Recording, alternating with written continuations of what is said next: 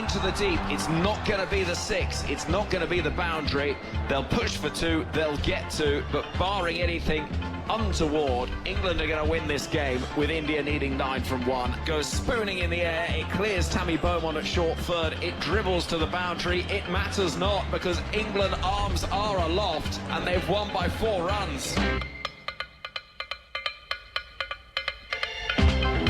And that was the victory that sealed England's place in the World Cup semi-final, and it means this game between the old Ashes foes, England and Australia, whilst it won't necessarily quite have the same weight in terms of qualification, it is still one of those fixtures you look at and think, goodness me, there is nowhere else I would rather be in world cricket today than watching 2 wonderful sides up against each other as England take on Australia, a side that beat them 16-0 in the Women's Ashes early on this year. Much has changed since then, however, and this is a game with an awful lot of chat, excitement and build-up all around it, and we're almost ready to go here at the Holkar Stadium in Indore. It is match 23 of the ICC Women's World Cup. Australia and England semi-final bound. Who will get the advantage today as we head towards the semi-finals and final 4, which beckons across the course of the next week? We will be hearing from World Cup winner Alex Hartley before we get underway in 15 minutes or so. But let's head to the middle for the toss. Isha Guha has been with the 2 captains. 3 of the ICC Women's Cricket World Cup, and I've got 2 teams alongside me, Australia and England, 2 unbeaten teams in this World Cup going head-to-head. Talia McGrath in place of Elisa Healy, who is out injured, and Nat Siver-Brunt. Julie Addison is the match referee. Talia, you've got the coin. Please give it a spin. Heads. We're going to bowl first. Good luck. Thanks. Australia have won the toss. What are you going to do, Talia? We're going to have a bowl first. Reasons for that? Pretty happy to chase under lights and a little bit extra grass left on the wicket, so yeah, get out there and have a bowl. Now, you've already qualified in this tournament. How important is it to keep that winning momentum going? Yeah, really important in tournament play that you keep that momentum going, and we've got some players in different roles tonight, so excited to give them some opportunity. Obviously, you're one of those role changes as captain, but you've got a pretty good record. What are the other changes for Australia? Excited for Volley. She comes back in and we'll open the batting, and then we've got Soph Molyneux and Kimmy Garth back in for us. Okay, all the best. Thank you. Nat, what would you have done? I wanted to bowl as well, probably for similar reasons. Hopefully a bit of dew later on. But yeah, obviously batting first, so we'll be looking to put a score on the board. What did you learn from playing here the other day? I think partnerships are really important. I guess going from both ends, obviously increase the scoring run rate, but staying in the game long enough. Obviously in the second innings, India got a big partnership together, so making sure that we don't panic, just make sure we're staying in the game. Any changes for you today? No, we're the same team. Did you think about having a look at others, especially now that you've qualified? Yeah, a little bit. We discussed it, but yeah, I think we want to go in with confidence into the knockout stages, and yeah, I think we've got the right combination. And that age-old rivalry, Australia again. Absolutely. Yeah, what a great time to play Australia. Obviously, we're both unbeaten, so it'll make for a great game. All the best with this one. Thank you. So the news from the toss is that Australia have won it and will bowl first. Well, that is the news from the middle. Australia winning the toss, bowling first. England would have done the same, and England's side unchanged that have Tammy Beaumont, Amy Jones at the top of the order, Heather Knight, Nat Siver-Brunt is the captain, Sophia Dunkley, Alice Capsey, Emma Lamb, Charlie Dean, Sophia Dunkley, Lindsay Smith and Lauren Bell. It is a middle order under pressure, though, for England, no question about that. What about for Australia? Phoebe Litchfield and Georgia Vole open the batting. No Alyssa Healy with a calf injury, the captain, keeper and leading run scorer in the tournament, fresh off back-to-back hundreds, misses the match. Elise Perry, Beth Mooney, Annabelle Sutherland, Ash Gardner, Talia McGrath is the captain today. Sophie Molyneux, Alana King, who's got 9 wickets in her last 2 ODIs against England, Kim Garth and Megan Schutt. So out go Healy, Wareham and Brown, in come Vole, Molyneux and Garth, and into the chair alongside me, World Cup winner Alex Hartley. Oh, I'm excited. Me too, me too. I loved the other day here at this ground, England versus India. It was such a good game. And the age-old rivalry, like we've said, like it's been built up to be, England versus Australia. we're down to the nitty-gritty part of the tournament, and this is where things really do start to get exciting. Yeah, absolutely. I mentioned that England have already qualified for the semi-finals. What we don't know is what the semi-final makeup will be, because yes, we know that Australia, England and South Africa have qualified. We wait to see whether India can join them. There is still outside chances for others. Indeed, New Zealand would be first and foremost in that list. There is a argument to say that Sri Lanka could potentially sneak in, but it is quite a weak argument, I think it's fair to say. And once we know all of those details, we'll also know where the semi-finalists will be heading to. Guwahati or Navi Mumbai, which also hosts the final week on Sunday. So, what can we expect as the flags come out here at indoor? Different surface. It is a black soil pitch rather than the red soil we saw in England's win against India. So they say that holds together a little bit more. Dry-looking surface. Both sides wanted to have a bowl first. What do you make of all that? Yeah, I mean, both sides would have wanted to bowl first because the dew comes in, doesn't it? And it gets a little bit easier to bat under the lights, as Talia McGrath said at the toss. I've been down and had a look. It is a little bit patchy. There are some cracks in the surface, but it doesn't spin here as much as it has anywhere else in the tournament, so that we will see less spin. I know England play a lot of spinners, but it's more skidding the ball on, and we saw Charlie Dean getting a little bit of bounce. Eccleston with the ball that will skid on, and her quicker one will be quite dangerous. Lindsay Smith, sorry, when I can get my words out, with her in-swingers to the right-handers with the new ball. So yeah, we're not going to see a load of spin as in off the surface, but we're still going to see a lot of spin bowled. Enormous flags are out there. They are of such vast scale, it seems barely plausible. And I reckon that every flag has around about 50 people required to haul them out and stretch them across. The two sides will be walking out between the swirling sparklers in just a moment. The umpires heading to the middle. Our umpires out there today will be Jacqueline Williams of the West Indies and New Zealand's Kim Cotton. The World Cup trophy that these sides will be so desperate to get their hands on waits there gleaming under grey skies here in indoor. The birds swooping and diving high up above. The flags are being buffeted a little bit above that old scoreboard in the distance.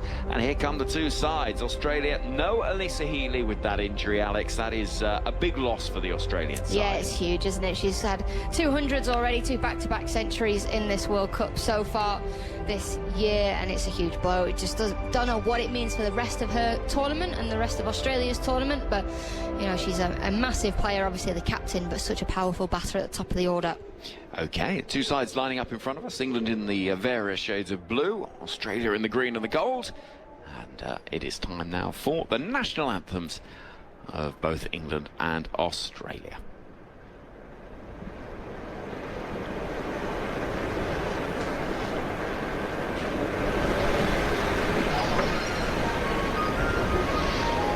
When someone hits play. There we go.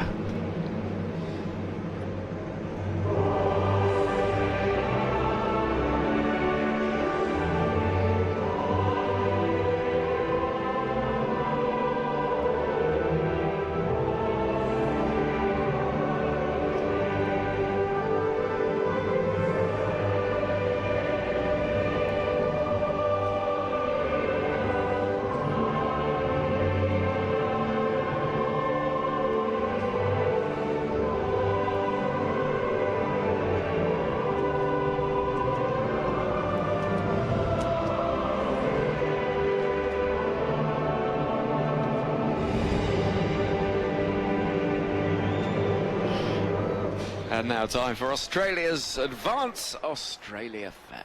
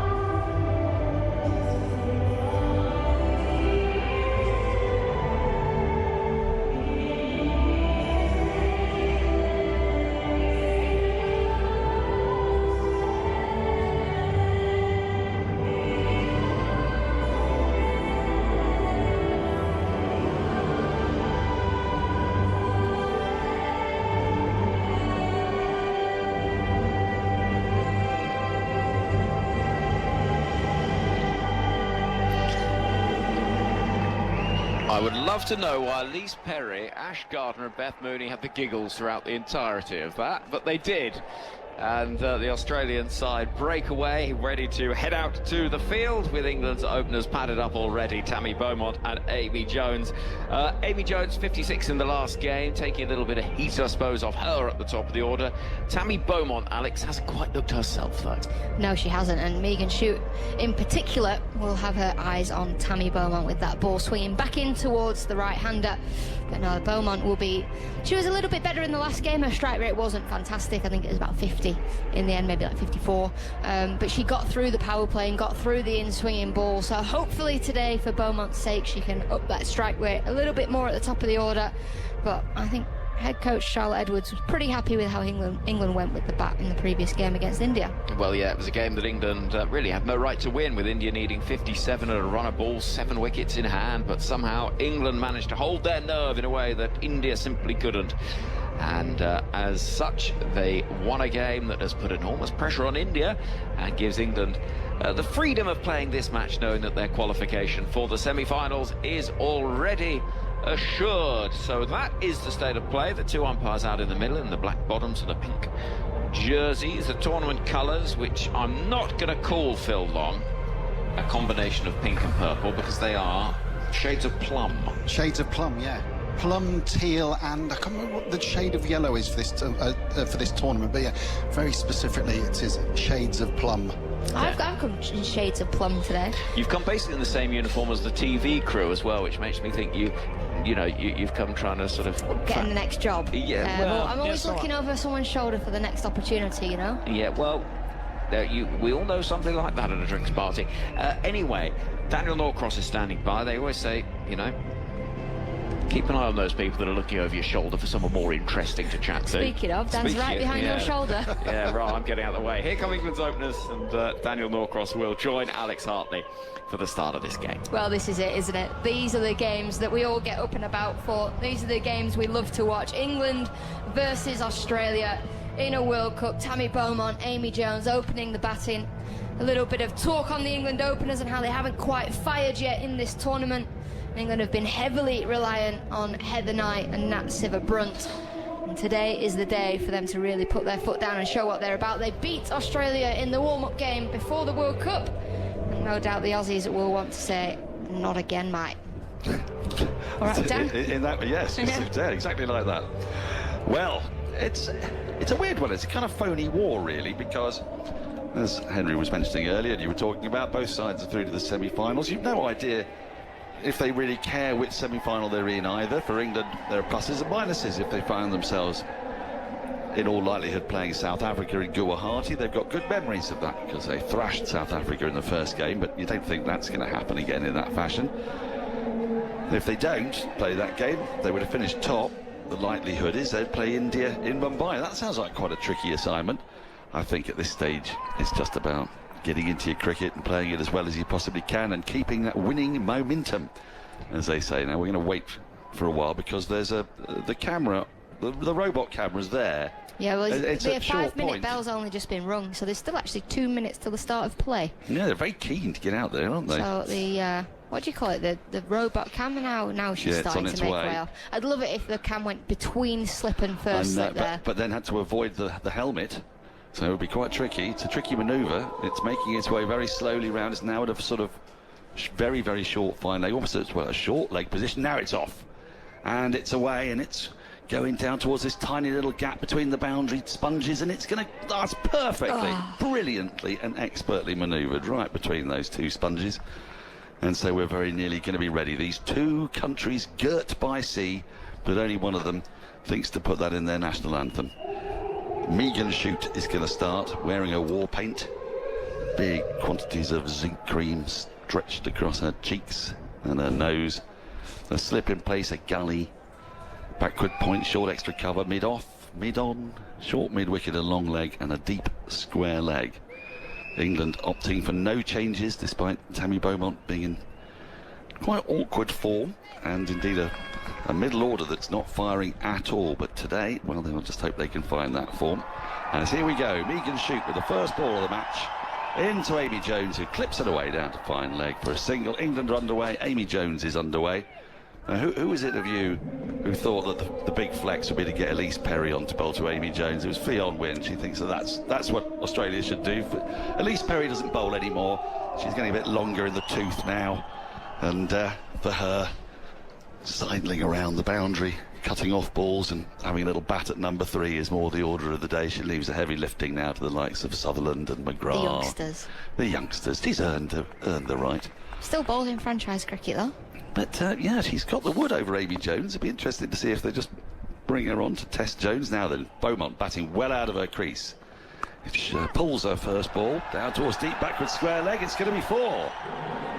Well, a good positive start from Beaumont. Her first scoring shot here a few days ago was exactly that. It was off a free hit. And this time, she's just crunched that just behind square on the leg side. There was a deep square leg for Amy Jones, but that fielder had come in for Beaumont. There is only, in fact, one boundary rider for Amy Jones, for Tammy Beaumont, which is intriguing.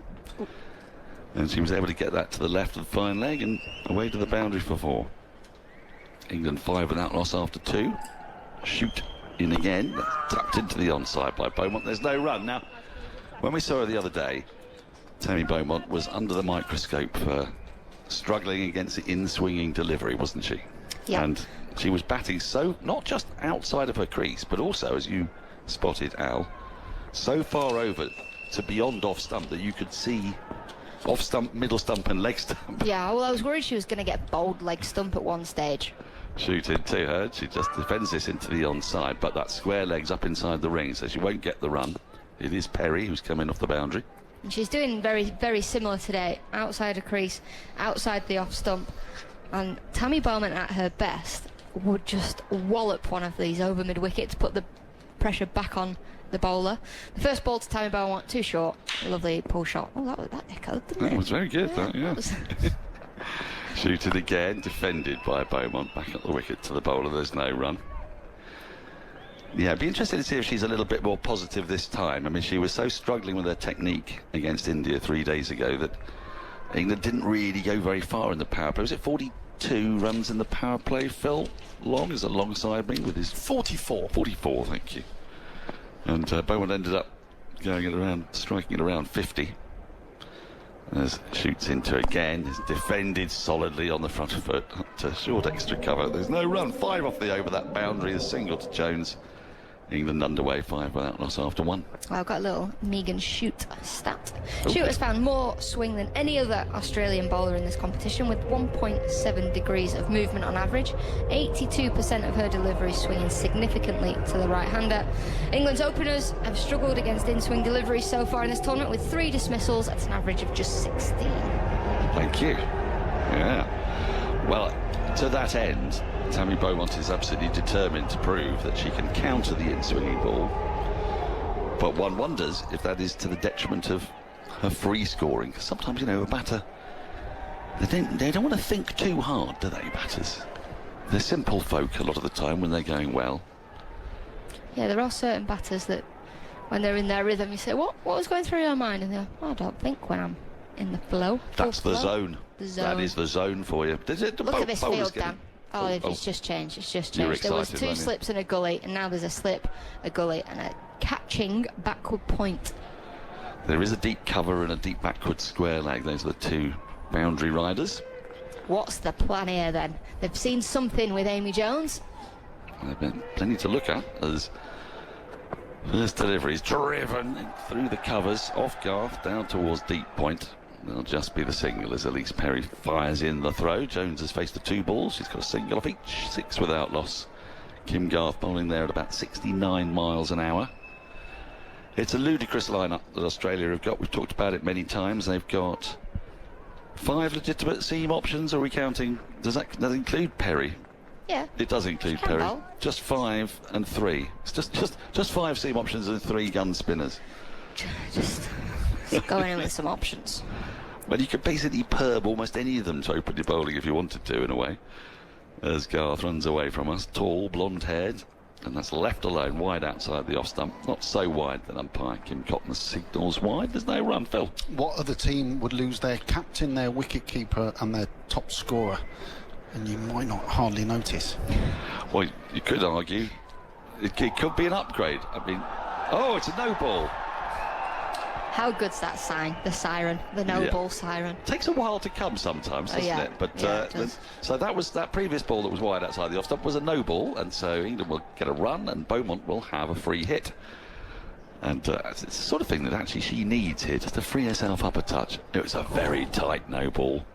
Heel on the line, but nothing behind it, as Garth is into Beaumont, who smashes his back over the bowler's head for 6. And as straight as you like, and a smile teases across Beaumont's lips. Do you like that?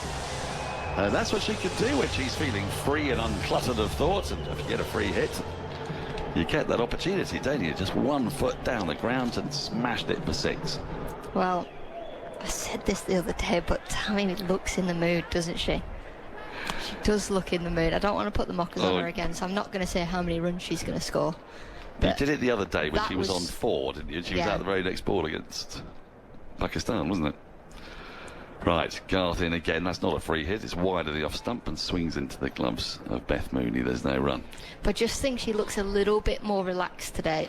Against India the other day, she was breathing. You could physically see the fact that she was having to exhale as the bowler was running in, and it's all part of her routine. She's got one, but she's got a smile on her face today. She's got her chest out, her shoulders down.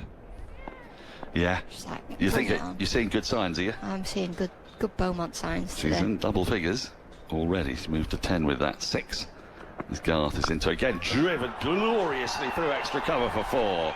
A bit over pitched from Garth, and that swung right onto the middle of Beaumont's bat. She laced it through the covers. There's a deep point, Elise Perry, but there was no way she was getting round to that. Not even the 25-year-old Perry would have made it round the boundary for that one. Just a little bit slotty from Kim Garth. Outside the off stump, that's her plan. Tammy Beaumont comes out of her crease, makes it into a slot ball. But she's got that slip, gully, catching point because she's swinging the ball away from the right-hander and bowling outside the off stump. Well, it is a very positive start from England, and especially from Beaumont. She moves to 14, England 17 without loss. Garth into with the keeper standing up, and that's flicked away fine down to the boundary. Fielders after, it's not going to get there. There's an appeal for LBW. She had moved across her stumps, and Beth Mooney's now going to come and chat to Talia McGrath and to the bowler. The bowler's not as interested, Garth. That's not. We haven't had the signal from the umpire yet, as is correct. DRS timer's going down. The umpire nearly signalled leg byes and remembered, oh, best not. And now she's going to signal leg byes. So it's an expensive over so far. That ball drifting down the leg side. That was nowhere near hitting the stumps. But it's 4 more to England. At a 6, a 4 off the bat, 4 leg byes, and England at 21 without loss. As Beaumont faces up again. And just very wide of off stump, really well taken by Mooney, who's a substitute keeper, standing up 71 miles an hour, wide of the off stump, taken as easy as you like. England 21 without loss, and over that yielded how many in the end? 16, of which 12 are accredited to the bowler. But 5 of them were extras and no ball and 4 leg byes. That was Tammy Beaumont's first 6 in her last 9 ODIs. Is that right? When do you reckon her last 6 was? West Indies? Yeah, Grace Road in June. Yeah. A big playing area, Grace Road. One of the largest in the country, isn't it, Phil? So they say. Yeah, well, what do you mean, so they say? You're supposed to know all about Grace Road. You're a man of those parts. As shoot is in, Mooney again up to the stumps, flicked away into the onside, past the diving mid wicket, out towards the boundary. Perry's got some ground to make. She'll get there, then get back for 2. And this time it's Jones getting in on the act. For a long time they said it was the second largest in the world after the MCG. Yeah. But I've not seen that confirmed anywhere over time. Maybe it was just a... I think it feels right, though, you know. Feels good. I mean, it's so a great... big. It's enormous, isn't it? Square. I mean, short, straight, though, isn't it? So... The atmosphere is very odd at Grace Road. What atmosphere? The Ambonese. As shoot is in. This is defended back at the wicket up to mid-off, no run. Sorry, it's an in-joke that Ffone and I have. There was a review for our hotel which talked at great length about the splendid Ambonese. We believe it meant ambience, but... I think it meant ambience. But there's an odd... We have called it Ambonese since, haven't we? We have, yes. It's going to get to the point when I've actually forgotten what the word ambience means. Shoot in once again. Thick outside edge. Squirts into the gully region where it's stopped by the fielder. There's no run. I joined in with the Australian slip fielding this morning. Oh, did you? They were warming up out there, Phoebe Litchfield and... Slipper? I never really saw you as a slipper, El. No, well, I found myself in my natural habitat. I was at deep third. Right. You're collecting balls. Right. 23 without loss. You have many fine attributes. I didn't really see you as a slipper, as this is full driven up to mid-off, straight to the fielder. There's no run. Yeah, the ball kept coming towards my way as I was doing my laps. So I was collecting the balls. I walked past and said, if you just want me to play, just ask. And Phoebe Litchfield was like, do you fancy it? I was like, absolutely not. We could actually do with a ringer in the Aussie camp. Yeah, I don't think it's going to be me. Now, Alyssa Healy is here at the ground, and she's in full kit with a little tabard on. Shoots in once again. This is worked off the back foot, but can't be. Short mid-wicket, no run. Yes, she went out for the national anthem, and she was struggling. It has to be said, there was a definite limp. It's calf, isn't it, this time? She's had issues with that before, hasn't she, I think? Yeah, once it goes, it's hard to get rid of. Mine went before the 100 and it's still niggly. Really? Yeah, they're a pain. They are a pain. Yes, I can well believe it. Shoot in to complete the over, the third of the innings. And Jones drives firmly, nicely, but straight to a very straight mid-on. 23 without loss, 2 off the over. Jones has 4 off 8. Beaumont has 14 off 11. Dan, let me tell you and tell everyone the task ahead for England today to beat Australia. Australia played 97 matches across World Cups. They've won 83 of those. Since the last World Cup, they've played 35 games. Their record, 130, lost 4. Since the 2023 Ashes out in England, played 29, won 26, lost 2. And since the start of February last year, played 19, won 18, lost 1. Across World Cups, England have only beaten them 4 times. The last time they beat them not in England was back in 1988. 1988? Beaten them 4 times in World Cup games. Garth starts in the over, wide of the off stump again, really well taken by Mooney, no run. Henry Moran was giving us a stat that England had never beaten Australia on neutral territory. So they'd beaten them in Australia, they'd beaten them in England, but anywhere outside of England or Australia, they'd never won. And it may not have escaped your notice that we are on neutral territory today. Yeah, the 4 wins win 73, 88, 93. In 2017 by 3 runs at Bristol, where somebody took 2 for 31 off 10 overs. Oh, well bowled. Full, defended by Beaumont into a packed cordon.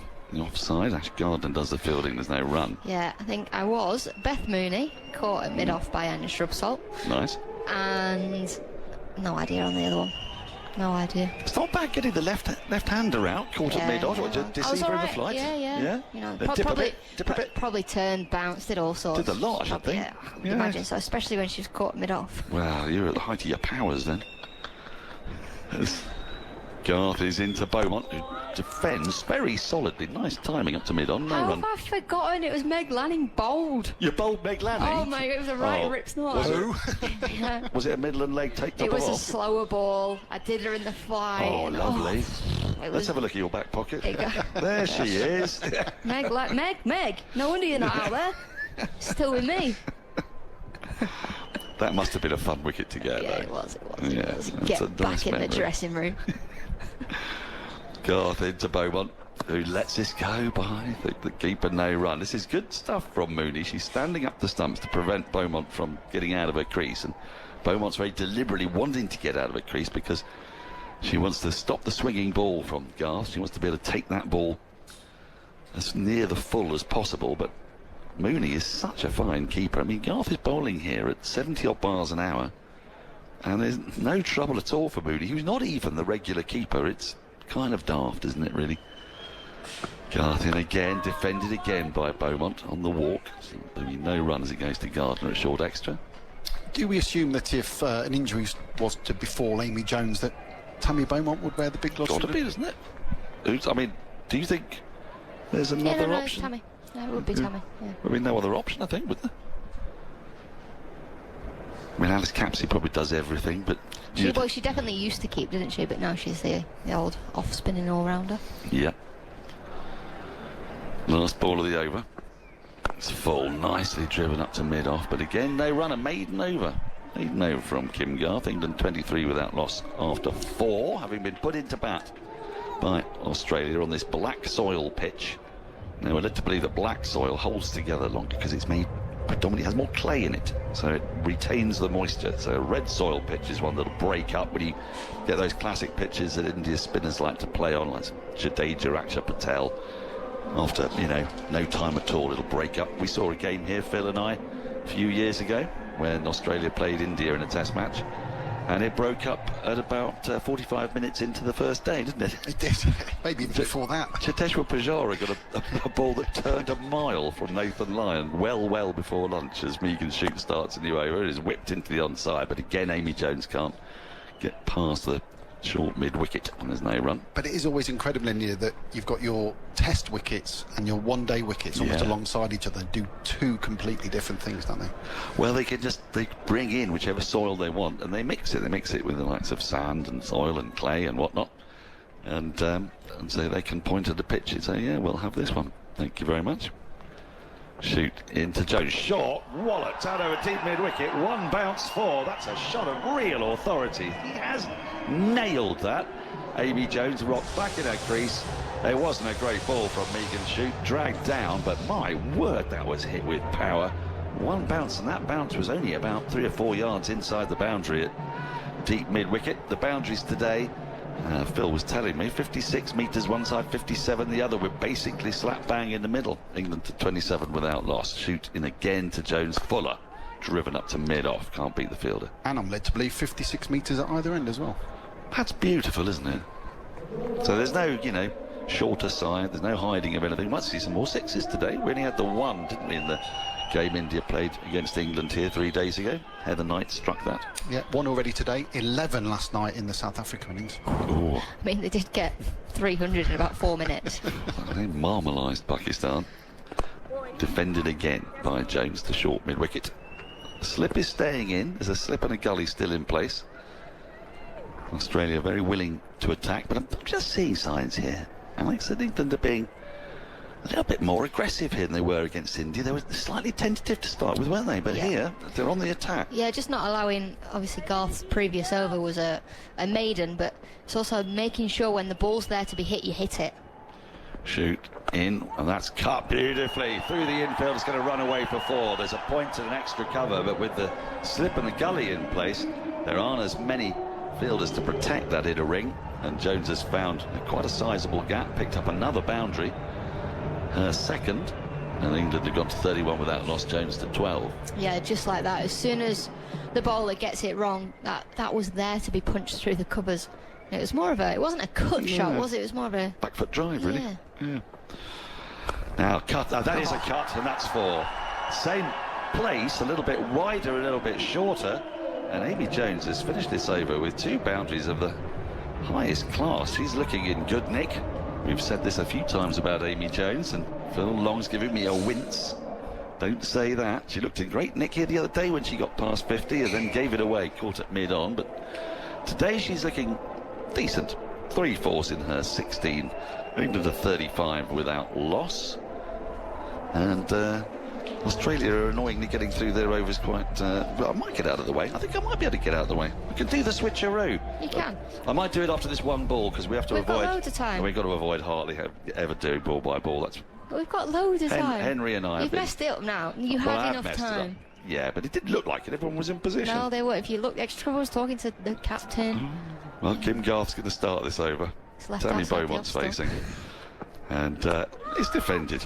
I'm going to get out of the way. More from you, Al, on this bright start than to be Henry Moran. No, you know what? I might not even add anything anymore, Dan. You know, he wouldn't let me do that one ball. Whatever. No, but it's been a great start for England, hasn't it? Amy Jones, in that previous over, 3 bad balls from Megan Shute, and she capitalised on those. And the pressure on the bowling attack. I think that is the only way you get ahead of this Australia side, is put pressure on their bowlers.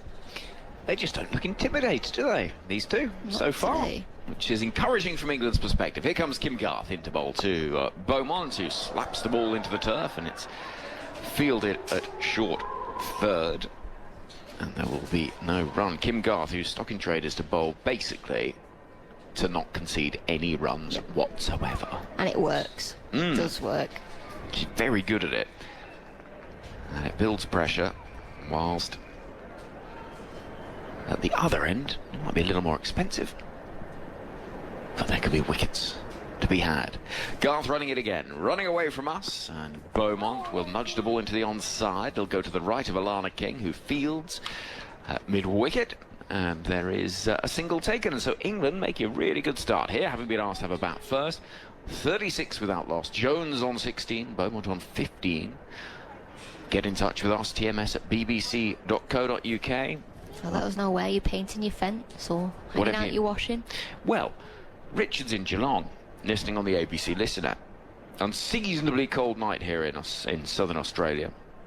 Settling in with a nice glass of white wine, hoping for a great game. Either way, I know it'll be an entertaining call. We'll do our best, Richard. TMS at bbc.co.uk. Here is Kim Garth running in away from us, and Jones will clip the ball with a lot of bottom hand towards Alana King on the leg side, and England remain at 36 without loss.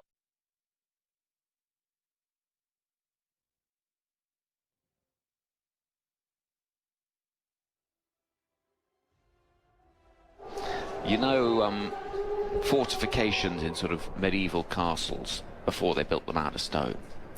I'm just trying to work out why so many of the same. Man of habit, though. In comes Kim Garth. Jones waiting, whips the ball away off the hips, down towards long leg for a single. I must admit, I thought the same thing this morning. So I've left a bag in Visakhapatnam with a lot of bits in, just so I could travel light from here, because we're going back for the game against New Zealand. And yeah, I thought, why on earth have I bought, I don't know, about 10 or 12 pencils? Ridiculous. I thought maybe just bring 2 in a pencil sharpener. But no, you never know. You never know. Garth again.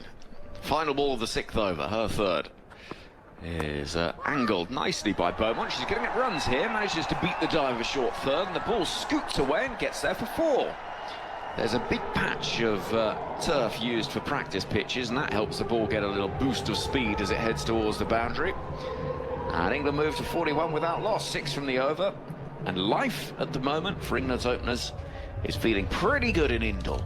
Really nicely played from Beaumont, who allows the ball to come to her and guides it off the face of the bat between that catching point and gully.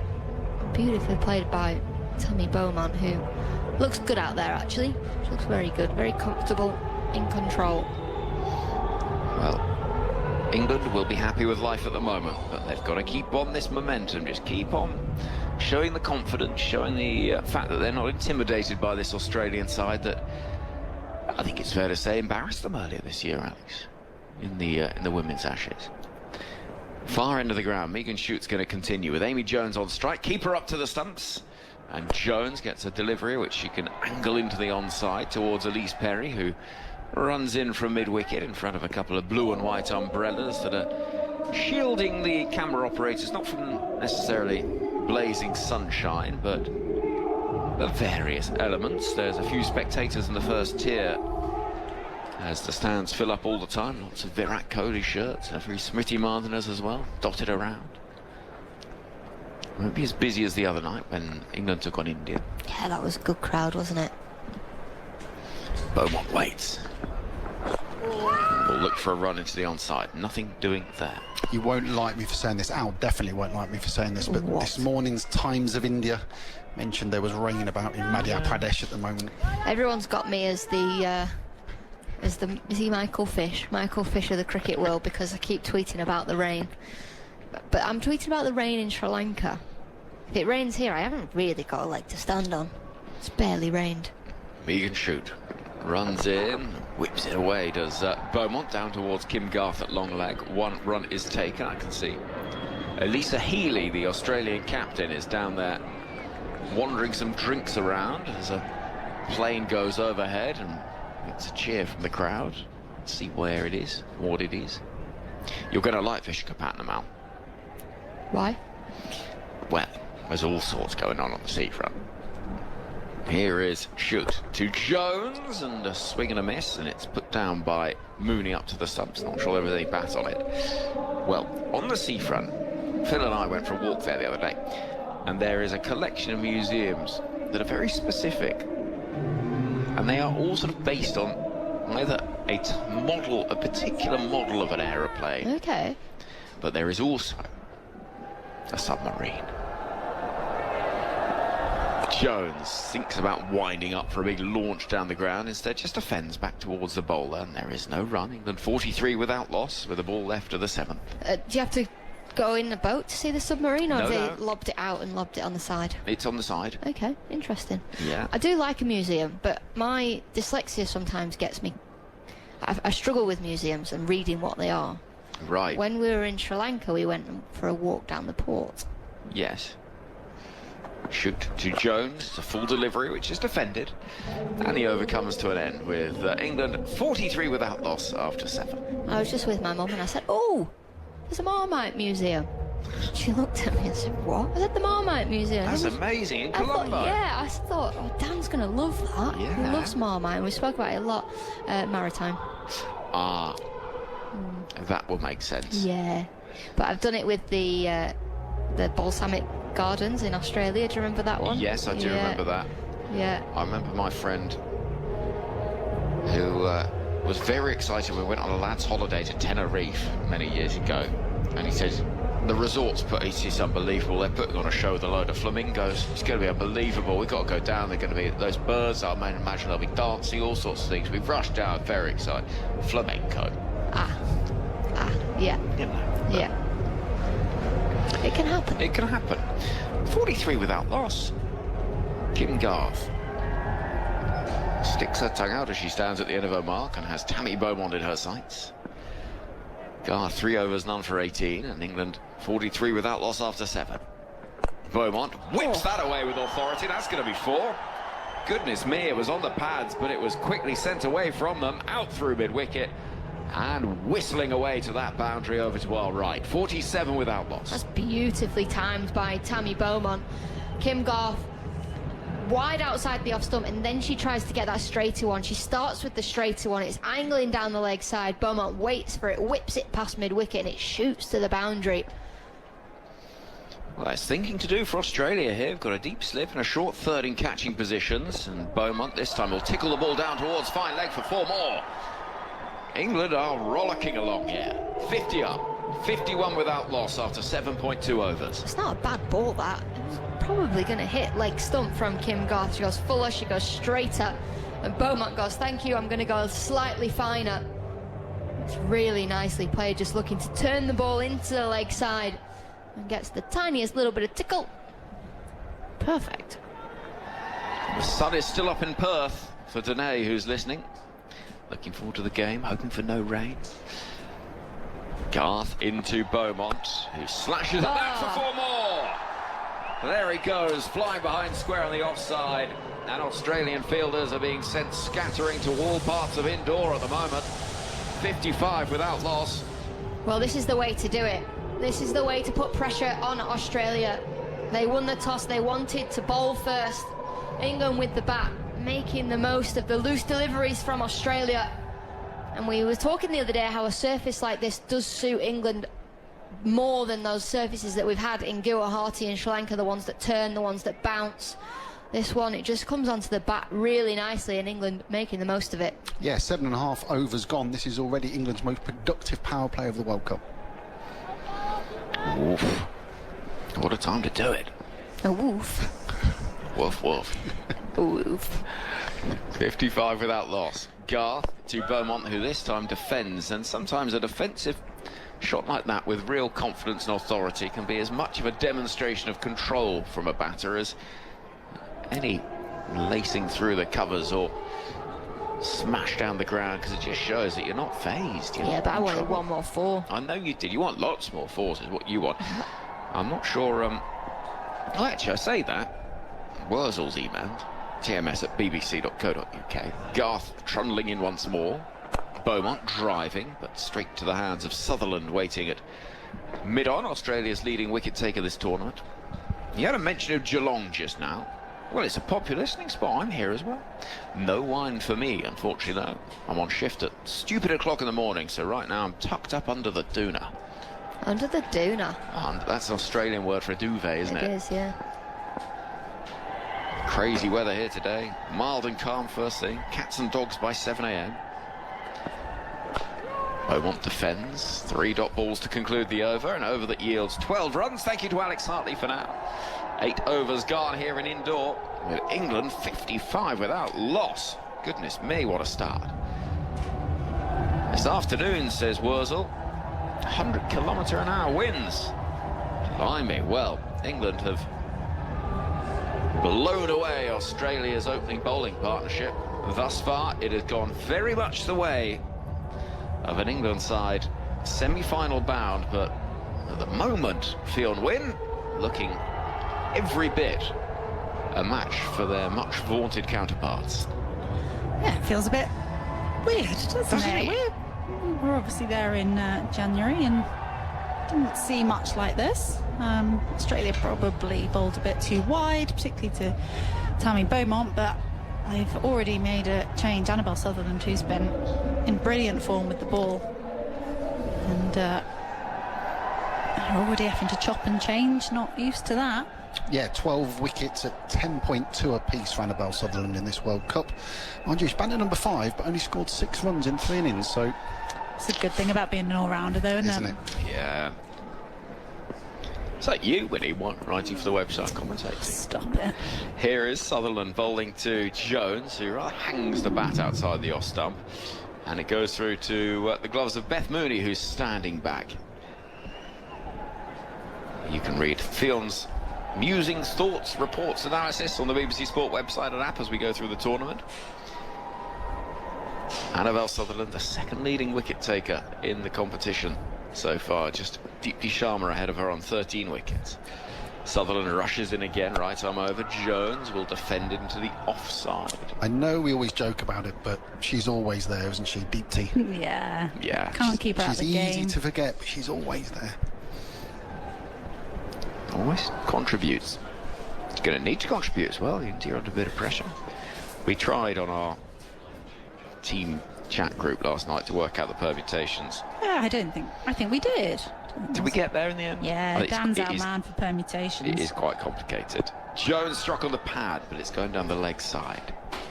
Sutherland is quicker than Garthall should, but doesn't get the swing necessarily. Her threat comes from bustling medium fast bowling. Talia McGrath, the stand-in captain, tosses the ball up and down and has a little think.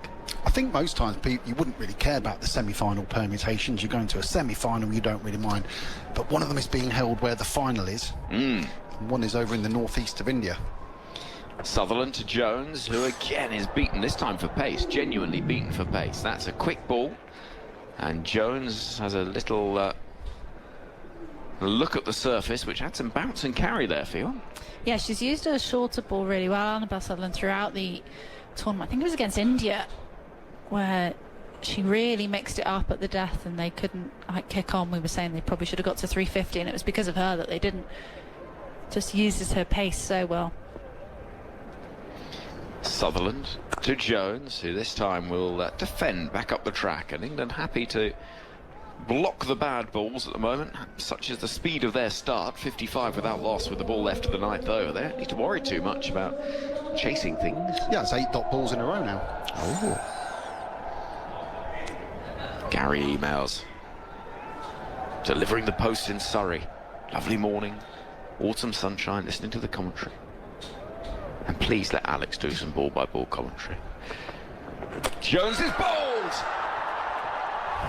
Off stump is rocked back, and it has been a threatening over, and that is a quite brilliant way to conclude it.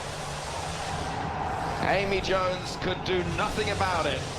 She's bowled for 18, and Annabelle Sutherland with her 13th wicket of the tournament, and it is a beauty. It's full, it just straightens enough, and it goes rattling into the top of off stump. Yeah, the perfect sight for a fast bowler, just trimming the bails of off stump from Annabelle Sutherland. We were saying how crucial she has been to Australia with the ball. They were forced to turn to her quite early because of how quickly England started in this power play, and delivers with a wicket maiden. It was a bright start from Amy Jones, but she's been beaten by a beauty there, and is that the bit of momentum that Australia need after a tricky start? Well, they turn to their strike bowler, who does strike. She's now joint leading wicket taker in the tournament, and that is a fabulous delivery. You'll be able to watch it on the BBC Sport website and app shortly. And it is worth watching. Any faults at the door of the batter? It's a good one, isn't it? Like it looked good, didn't it? It seemed to nip in a little bit, but it's top of off stump. I suppose you could say as an opener, yes, you've got to be keeping those out, but it was the setup, wasn't it? It was the 5 dot balls, or how many in a row was it, Phil? That was the 9th, wasn't Yeah, it? 9 dot balls right, in a row, yeah, probably just a bit of that pressure telling on Amy Jones, even though England had got a really productive start. And Heather Knight, who's been England's rock in this middle order, she scored a beautiful 86-ball century here just a few days ago. And is in the power play once again. Well, it does bring somebody that has been in good form. Got 100 in the last game. Heather Knight playing her 301st international, the former skipper. A brilliant 100. 109 off 91 balls in the last match. There was a 79 not out against Bangladesh that won England the game from a tricky point as well. She's had a good tournament. It'll be Beaumont on strike, and this is defended. Back up the track it goes. England 55 for 1. The game just feels a little different all of a sudden. Yeah, you just feel like, as you've seen that delivery again from Annabelle Sutherland's cross seam, just, if we see Amy Jones just playing across the line a little bit, her back kind of just twists in her hands. It's a frustrating one considering how well England had started. Doesn't take much for Australia to get their tails up, does it? Nope. Here comes Kim Garth as Beaumont is cramped for room. And watching that replay, if you wanted to see a ball which touches the top of off, that was it, wasn't it? Yeah. Let's look at a replay now. Just held its line, and there was enough movement. We're just seeing that replay of what the ball would have done without the deviation, and there was just enough. And it was a quicker ball as well. Jones just all out beaten by it. And Annabelle Sutherland, what a good player to have. Goodness me. Kim Garth kicks up her heels, runs in, right arm over, and Beaumont is defending into the offside. How many dots is that in a row now, Phil? Oh, well, that's 3 in this over, 6, 12 in a row. 12 on a wicket. Right. Well, England's still in a very good position, but as the power play comes to an end, it has been a power play that has seen Australia fighting back at the tail end of it. Kim Garth, with the keeper up to the stumps, is going to bowl, running away from us, over the wicket, and Beaumont drops the ball into the leg side. There'll be no run there. Fielded by Ash Gardner, who's been a nemesis of England's in recent times. First time these sides have met since the Ashes earlier this year that brought about such criticism, such change, such a period of self-reflection as much as anything for the England women's side. Beaumont waits, bat raised, and will look for a run into the onside, but again it'll be fielded by Gardner. An email from Marcus, TMS at bbc.co.uk. On the subject of reading signs incorrectly, at the airport a friend pointed us in the direction of the luggage casserole. Oh dear. 55 for 1. Final ball of the 10th over, and indeed the power play. Here is Garth running into bowl to Tammy Beaumont, who is pushing into the offside. It'll be another maiden. It's stopped by Phoebe Litchfield. England have lost the 1 wicket, that of Amy Jones for 18. Beaumont is there, 32 from 35. And with Phil Long poised and Daniel Norcross going through some stretching routines at the back of the box, I am going to make way for the aforementioned Mr. Norcross. Yeah, in the end, 55 for 1 off the power play. It was a power play of ups and downs, overs that went for 16, 12 and 12, and then also 3 maidens in there, one of which was a wicket maiden. Well, Daniel is, I think he's ready to go. It's quite a concerning sight, that Daniel doing some lunges. Aye. You nimbling up to get into the chair, is that the... Sort of. I don't want to take you through all the gory details, but no, yeah. Please don't. Our listeners don't deserve that. 15 consecutive dot balls we had, including a wicket. It's typical Australia, isn't it? Really is. England looking massively on top. There were 3 4s, bang, bang, bang. and then there hasn't been a sight nor sound of a run since then. Sutherland, who's yet to concede a run, he's been fantastic, Nick, with the ball throughout this World Cup. Not a great shot by Amy Jones. She's trying to use her leading edge to hit the ball, which never really is going to work, as Sutherland is into Knight, who's facing her first ball, defends it back up the wicket to mid-on, no run. We're out of the power play, but that doesn't mean that Talia McGrath is not keeping the field as in. She's still got a gully, would we call this? What are we going to call that position? It's sort of a gully, isn't it? Sort or of a gully wide. Yeah. Backward point cover extra mid-off, deep third, a mid-on, a mid-wicket and a long leg. So only 2 boundary riders as Knight starts her innings. Sutherland into her. And Knight guides this away, as she did so many times the other day, down to Perry at deep third. And they take the single as a bullet throw comes in from the veteran, 56 for 1. She loved playing that shot, didn't she? The other day against India, it was anything with any width at all was going in that direction. It's going to be interesting to see how England bowl to, I know it's much later in the game, but when they have to bowl to Beth Mooney and Phoebe Litchfield, because Smriti landed them and she played that shot on Sunday. Cut to ribbons all day long, didn't it? It was, wasn't it? actually. I had a bit of attack of the vapours at various points. I mean, there were some moments when Sophie Eccleston just became exasperated. I thought she was going to down tools. I'm not doing it. It's not even that wide. No. I mean, there were different fields set for Mandana, weren't there? As Sutherland is into Beaumont, who defends along the ground up to mid-wicket. There's no run. Beaumont has 32 runs from 36 balls. 30 of those runs have come in boundaries. So of her other 29 balls, she's hit 2 runs. And the last 10 have been dots. Yes, you wouldn't say England have been awfully adept at turning over the strike. In part that's because Australia have kept the field up, but they've hit 42 runs in boundaries. And you'd have to say there's 4 leg byes in there. So call that 46. There's been 10 non-boundary balls. Beaumont drives nicely along the ground up to mid-off, straight to the field and no run. It's what they can do to you, Australia. We still haven't seen an over of spin. Oh, well, yeah, because they can all bowl. It wouldn't surprise me if Beth Mooney took the gloves off. Annabelle Sutherland could keep, because she could do it, because she can do everything. Well, we haven't seen Talia McGrath. No. And we haven't seen Elise Perry. I'm not sure we will.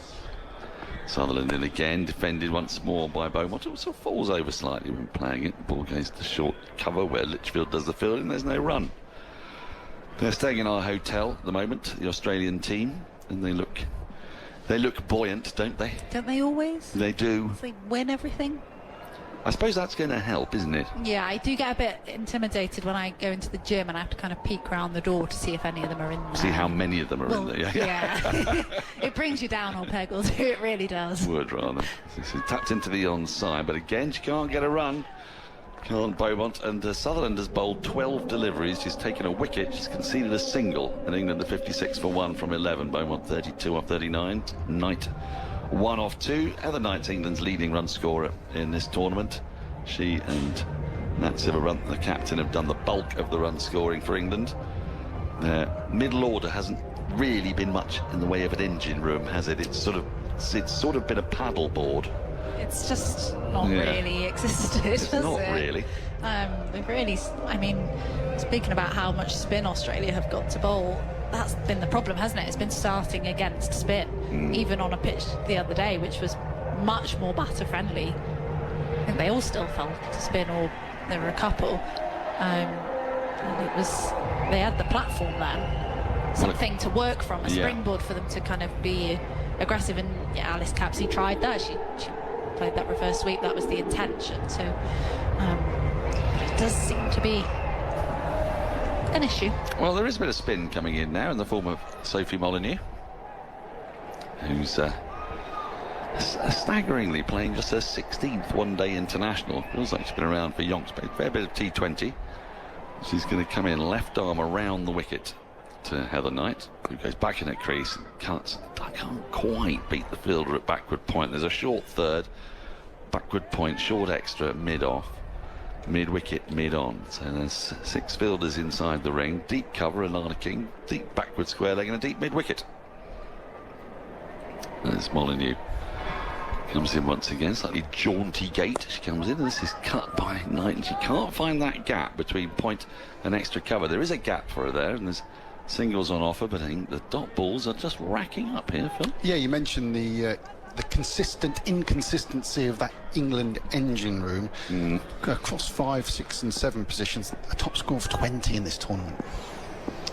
Just 111 runs overall, is it? As Molyneux is in, that's worked into the onside. She should get a single here. As it goes slightly to the right of Gardner at short mid-wicket, and they do.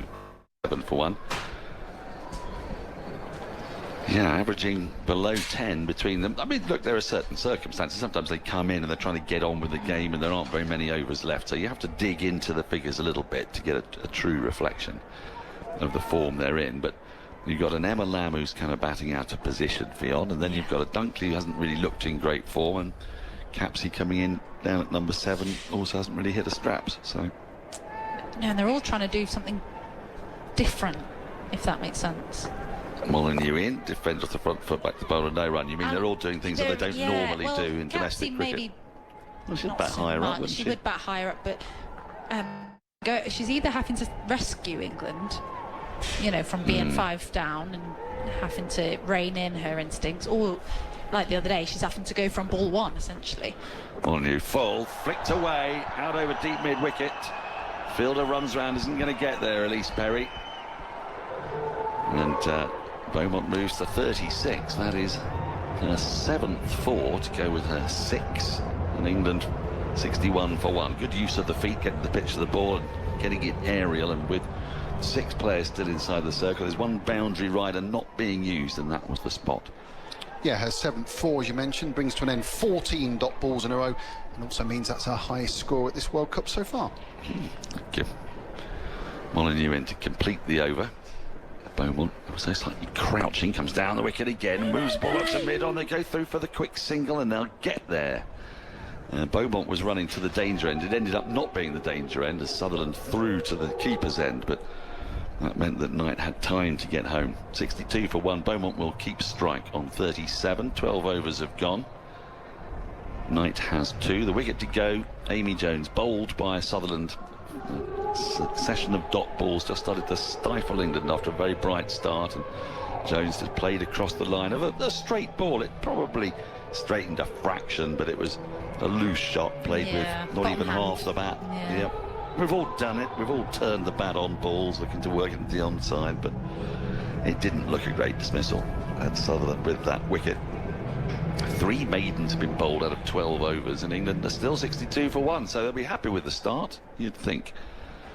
Now then, Mooney is not standing up to Sutherland. That's a step too far. Beaumont just takes an advance down the wicket and defends. Oh, and then Sutherland throws the ball in furious rage towards the stumps, hits Beaumont. The ball cannons away, but Beaumont doesn't even acknowledge it, and neither does Sutherland, for that matter. A moment of playground aggression that went absolutely nowhere. She was miles out of her crease. I think Sutherland was in her right to throw it, but except that she very much got back, and then she gets hit on the right calf. Ouch. Yeah. Ouch. Sutherland in, tapped into the offside. Huge appeal for LBW. The laws of cricket tend to take a dim view of an LBW decision when the balls come out the middle of the bat, and for once, Jackie. As the umpire has decided not to give that out, as the ball went serenely out to deep point. LBW going out to deep cover. I must have seen it once, but yeah, I mean, it may have hit pad first, but it was a mile outside the off-stump park, really, and it came right out the middle of the bat. So a run, 63 for 1. Beaumont to 38. I do love a lone appeal. Don't you? Not as a bowler, you don't. You feel so silly. Oh, I know, but I love watching it. I love watching the bowler going leaping up and down like a jack-in-a-box. Or they get so satisfied when it's given out because they're like, I told you that. Yeah. Well, there was one wicket keeper, wasn't there, earlier on in this tournament? I wonder if Phil can remember. It's his edge just past a diving Mooney down to the boundary for 4. A genuine, authentic chance to first slip if there'd been one. That went around about waist height. Sutherland's bowling really well. He's bowling at some pace. 117.9 kilometres an hour. She's getting it up well into the mid-70s, and Knight came forward, beaten for pace, and it's come off a thick outside edge. Where's your slip? Oh, and slip would have been in business there. Mooney couldn't have got across. There was no way she could have got there, but that would have gone straight to first slip. Sutherland's in again tonight, who cuts but can't beat backward points. 67 for 1 with that fortuitous boundary for Knight, who's gone with it to 6. Sutherland is bowling really well here, isn't she? What are her tournament stats, Phil? She feels to me to have been the standout Australian seamer, and given that they've got 5 of them, Standout seamer. probably full stop. Full stop. Yeah, you'd probably say that, wouldn't you? Try to think of a better one. Well, joint top wicket taker in the tournament, as we mentioned earlier, with Deepti Sharma on 13. Sutherland in, and has it gone between bat and pad along the ground? They do say that black soil pitches can start to change in nature and might get a little bit more uneven bounce, and Heather Knight's gone and poked the pitch with some suspicion. No, it did beat the outside edge, but it's bounced well in front of Mooney, but it wasn't much of a slower ball. 114 kilometres an hour, so still 70 miles an hour. Mooney's had a lot to do, hasn't he? Yes, yeah. There you go, here's the gloves. Yeah, go for it. Sutherland in again, nicely driven, but really well fielded by Sutherland, getting her hand down and taking all the pace off the ball. It rolls up to mid-off. There's no run. 5 off the over, 4 of them off a thick edge. And England up to 13 at 67 for 1. Beaumont 38. Knight has 6. It's curious, the crowd here, Fiona, if you were coming to this game, would you want to stand, or sit rather, at deep extra cover, 1 tier up? Or would you be sort of a bit more, are you a sort of behind the bowler's arm kind of watcher, or are you a side-on watcher? I think behind the bowler, I think. I think I would, mostly. But I don't know whether that's just because that's what we do, like now, for example, or whether as a fan it's more fun to be at square leg because you might get a ball in the crowd. Well, I quite like the upper tier that's close to us, just above us. We're 2-3 floors up, 2-3 floors up or so. Yeah. There's a further tier above us, and there's a tier just below us. I really like the look of those seats. And there's a scattering of people there, but the bulk of the crowd are in the second tier. You get the cover up there, don't you? So you feel like you're indoor. Oh, you're obsessed with that. Full, driven, back to the bowler, no run. Beaumont on strike. Molyneux resuming a second over. This first went for 6. It's very grey. There was the possibility of a hint of some rain today, but it was supposed to happen a bit earlier than this, so we may have got lucky. It was supposed to get better later into the evening, and you're never quite sure with the sky here, especially this time of year. If it's cloud, as Molyneux is in again, a bit flatter, works along the ground, so long on had just been sent back, and as a result, single is easily taken. Up to Sutherland, 68 for 1, because it's been Diwali. I don't know if you're aware of this, but it's been Diwali, and it's very loud, Diwali, and the loudness comes from the repeated and incessant letting off of fireworks, which in themselves create a kind of hazy glow. Forward in defence comes Knight, then back at wicket bowler, no run. Phil Long sent us a little video to our WhatsApp group yesterday of 3 lads, I thought rather joylessly and boredly actually, tossing a bunch of bangers, and you said it went off, what, every 30 seconds or so for an hour? Yeah, for an hour, about midnight. Yeah? Yeah. Molyneux tosses this up, strikes the pad, the ball rolls out into the offside. There's no run, although Knight was looking for one. It's not there. I must admit, I left you at the hotel the other night, and I was going to get an auto rickshaw back to where I'm staying, and that was on the big Diwali night. And in the end, I decided to have a stroll because it was absolutely Chaotic. exhilarating, Exhilarating. yet terrifying. Well, yeah, that's your favourite mode, isn't it, really? As Molyneux's in. A slightly quicker ball, that felt. Nudged into the offside. Picked up at short extra cover by Litchfield. No run, 68 for 1. Yeah, the loudness and sound of some of the explosions is incredible. You know, it's not just an ordinary firework. It's it's on the next level. So yeah, it was amazing. But yeah, last night I could have done without that at midnight. Tossed up, worked along the ground, up to long on for a single. Knight will keep strike. 69 for 1, 14 gone. Knight has 7, Beaumont 39. And as you pointed out, it wasn't an informal firework display that just happened to be outside my hotel. It was 3 lads just had got a box of Bangers. loud bangers, and were just banging them. Well, we sat outside, didn't we, on Diwali night? We did. And Well, we tried to have a chat. yeah, didn't we? tried to. Impossible. I mean, normally the sound of traffic is what is the kind of backdrop to your life. The traffic actually had ebbed away, really, and instead we were treated to some of the loudest bangs I've ever heard, sort of every 7 or 8 seconds Yeah, or but so, they would you still- say? Yeah, but they still catch you off guard. I Like, know, they really yeah. make me You jump. jump, Yeah, yeah, every single time. I think they're so loud you hear them across the city, and then when there's one within sort of a quarter of a it's mile. extra loud. It was something else. Knight on strike, a new over by Sutherland, has tapped into the onside. They're going to get through for a quick single. That's good running, and Alana King couldn't get round quickly enough. Oh, we've got to change. We've got a change in commentary. Fiona's been dispatched, and for the first time today, I'm delighted to say, we've got Isha Guha joining us with England on 70 for 1. This bright start, not bad start for England. This. Hello. That's a very bright shirt. It's a goodie, isn't it? It's an absolute... Oldie but goodie? Yeah, oldie but goodie. 15 quid in a market stall in Bridport has never let me down. Absolutely magnificent. Where's yours from, Phil? It's French, of course. Oh, yeah, of course. Well, don't ask. Sutherland in short, pulled out to a deep back to square leg, and it will be cut off. Really good work down there on the boundary by Alana King. Keeps the scoring to 1, 71 for 1. Knight 8, Beaumont 40. What have you made of this pitch? And also, because we keep on being told it's a black soil pitch, not quite sure what this means in this context. Trying to understand the difference between this pitch and the one 3 days ago. Well, this is the original one. I think it's a little bit sort of, to be honest, it's about that grass covering. I can see it from here. It's very patchy. So when it's hitting the non-grass patches, it's just reacting a bit differently.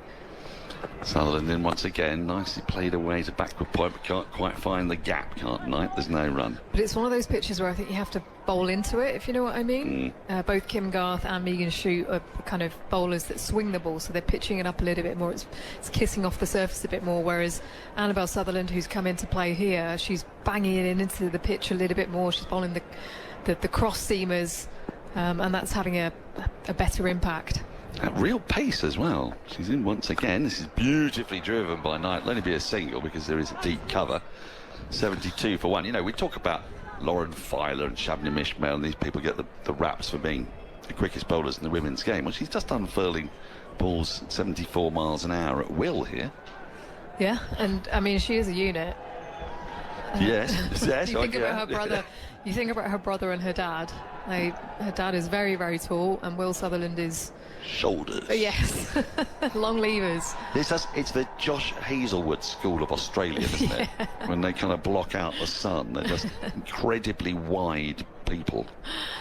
But she does come from a great height as well, as Mooney's just decided to come up to the stumps. Which Hasn't she kept brilliantly today? She has kept well.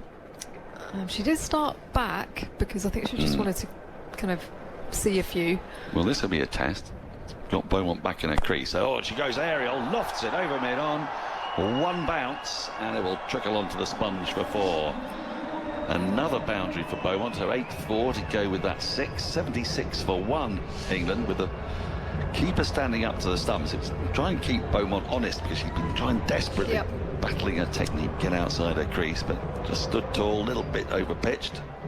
4 runs. And it's good to see from Tammy Beaumont. Hasn't been easy for her this tournament. It's tough opening the batting here with the ball moving around. Statement of intent, that shot. Last ball of the over. Beaumont defends it to the offside. It's going to be a tight single, and well, pressure on the fielder, and that they got home. 15 overs gone. We haven't quite yet had an hour, so the over rate's decent. We've had a lot of seam. Beaumont has 45, Knight has 9. Jones, the batter to go, bowled by Sutherland for 18. Sutherland's in the middle of a brilliant spell. Isha, I mean, she's just looked different gravy from all the rest. I'll get out of the way, and that'll be Henry Moran.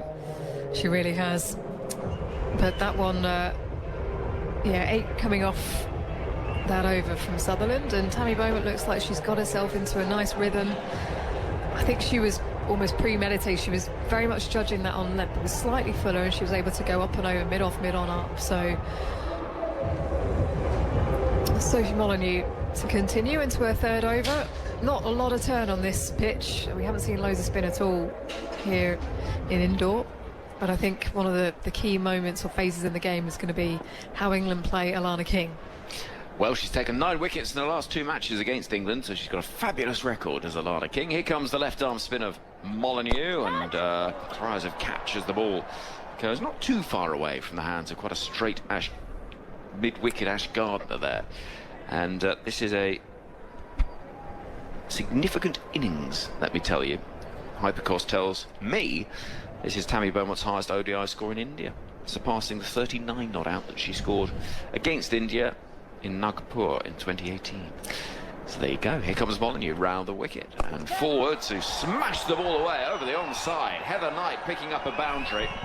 And England, well, when the ball's been there to be head, they've not been shy to do so. And I have to say credit to them, because there's so much talk, Isha, coming into this match about England wilting under the pressure of a side they have such painful recent memories against, but not a bit of it. This is a different England side, though.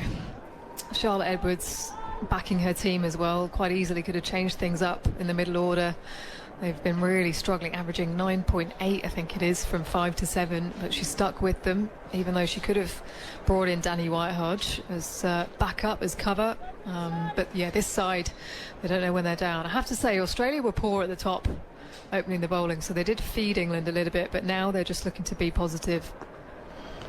Defending, but into space to the right of Gardner at mid-wicket for one more, 83 for 1. I think when you've played at a ground before as well, and you've kind of got adjusted to the conditions, we know that an average good score here is 280, but I think they'll be wanting to get 300 plus based on the other day and the fact that the dew will come in and it will come on a little bit easier. So they're trying to take down the left arm spinner.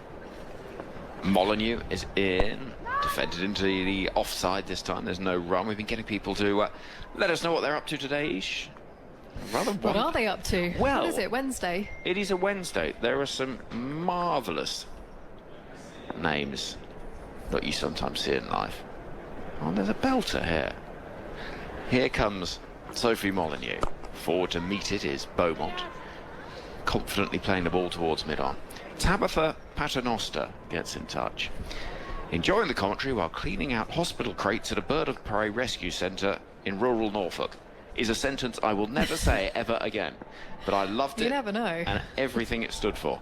83 for 1. Here comes Sophie Molyneux. It's dropped a little bit short on the leading edge. Will not be too far from the hands of Talia McGrath. End of the over with 6 from it. England 83 for 1. A Paternoster, by the way, is one of those, we seldom see them these days. They're a constantly moving lift. So what they are is they've got How did you know this? Because I've never heard of it.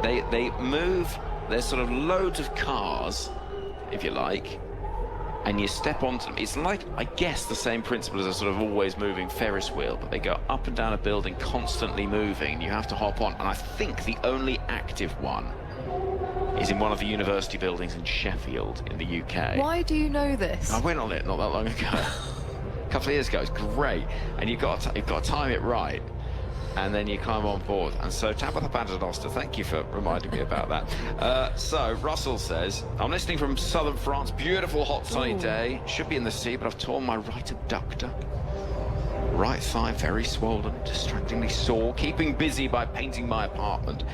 I don't like painting, but you're keeping me going. Well, you're keeping us going as well, Russ, so thank you. And England are going nicely as well as drinks are taken. 83 for 1, 16 overs gone. Amy Jones, the 1 wicket to have fallen bowled by a beauty from Annabelle Sutherland. The Paternoster at the University of Sheffield is apparently the largest on Earth. So you've been on that. There were or are 3 in the UK. There's one at the University of Essex in the Albert Sloman Library, currently out of service though, unfortunately. And there was one at Northwick Park Hospital in Harrow, been out of commission, but it's likely to be reopened for staff use. You learn something new every day. You do. Tabitha, here on thank the BBC. you. Well, you know, inform and entertain, that's the thing. I'm pleased with the memory of a Paternoster. They're quite, you've got to have your wits about, you know. Make sure that you don't mistime the climb onto the car, because if you do, you know, All sorts of trouble. Oh dear. All sorts of Okay. trouble. There you go. That's how they work. Hanging Ish. on for dear life. Do you see? Right. Do you see what I mean? Oh wow. Yes. Have a look. Have a look on. Interesting. Search for them online if you're near a computer. I would suggest.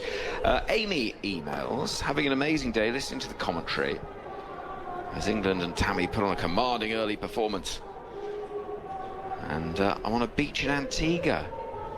Being a dancer on a cruise ship is awesome. Best wishes and a fruit cocktail from That Amy. sounds way more fun. Amy, I tell you what, on a beach in Antigua, what time of day would it be there? I'd love to do something like that. You could do that, Ish. Why not? Just dance on a cruise ship.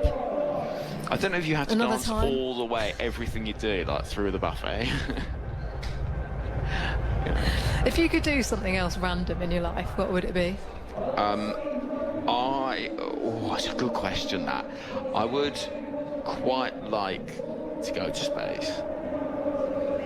Katy Perry style. No, I would like to do so with slightly more use than that, because that felt like that was a bit of a vanity project. Do you know what I mean? Would you like to go to space, or would you like to be an astronaut? So a one-off or a career, a vocation? Oh, I'd quite like as a career. Yeah, I think that would be fun. What about you, Ish? Oh, well, when I was younger, I wanted to be a backing singer on Top of the Pops. Why not front and centre?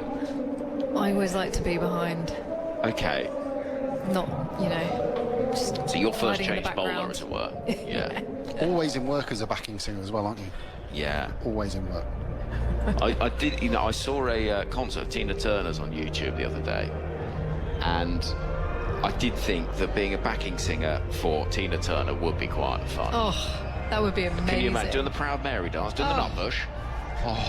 We should probably start talking about some cricket. What? actually. What? Here comes Alana King. She's got a brilliant record, the leg spinner against England in recent times. Knows these players very well indeed from playing in the 100 as well. Yeah, 23 wickets against England for Alana King in the 10 games she's played, average of 17.3. But against Heather Knight, even more so, she got her out 3 times. What's her average against Heather Knight? I think it's something like 6, isn't it?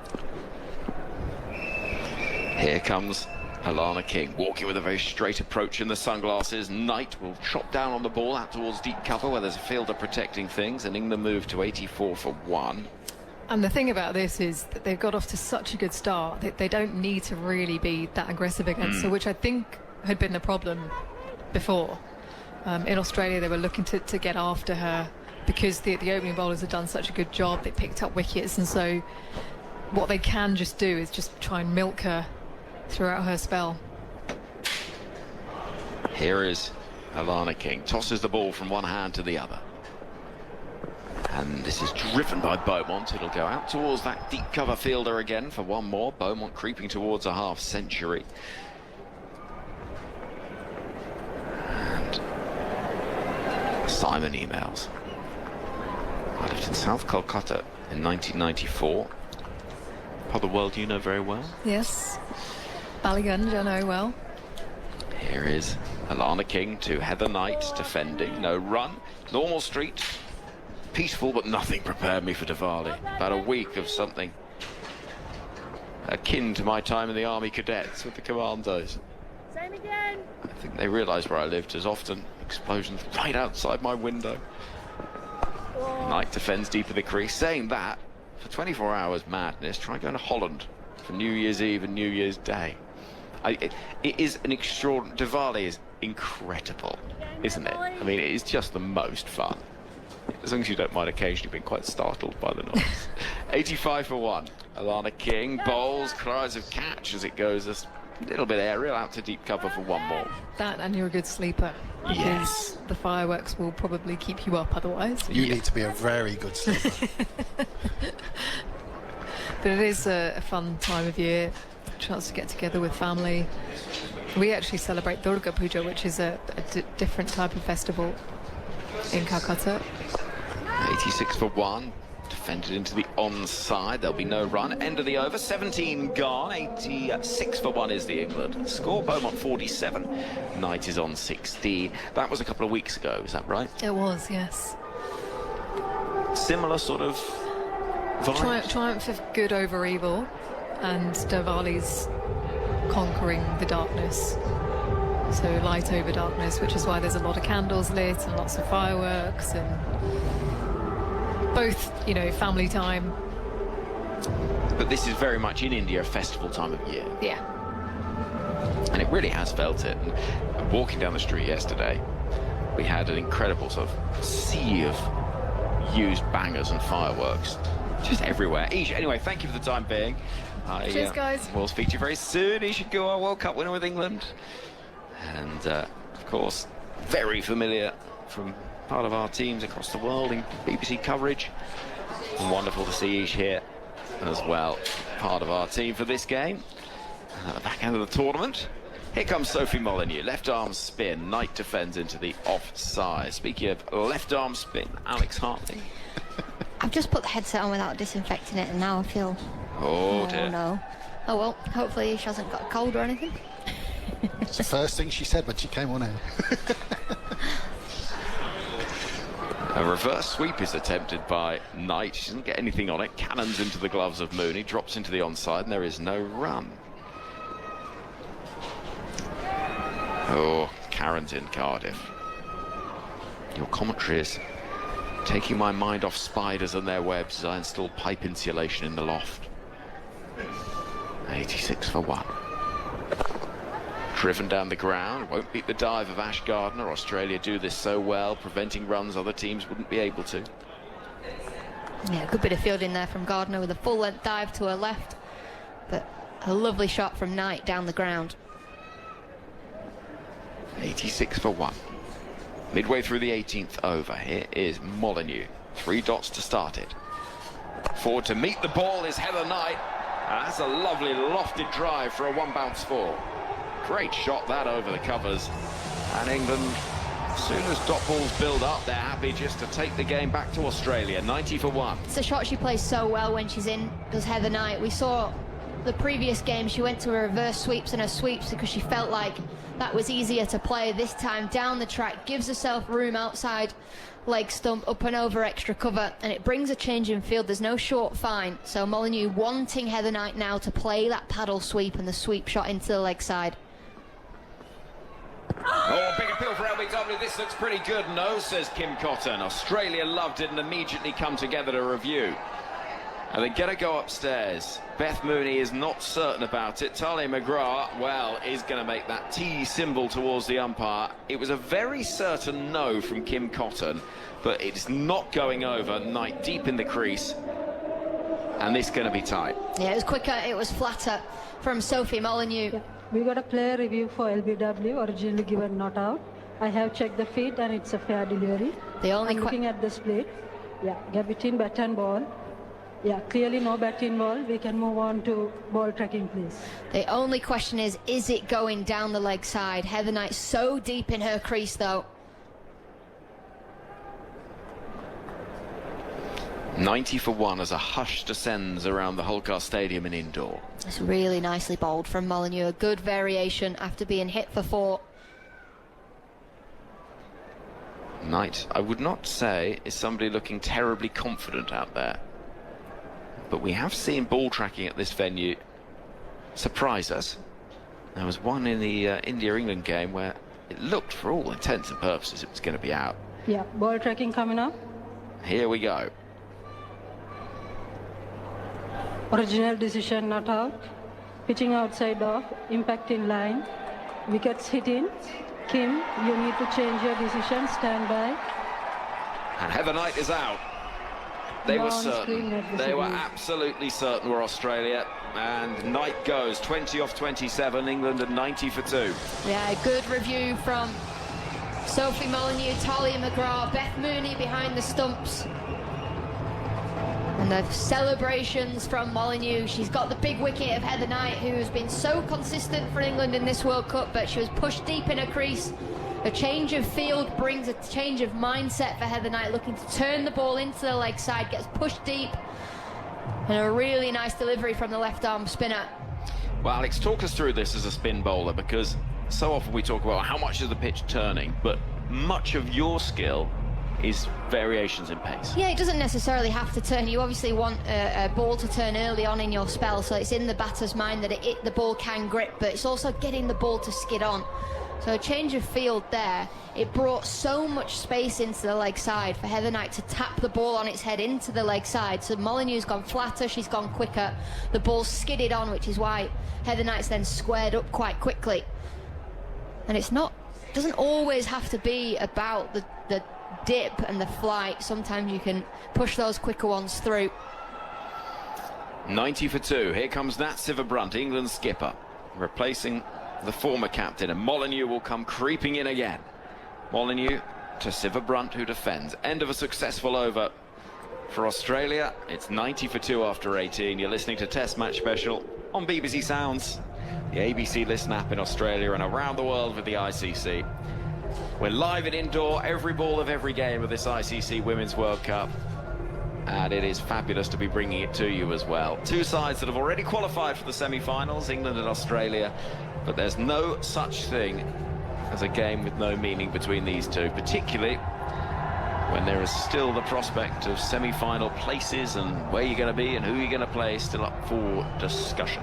Phil. Well, the remarkable thing is that this doesn't involve a game which is top of the table. South Africa, we saw roundly beaten in the first game against England, now top of the group table as we go towards the business end of things. Alana King to Tammy Beaumont, forward in defence, no run. Yeah, when was the last time, I don't know if I wasn't actually listening to you then, Phil, but when was the last time Australia or England weren't at the top of the table at this stage of a competition? Good luck. Yeah, thanks for that. Get crunching those numbers. Yes, Al. Here is Alana King. Beaumont again defending. Karen, thank you for your email. We mentioned the Spiders. I thought you were calling Tammy Karen there. Karen. Alex emails. Did Daniel buy his lovely shirt from a market stall in Bridport, Dorset? A Dorset man? Says Alex. No, but he visited Bridport, and it's part. Well, I know, fine. Bridport's the best. He says he did buy it from there. Yeah, he did, but he doesn't live there. He's not a Dorset man. Oh, I thought you just said, did he buy it from there? He got it from there. Yeah, he's got a great market on a Wednesday and Saturday. There you go. Would have been the Saturday one, I reckon. In comes Alana King, and forward comes Sciver-Brunt in defence. 91 for 2 is the score. I see Dan being a Wednesday market man myself. Do you think? Yeah. Saturday morning. I don't think Saturday morning screams Dan Norcross. It's about Wednesday, 4:30 in the afternoon. Alana King to Nat Sciver-Brunt, tapped into the onside. No run there, just one from the over so far. I really like this field from Alana King. They've got a change in field now, deep mid-wicket going out, but there's a catching mid-wicket and a mid-wicket on the ring for that one that she does just clip into the leg side as she did previously. Tossed up, loads of flight on that, goes above the eye line, defended cautiously by Sciver-Brunt. 76 dot balls in this innings already, and we've only had 18.5 overs. England, when they've scored runs, it tends to be boundaries. They've started really quickly. King bowls, and Sciver-Brunt will punch into the offside. There is no run, and the score at the end of all of that stands at England 91 for 2. Bill on the email says, listening to the commentary from behind the counter in the butcher's shop. So high stakes and indoor, high stakes with you as well. Bill, here comes Daniel. Do you think Bill has ever seen a dog go into the butcher's and run out with a big link of sausages? No, why is that? Have you witnessed that? Well, no, that's the thing, isn't it? Is it? Yeah, come on. You must have seen various comedy programmes. No, well, I have. I once got locked in the fridge of a butcher's. Sorry, see a dog do what? Take a link of sausages and run out. Yeah, always does that, yeah. I've never been in a butcher's shop when a dog hasn't done that. That's right. I didn't even know that was a thing. You never watched Tom and Jerry? Oh, I love Tom and Jerry. You remember, what was his name? Butch, isn't it? Butch. The dog? Yeah, he's forever stealing great strands of sausages. Sausages. Couldn't help it. Garth starts a new over, runs in and faces Molyneux, pushed into the offside by Beaumont, picks out short extra cover, there's no run. 91 for 2, England. No, I'm not from Dorset, I'm sorry to disappoint. I'm from southwest London. Southwest. Yeah, I'm a very adventurous man. I made the massive move from Clapham South to Tooting Bec in 1986, and for those who don't know the geography of London, that's about 1.1 mile. As Garth runs in with the keeper standing up. That's cut away magnificently by Beaumont for 4. It brings up her half-century. She's been under the spotlight in this World Cup, but today she's been really dynamic. A pocket rocket. 9 fours and 1 6, 59 balls, and she got there in beautiful fashion, just waiting for a ball with not a lot of width. But she timed it perfectly, found the gap between short third and backward point, and got her first half-century of the tournament. She did, and her first half-century on Indian soil as well. Well, I never. Well, it's why you don't drop a player like Tammy Beaumont. High-class player. You were adamant, weren't you? Absolutely adamant. You know, full well there's a score around the corner, and she's timing the ball really nicely today. She looks good at the crease. 95 for 2, Garth into her, and she pushes it to the offside, finds that little gap just in front of cover, and gets the single. 96 for 2, Beaumont to 53. It's been a really eye-catching knock. She got going pretty quickly.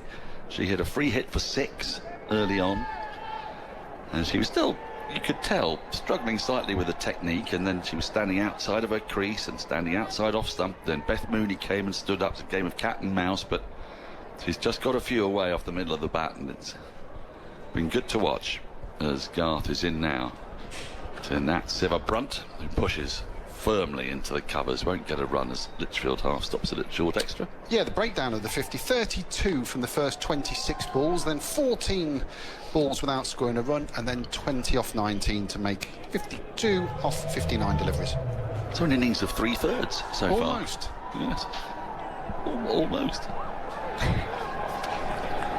Right. Field slightly spread for Siver-Brunt. 3 in the ring on the offside, 2 on the leg side as Garth is in. And she just finds a gap again. It's beautifully played off the front foot between cover and extra cover out towards King, running in from the deep cover boundary. Siver-Brunt off the mark, off her 7th ball, 97 for 2. 3 parts, because if it was 3/3, they'd have to be... Have to be even, would they, for you? Yeah. Well, I'm done. You're done? She isn't done. No, as in, if it was 3/3, her innings for me would be done. It would but be it's done. not done. It's not yet. She's very much not done. She's very much not She's done. very much not done. And looking at this pitch, I don't know. I mean, anything that's a bit wide has gone. Anything that's a bit full has gone. Garth is in again, pushed it to the offside, finds that gap again. It's just the same gap every time between extra cover and point. Nicely played. Beaumont will keep strike with that single. 7 off the over. Beaumont to 54, 98 for 2. Just makes you wonder, Al, what we're thinking of as a large score. England were disappointed, I think, to only make 288 the other day. They were going so nicely it felt like they should have made 300 plus. They've got an issue that at the fall of their next wicket, you start to move into the 3 players who've barely got a run. And it feels like a pitch, if you err at all on line and length, you can go. So what are you thinking? They'll be targeting 300? Yeah, I think they've built a decent enough platform here. You've got to be able to have enough overs left for England to then accelerate towards the back end of the innings, or enough wickets in hand, sorry. Alana King starts a new over and beats the outside edge with an absolute beauty, drawing Beaumont forward, and it snaked past that front press into the gloves of Mooney, who whipped the bails off. That's the noise you may have heard and wondered a bit of boulder. That's pitched on middle, and it's just unplayable, really. That is what she does so well, Alana King. Well, the only way you're playing that is off the back foot, but you're not likely to do that because it feels too full, exactly. So it's that wonderful little spot. This is fuller, and Beaumont's able to get right forward and defend back to the bowler. She's lovely to watch, and when you get a leg spinner in there going, she's got the wood over England, there's no doubt about that. Not too much in the way of googlies from her yet. She's doing the setup here. Forward comes Beaumont, defends again, back to the bowler. You get leggies who are basically googly bowlers, don't you? Like Neely Kerr. Yeah. And then you get leggies who are basically leggy bowlers, and that's Alana King. And she bowls leggy after leggy, and then there'll be one that'll come back in to the right-hander. This is defended again, slightly too full, so easy for Beaumont to reach out to it, but Not going anywhere against King here. Beaumont's playing here with a lot of suspicion, despite having been there for 65 balls for an hour and 25 minutes. I nipped outside, the fear of rain. I don't think there's much. No, it's do you know what it is? It's a Manchester day. It's grey. I'd suggest it's about 15 degrees warmer as it's defended to short extra cover. There's no run. I mean, don't get me wrong. Do you know what I mean? I would love this to be a Manchester day when I go to Manchester. Yeah, so would I. I do know what you mean. There's a sort of grey pall, isn't there? Yeah. Bit of wind in the air. Yeah. Refreshing breeze almost. Back into a crease goes Beaumont. Can't beat point, which will annoy her. Another maiden. That's the 4th maiden of the innings. We've only had 21 overs. England are still going at a reasonable rate at 98 for 2, but gives you an idea that if you get it right on this surface, it's hard. But any kind of variation of width or length, you get that just slightly wrong, and it just sits up nicely, doesn't it? And it's because the ball's coming on really nicely. There's not many demons in the pitch. Yes, Alana King's had a few to spit, but she'd turn it on a piece of glass, wouldn't she? Every now and then she would just get one where the seam position is perfect and she would get it to turn. Just looked at the TV box next door as I'm demonstrating. I can't demonstrate without doing it. You can't, can you? They're laughing at me. Yeah, but I know. You're a figure of fun. That's the reason. I know. So basically, you've got Aaron Finch, Isha Guha, Mel Jones. All going, yeah, good chat, good chat. Yeah. Now give us the googly. Show us the googly. I can't. I've never really been able to demonstrate that. Garth starts a new over, her 7th, worked off the pads by Sivabrunt down to deep backward square leg. They've run 1. They're going to come back for a 2nd, and they should get there. 100 is up for England, 100 for 2, Sivabrunt to 3, and I've just been handed a copy of the Times. Minimum temperature drops to 19.6 degrees, rain likely in Div till October 24th. Temperature to dip in November as well. Well, this is our last game in indoor. And as Garth runs away from us again, Sivabrunt defends off the front foot into the offside, picked up by Litchfield, no run. So the city experienced mild and pleasant weather on Tuesday with clear skies throughout the day. I felt a little bit chub, put my jacket on. Yeah, I've got trousers on today. Yeah. The maximum temperature was recorded at 32.2. So it's not exactly cool, is it? Whoa, what a drop in temperature. 1 degree below normal, while the minimum temperature dropped to 18.6. I mean, how we're coping, I do not know. Bikini weather still. Garth bowls a full ball, defended up to mid on no run. It's not screaming Manchester, is it? Not exactly. The morning humidity, though, did stand at 80%. Well, it dropped to 47% by evening. This is thrilling stuff. Right.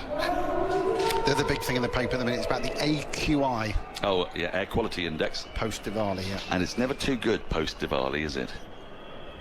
It's a country that suffers a little bit of AQI because, obviously, of the population density and the number of vehicles and whatnot. But Diwali doesn't add. Sorry, Garth in, forward in defence again, to mid-off, no run. I went outside during Diwali the other night, and it was probably about, 10:30 when I nipped outside, stood on the main road, and I love the smell of all the fireworks. Just stood there and, Were you a girl who used to set off bangers when you were a kid? I used to be. Did you lick sparklers? Every now and then, I was even allowed to do the fireworks. Really? But my dad had to be in control and with me, and run up and we'd do it together, and then I'd run away and watch it go off. Yeah.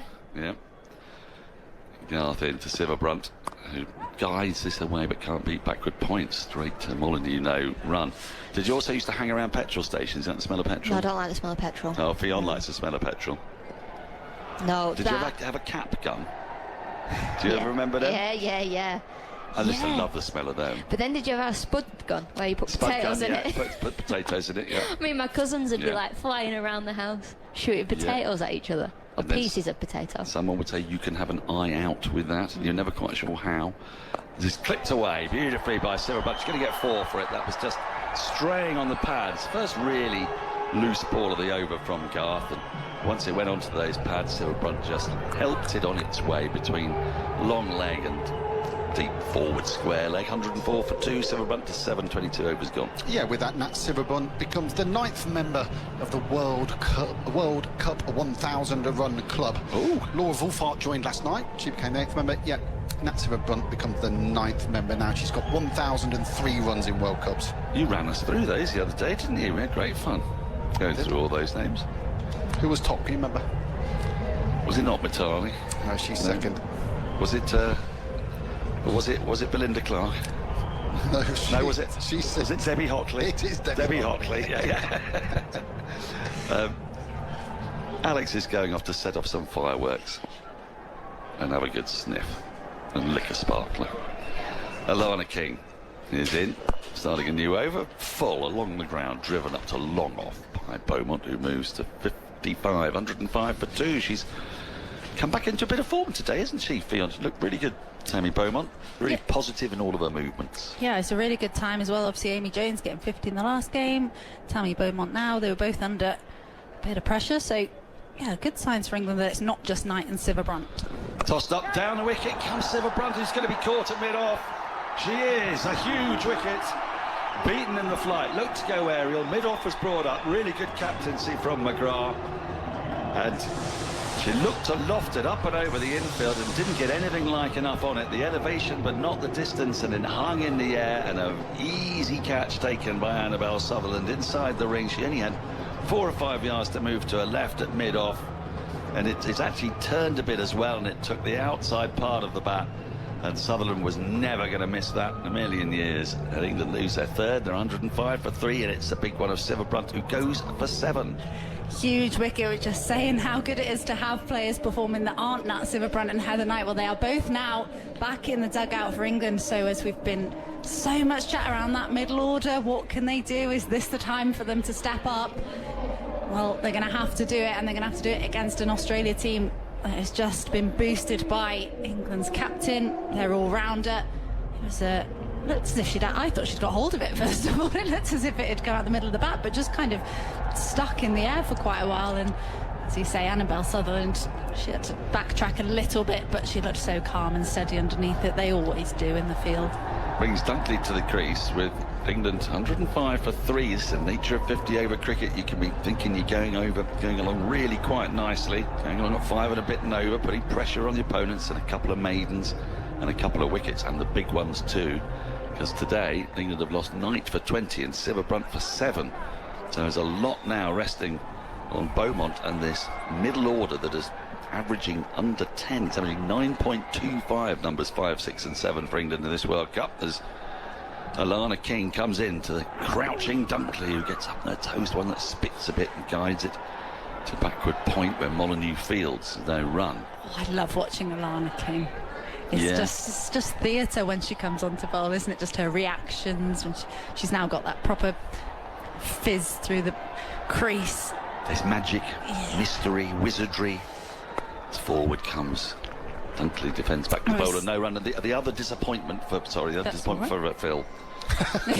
and I'm going to explain this. And for you. Well, and for me, that there is a couple. There's a married couple in cricket that have taken 500 wickets and scored 10,000 runs, and that is Alyssa Healy and Mitchell Stark. As forward comes Dunkley, guides to backward point, they're going through for the single, shy at the stumps, hits Dunkley at the non-striker's end, but she was home, she's off the mark, 106 for 3.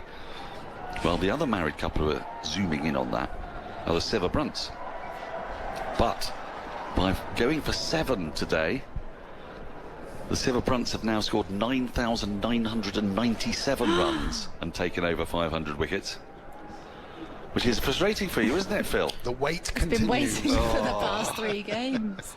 Alana King is in, this is cut, but can't beat backward point, and there is no run. Yeah, it's frustrating, isn't it? We love it when these completely random milestones come up. 106 for 3, 23 gone. Alana King with the wicket. She's bowled 4 overs, 1 for 6. And as you say, Ffone, it's a masterclass in sorcery. Yeah, we saw it all throughout the Ashes, and it was actually just a bit of an honour to watch her bowl, to be honest. It was just complete wizardry from her. But as we were speaking about how the likes of Dunkley, Lamb, Capsey have really struggled to start against spin, they're having to now start against Alana King and Ash Gardner, who hasn't even bowled yet. So the job it's not getting any easier, is it? No, I mean, when Ash Gardner's your 6th bowler, you do realise you have an embarrassment of riches, and we haven't even seen McGrath or Perry. Have they bowled in they've barely even bowled in the tournament. Well, Perry hasn't bowled, McGrath's bowled a few, but yeah, I mean, it's, when you've got 8 bowling options and 5 of them batting the top 6. Does feel moderately unfair. Bit of a cheat code, isn't it? Well, other countries have just got to sort themselves out and just produce them. And produce world-class, brilliant players who can justify their place in the side, batting in the top 5 and taking wickets. Yeah. Gardner starts in, tosses one up, forward in defence comes Dunkley, pushes it to the offside, no run. I always tend to think with Dunkley that the more crouched she is, the less comfortable she is. It's almost like, again, she's sort of forcing it. Yeah, do you feel? Like trying to get into this place, and how she's really low down now. Her shoulders almost in line with the bails as she drives a full ball straight to short extra, no run. Like she's trying to get almost below where the ball's going to be released from. So, much of her game is about getting up and under the ball, isn't it? But really, it's just adjusting the field slightly, just making sure backward point comes a little bit finer. And there's a point and extra mid-off and mid-on. A short fine, that strikes the pad as Dunkley goes on the pull and misses it.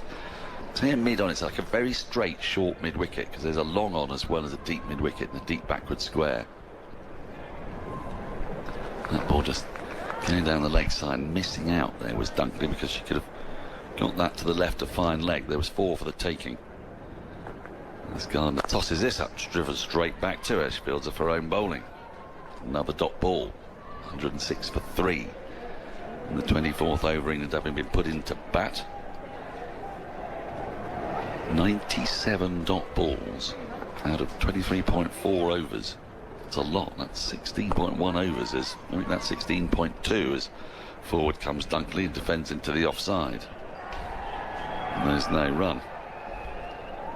So Dan's just having some technological difficulties. Well, I was having a telephone thrust in my face for a group chat that you're in. Yeah. But I'll tell you all about it in a minute.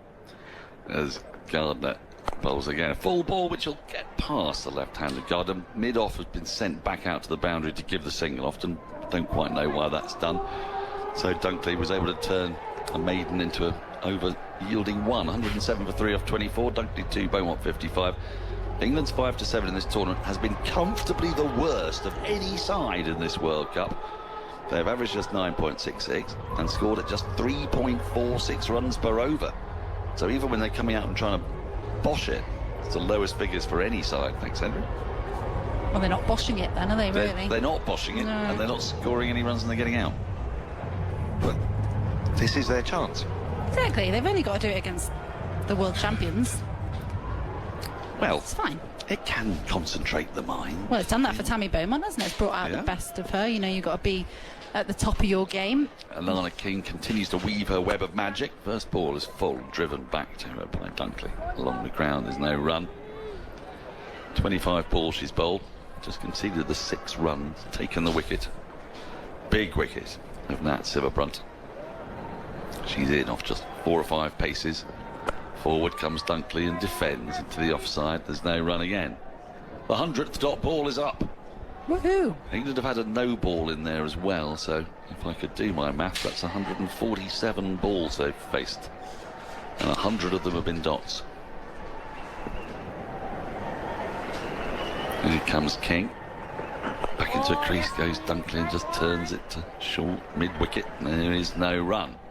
England going nowhere here at all. Dunkley 2 off 12. Yeah, approaching the halfway mark. 6 and over from here would get them to 260. Doesn't feel enough, does it? You don't think. That said, the pitch is starting to show signs of assistance for the spin bowlers. England have plenty of them. As King tosses it right up, and it's driven past the diving short extra cover. They've run 1. Throw comes in at the keeper's end on the bounce, and Beaumont is home. She feels like she's been slightly starved of strike of late, Beaumont. Yeah, 2 balls in the last 3.4 overs. 2 of the last 22 balls. She's on strike now. Her rhythm might be just being slightly affected by this, as King is into her. She taps it into the offside. Wants a run, but it isn't there as it goes too close to Molyneux at backward point. No run. 108 for 3. As King tosses the ball from hand to hand. Last ball of the over. Beaumont waits back raised. Comes forward and just pushes the ball back to King. Another over that concedes just the one run. She's got the daft figures of 5 overs, 1 maiden, 1 for 7. Beaumont 55 off 71. Plays something of a lone hand today with Dunkley 3 off 13. England are halfway through their innings. 108 for 3. A bright start. Is somewhat melting away for Ffone, Wynne, but it's going to be Henry Moran.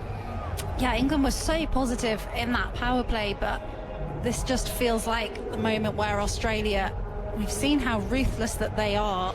We saw it all through the winter, and this feels like one of those passages of play where they're just looking to turn the screw and be as dominant as they can, and they're racing through the overs with the spinners, mainly because England can't score a run off Alana King, so the dot balls are coming thick and fast. Here is Ash Gardner then. Off spin over the wicket. Driven by Dunkley up towards Talia McGrath, the standing captain. Love what the phrase you used to describe watching Alana King as, you know, it felt just like a privilege. Well, you just can't stop watching her, can you? Like, everything is just feels like, even a dot ball is like, ooh, yeah, there's something on it. But we loved watching her. It got to the point where we just had to say, do you know what? You are great. Yeah, totally. And you are a joy to watch. Round the wicket now comes Ash Gardner, and defended by Dunkley. I'll tell you what else I like. When Annabelle Sutherland took the catch, Alana King skipped up to her. She joined us during the 100 actually on coverage, and she was great company there as well. As Gardner is in, and that's nicely wristily whipped into the leg side by Dunkley, who moves to 4, and England 109 for 3 midway through the 26th over. Manav, happy Diwali on the email. Says, I'm working for the NHS, listening to your lively and lovely commentary. Well, that's lovely to hear from you, Manav, and happy Diwali to you as well. Here is Ash Gardner to bowl to Tammy Beaumont. Forward. Ooh, there's a half an appeal for LBW. A roar from Beth Mooney, who we'll be hearing from during the interval. As England pick up a single into the onside, 110 for 3. I went to the railway station this morning to inquire about tickets, because we're not quite sure where we're going at this point and how I'd get about. And indoor was very quiet till I got to the station. It was absolute chaos with people heading home after Diwali. Very full delivery is dug out by Dunkley, who herself looks a little more confident to me today, Ffone. Yes, cautious start, but she hasn't had anything kind of, none of that extravagant sweep shots that she's tried, as you know, previously was her get off strike card. She's been played a little bit straighter. 111 for 3 will become 112 for 3 as Beaumont gets a single into the onside from deep in the crease. 26 overs gone, 112 for 3 the score. Gardner's bowled 2 overs, none for 5. Richard on the email. In the last IPL season, when every batter walked out to the crease, their bat had to pass through the official gauge held by the umpire to make sure it was within the legal restrictions. I would like to see the same process applied to players' sunglasses. I don't think Alana King's sunnies would get through. They look like the windshield of a Las Vegas tour bus. It's the cool thing. It's what the kids are doing now, isn't it? Massive sunnies. Sophie Eccleston does it. Yeah, are they cool? Well, I don't know. It's an interesting question, isn't it? Because just because a young person does it doesn't mean it's cool. Subjective. What would you consider cool? Would you wear them? No. No. I don't think that would be cool. I think I'd look ridiculous. She has dispensed with the sunglasses as Alana King as she bowls and finds the outer half of Tammy Beaumont's bat. No run. My favourite Alana King accessory actually is what we saw during the warm-up. Oh, you pointed this out. Yeah, so yes. She was wearing a bucket hat, which actually is cool. That is what everyone is wearing now, isn't it? But she'd cut out a hole in the top for her bun. Love that. Bowls now, Beaumont forward in defence. Literally just cut out a circle in the top, scrunchie on. Well, that sorted. is innovation, isn't it? Because it would look silly if you had a big sort of... But it would look silly on anyone else, but I feel like Alana King could She just makes anything look good, probably. That's the thing, isn't it? In the long sleeve, she comes in now, and Beaumont will look for a run into the offside that she will not find. Tom and Jerry, the dog, was called Spike, by the way. We were wondering earlier. Ah, we said Butch. Yeah, we were talking about Butchers. It was called Spike, yeah. Liz from... Now, I'm going to say this wrong. How would you say this, Ffone? It's a place name. The second one, Aberdeen, I'm all right with. What, Standwell? Yeah, that's what I was going to go with. That's the kind of phonetic approach. Swept by Beaumont. It's gone aerially, but no real risk, because as it drops down towards Megan Shoot at long leg, she had to make quite a lot of ground up to get there, and England will get 113 for 3. There's a trickier one later on, if you keep reading. Great. See if you's looking out at... Okay, right, here we go. So, Liz, I'm travelling from Aberdeen to Watstonwell on the train. Such beautiful sea views looking out at Inverkeithing, I think that is. Smashed it. Full delivery. Dunkley waits an age for it. Drives to short cover. No run. Litchfield down to field. Not in my reserve seat, as I asked for a forward-facing one, and it's not. So I might have to move soon. Commentary keeping me entertained. Thank you, Liz. 113 for 3. And there will be a run there. It's nicely timed by Dunkley down the ground for a single. King has bowled 6 overs, 1 for 9. Providing the train Wi-Fi is up to it, Liz will be with us quite a while, because Standwell's in Derbyshire, so... Oh, that's a long journey. A good old journey, yeah. There you go. Not as long as some of Phil's journeys on his Indian adventures. And she's talking about reserve seats. 27 overs gone, by the way, 114 for 3. In India, you have to book a seat, don't you? Yeah, because a lot of the trains are overnight, so you're booking your berth for the night, your bed for the night. It can get very chaotic around busy times like Diwali. Sometimes if you have the bottom berth, you do find you're sharing your foot space with maybe 2 or 3 people who've nipped on and just going for a few hours and have just found a little space. So, yeah, it can get very busy. Not for me, that. Ash Gardner round the wicket. Bowling to Dunkley, who's cautiously defending from deep in the crease. 114 for 3 still. And yet, yeah, because I looked it up, and you put in a bid to try and get a late replacement ticket, and this is how likely you are to be able to get a ticket, that one might become available. Full delivery is driven and a pistol crack off the sound of Dunkley's bat, but it'll be stopped by a vole in the covers. Yeah, the way it works on Indian trains is there are various quotas in each class, and on each train, as they get filled, those reservations are then filled. Sometimes they're spare ones. That's why you can get a waitlist ticket. Nicely worked away through the onside into space. There's going to be at least one. England need to push for a second if they can. They won't. And this is becoming problematic now in an innings that has already seen well over 100 dot balls. And we're only in the 28th over, and that will be something concerning Charlotte Edwards, the England head coach, who's shown now on a big screen. The middle tier is the one that's open, as Beaumont is defending, and it's pretty well populated.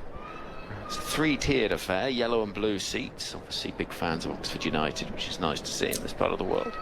Playing tonight, Henry? Yeah, big game, Wrexham. Oh. Hollywood FC. Swept hard by Beaumont and half stopped by Kim Garth. Actually does pretty well as it bounced quite awkwardly. One run will be taken. 1 ball left of the over, 116 for 3. 2 clubs with X in their title. Very unusual. Yeah. Might be the only ones in the Football League, I'm thinking. I thought you said eggs. And eggs. Crew Alexandra. Oh, yes. Yeah. And Exeter City. Of course. Yes. Good knowledge. Round the wicket comes Gardner, driven by Dunkley. And there's no run. End of the over, 28 gone, 116 for 3. Only football club in the UK not named after a place Phil Long is... Oh, I think I... Oh, no, I don't know. Arsenal? Nope, Woolwich Arsenal is a place. I was going to say QPR. No, Queen's Park. Yeah, I know. I worked that out after I said it. Oh, sorry. I will let you ponder that. One member of the England squad is a big fan. I'm going to give you that little clue. Oh, yeah. What's Everton. That? No, Everton's a part of Liverpool. Oh. Yeah. Sorry, I just copied down. You just shouted it. Hannah is listening from our base camp at the bottom of Mount Kenya. 10 days walking, climbing. Wanted to finish the big north face route to Batian Peak, but the weather did not cooperate. 2 days of snow, hail, torrential rain. We finished a day early, just in time for the cricket. After a first shower in a week and a half, we're settling in for an afternoon of TMS and counting the climbing widgets that we've lost. Come on, England. Well, thanks for joining us, Hannah. Well done, you. Here is Alana King. And this comes off the face of the bat as Beaumont looked to paddle and dropped into the offside, no run. Oh, now you're going through the Football League tables. Ah, there we go. Well, Dan shouted Port Vale. He's shouted Everton and Port Vale so far. Has he now? And this responded, is it, to both of them? Well, it's not Everton. In comes Lana King. Forward comes Tammy Beaumont. It is Port Vale. There we go. And Danny Wyatt is the big Port Vale fan. Of course she is. Beautiful day in Manchester, says Alan. Spending 8 hours in the kitchen baking for a birthday party. Lemon drizzle and cupcakes in the oven. Hope the game goes the distance. Forward comes Beaumont, looking to try something expansive, but can only find Litchfield in the covers. England's current run rate is down at 4.07. They'd need to go at 10s here to get 331. Current rate barely takes them past 200.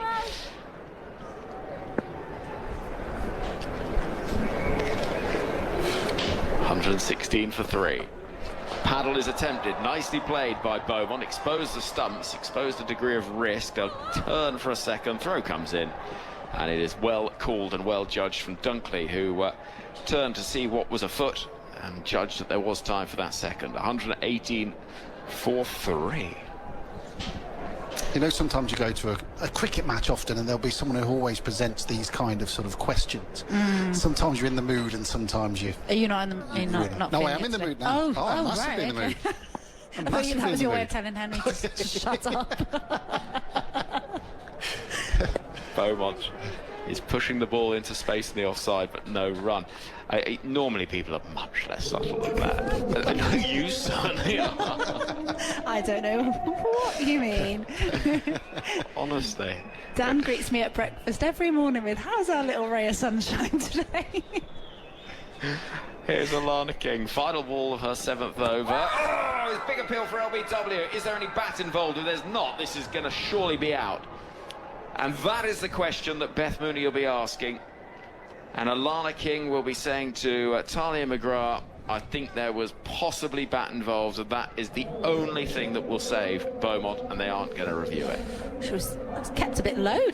I'd like to see that replay again, because other than bat, I'm not sure what is saving Tammy Beaumont there. She was so far back in her crease as well.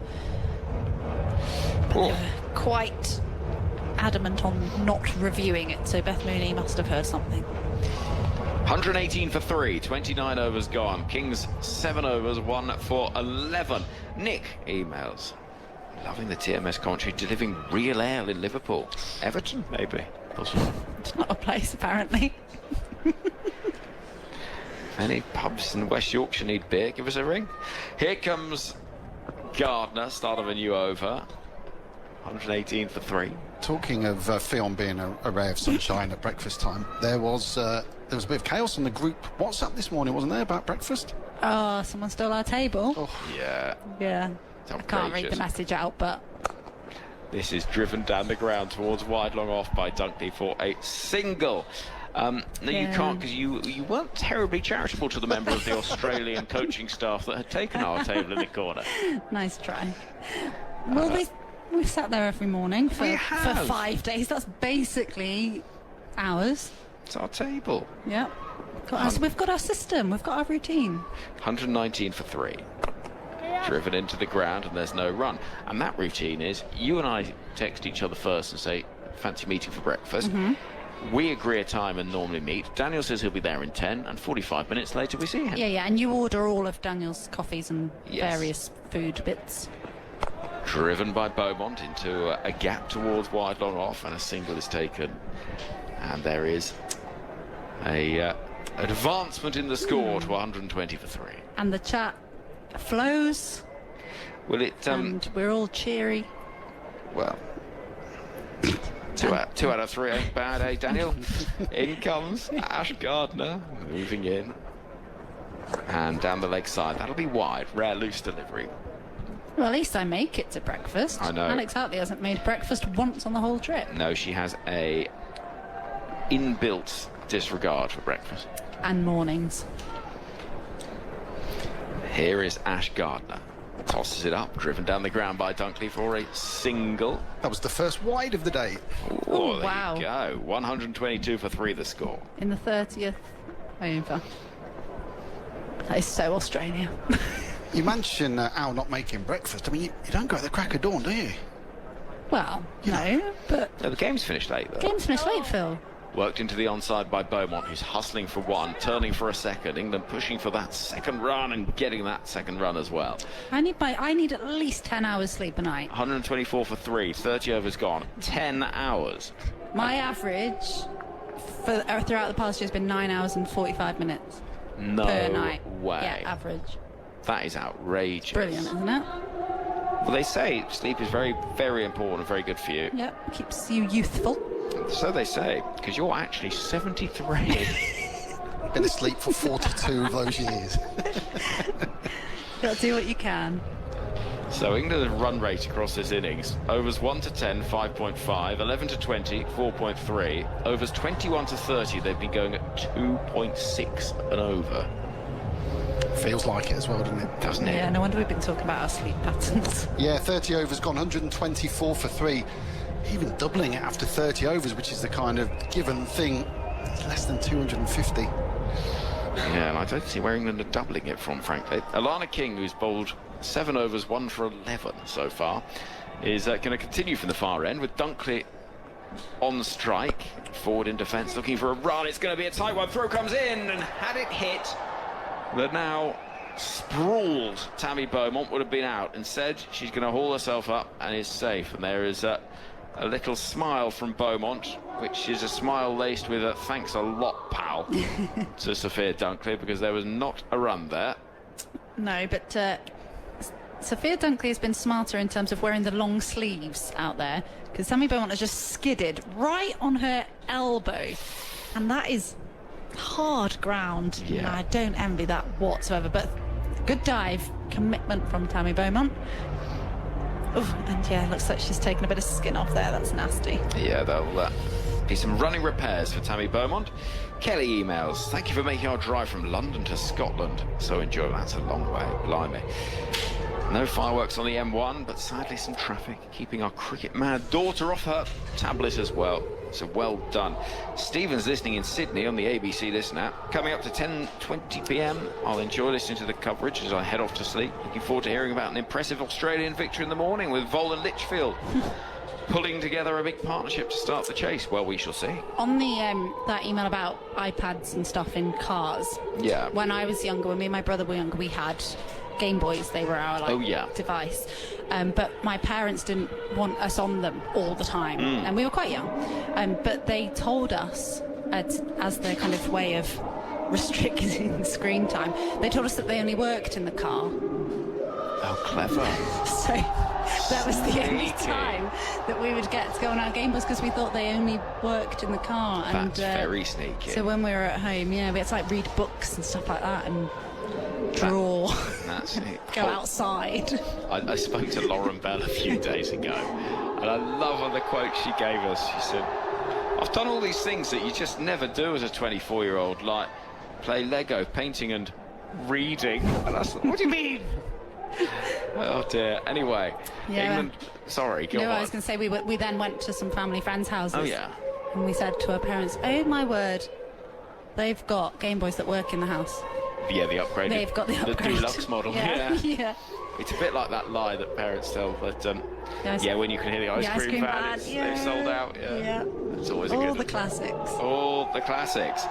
England are 125 for 3 here on 5 Sports Extra, BBC Sounds and the ABC Listen app, as we bring you England against Australia from Indore in northern India. These two sides have qualified for the semi-finals, and we'll be heading to the final 4. How that all shapes up will depend a lot on what we see tomorrow. Massive game between New Zealand and India. There is a circumstance, weirdly, where India can still lose and still qualify, because if they then beat Bangladesh, more wins, something a little more sort of convoluted than perhaps is time for me to explain at this particular juncture. So as Ffone takes a break to try and get her head around it all, Alex Hartley's going to join us. Phil Long might be able to explain it, as Alana King will continue bowling from the far end, and Beaumont is beaten by one that turns and bounces. And go on, Phil. Well, no, just a reminder, the last day of the group games, England play New Zealand at 11 o'clock and India play Bangladesh at 3 o'clock. So there's a lot, local time that is, so there's a lot could be decided on that very final day of the group games. Alana King to Tammy Beaumont. Oh, is that out? It could be, you know. There's a big appeal for a caught behind. Beaumont's going nowhere. Talia McGrath is sprinting up from mid-on. And King, Mooney, McGrath all in discussion. And are they going to review this? There was a lot of excitement, a lot of enthusiasm. They've got 2 seconds. They're checking. They're going to have a little look, Alex Hartley. Well, a last-minute decision to go upstairs there. The decision is not out, and there was a lot of chat between Alana King, who turns the ball sharply past the outside edge. We got a player review for caught behind, originally given not out. I have checked the feet, and it's a fair delivery. I'm looking at the split now. Not that worried, though, Beaumont. Yeah, take it forward. No, she doesn't. I don't think this has taken the outside edge. I think she's hit her foot. Shall I confirm with the outrage, please? Well, let's just hope the noise doesn't... It's very close to the outside. Outrage coming up. Here we go. Yeah, take it forward. Take it forward. Yeah, take it forward. Nothing. First line as ball passes the bat, no bat involved. Jackie, you can stay with your original decision. Stand by. You're on screen, make the signal.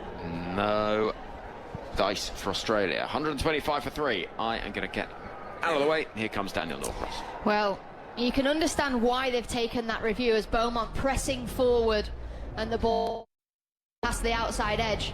But nothing, no noise. Beth Mooney was convinced. King said, I'm not sure. But they went upstairs and it was given not out, and it was not out. A long old over so far this one. We had a couple of balls. Thick edge. If there'd been a slip, it would have been straight in the breadbasket. Instead, it's going to run down to the boundary for 4. Driving at another sharply turning leg break from King, and Beaumont gets a fortunate boundary. I think that's her 10th. It's her 10th and her first since the 20th over. Thank you. It's right above the eye line. She went after it, got a thick edge. It was possible, really, for Mooney to take the catch, but if there'd been a slip there, that would have gone straight to her. Oh, it's been given as buys. Right. Well, that wasn't an edge. In that case, it's sort of flown out of a foot mark. This is cut away. This will be a run. Beaumont will move to 65. And England's 130 for 3. I don't see that again. That must have flown out of a foot mark. How has that happened? I mean, it's really starting to turn for Alana King, and Beaumont's all at sea. Well, maybe that was buys. It spat and bounced. Signal buys, 130 for 3. Dunkley faces up and clips a ball, but cannot beat the dive at short mid-wicket of Georgia Bolt, and there's no run to complete the over. England's innings is stalling massively here. Overs 1 to 10. There were 10 boundaries in the 55. 11 to 20, 43 runs with 6 boundaries, and then 21 to 30, just the 1 boundary. And since then, we've had a boundary, but it's buys, so it doesn't count, I'm afraid. You don't get to choose that. No, still 54 balls. Well, it's all King, isn't it? 1 for 13 in 8. Has she bowled unchanged? Feels like it, yeah. She's bowled beautifully, hasn't she? There might be a part of Australia that are thinking, could we have played Wareham as well? Well, good point. I think England and Sophie Eccleston won't mind seeing the turn as Ash Gardner starts a new over. This is whipped away nicely by Beaumont. Finds space between deep mid-wicket and long on. They're going to get a couple as Dunkley runs back to the danger end. Good throw on the bounce. Beaumont to 67. England 132 for 3. Yeah, she's bowled beautifully, Alana King. And backed up the last couple of overs by Ash Gardner, going at 3 and over. So the pressure has been built here for England, who've slowed down. Beaumont waits and then advances again. Just can't quite find that pocket. You get a single as it goes straighter this time out to Perry at deep mid-wicket. Perry, it's a strange thing, Perry, isn't it? I mean, here she is, this iconic cricketer that, you know, for many people, She's been a sort of defining part of their love of women's cricket. And yet you can't watch a game of Australian cricket. This is driven, wonderfully fielded by Ash Gardner. How many times do we see that just roll up to long off for a single? Well, Gardner, it's her bowling figure. She's not going to let that get past. He dived away to her left and parried it towards short extra. There's no run. But yeah, you're almost unaware of the presence of Elise Perry these days. She's just stuck out on the boundary. Gardner in, tucked away into the onside to the right of mid-wicket. They'll get an easy single. Beaumont to Dunkley to 11. You know, she's sort of... It's there but not there. Yeah, she's just not part of the action anymore, is she? Almost sort of a forgotten member of the team, you might say. Steady on. Well, I mean, I'd forgotten. Swept, but straight to short, fine leg, no run. She's won a game in this tournament with a 6. Yeah, well, that was unforgettable. But you know what I mean? Just generally speaking, sort of prowls out the boundary somewhere. Really early on, she's usually one of the 2 boundary riders inside the power play. Gardner fires one in a bit faster. It's driven really crisply by Beaumont, but it's going to be stuck down below us, long off by McGrath, who's not bowled yet. And 5 runs have come off that over. Gardner none for 18 off 5. England 135 for 3 off 32. And drinks are going to come onto the field. It's been a good over rate from Australia, in part because they've just had England tied down in the last 3/4 of an hour to an hour after that bright start when Beaumont and Jones got going well, and then Knight came in and provided some support, and then King's come on, Alex Hartley, and everything has just been squeezed. Yeah, they're going to have to find an opportunity or a situation now where they can accelerate England. I mean, King's bowled fantastically well, so do you just see her out? I would say so. She's got 2 overs left, 12 balls, don't do anything silly. She's just started to rip the ball outside the off stump, so I would personally, her figures have been fantastic so far, as you say, only going for the 18 runs, so see her out, but you've got to find someone else that you can attack. So as a player here, you've got to go, okay, I'm going to be the busy person against somebody like Annabelle Sutherland or Talia McGrath, and then Beaumont maybe against Ash Gardner, or keep ticking along against the spinners. But since the spinners have come on, England's run rate have gone from about 7 to about 4.5. And Sutherland as well, and bowled magnificently. She's not just accurate, and she has variations at the back end of the innings. She'll come back and you'll see the back of her hand, slower balls. You'll see her wanging the ball into the pitch and just bamboozling batters. But when the ball's harder and newer, she was getting that up to 74 miles an hour regularly, and she's not really part of our conversation when we talk about express pace. We talk about the likes of Shabnam Ismail, we talk about Lauren Filer, sometimes talk about Marizanne Kapp, for example. But Annabelle Sutherland, with her height as well as the pace, she seems to have an easy natural pace, and her width and her bulk.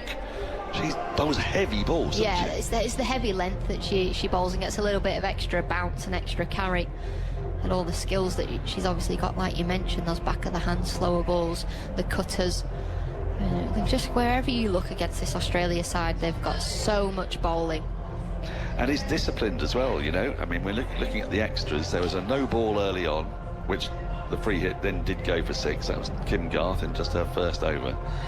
There were 4 leg byes, and I always think that, as you know, I think that's bowler error. Yeah. When it flicks the pad, goes down there, that was 1. There's 4 byes that, for all the world, looked like an outside edge, but the ball spat and turned, and it was just a brilliant bit of bowling. And there has been 1 wide in 32 overs. And when you're talking about people who are bowling with the skills that these Australians are, the likes of Sutherland, the likes of King, Molyneux, you know, these aren't easy skills to perform time after time, and with a swinging new ball, you know, the occasional one will go down the leg side, but they're so disciplined. Yeah. Is there a weakness anywhere? Can you find a weakness? Is there anything you can jump on? Well, I think if you can get on top of them early, so like England did, get on top of the bowlers early, so get on top of Megan Shute, get on top of Kim Garth, and then obviously they turn to their spinners in the middle overs, but you've got to still carry on knocking the ball around, and that run rate might naturally drop a little bit outside of the power play, especially on a surface like this when you can then have 4 fielders outside of the ring. But you've got to try and turn those good balls into singles and those singles into 2s. Now the drinks are being removed, we're nearly done with those, and the lights have come on suddenly, and it just makes you realise that it was actually quite murky about 15 minutes ago. Now the lights have taken, well, some considerable effect. We're not yet at sunset. That's around about 5:50 local time. So if you're listening in back in England on 5 Sports Extra or the BBC Sport website and app, that's around about 1:20. Things start to get really, really dark very, very quickly indeed. And then we may see some dew. England chose to bat first in their first game here against India, raised some eyebrows, and indeed the dew did arrive a little bit later. It didn't come early, because we had these pictures, didn't we, of the camera on the wheels, and you look at the wheels, and I think that's the only real purpose of that camera, to be honest with you, to check the wheels of the camera. I don't know that... For everybody else. Yeah, I mean, I don't know what shots they're particularly getting at that level, but... Right, Sutherland is back in the attack. King has finished her 8-over spell. Beaumont waits and guides a ball just outside the off stump down to short backward point. Molyneux feels there's no run. Maybe just the thought process of if they can get a wicket in the next over or two, then King's still got 2 overs left at England's fragile middle order. It's just that she had Beaumont on toast in the last over. I thought she looked the most likely to make the breakthrough, but then I suppose if you can bring on as a strike bowler like Sutherland, and she's got 6 overs left in the tank, including this. In she comes, that's defended back to the bowler, no run. Change of pace, change of angle, change of height. Beaumont, though, has stood pretty firm today, 69 off 98. Well, there is one thing that Australia have shown: when you bowl at the stumps, it's not easy to score. There's been 128 dot balls, 62 balls since the last boundary. Oh, that's a long old way. When is Tammy Beaumont going to take the risk and go down the ground? Sutherland in, worked into the onside off the pads to just get a single as King runs to her right to field from mid-wicket. 136 for 3. England quite moribund at the moment. Beaumont to 70. Dunkley 11 off 30. Part of this spluttering, misfiring England middle order, but she's got now something of a platform. She's faced 30 balls, but she has a challenge in Sutherland. 3 in the ring on the offside from backward point, extra cover round to mid-off. Sutherland into a bouncer, which is taken by Mooney, standing up as if it was the easiest thing in the world. It's well played by Dunkley as well, ducking underneath it, but really good bit of keeping from Beth Mooney. You see Amy Jones take deliveries like that all the time. Beth Mooney made it look so easy. Oh, yeah. No trouble at all. What, you got a sign, do you think? No. You'd like to hope so if you're standing up.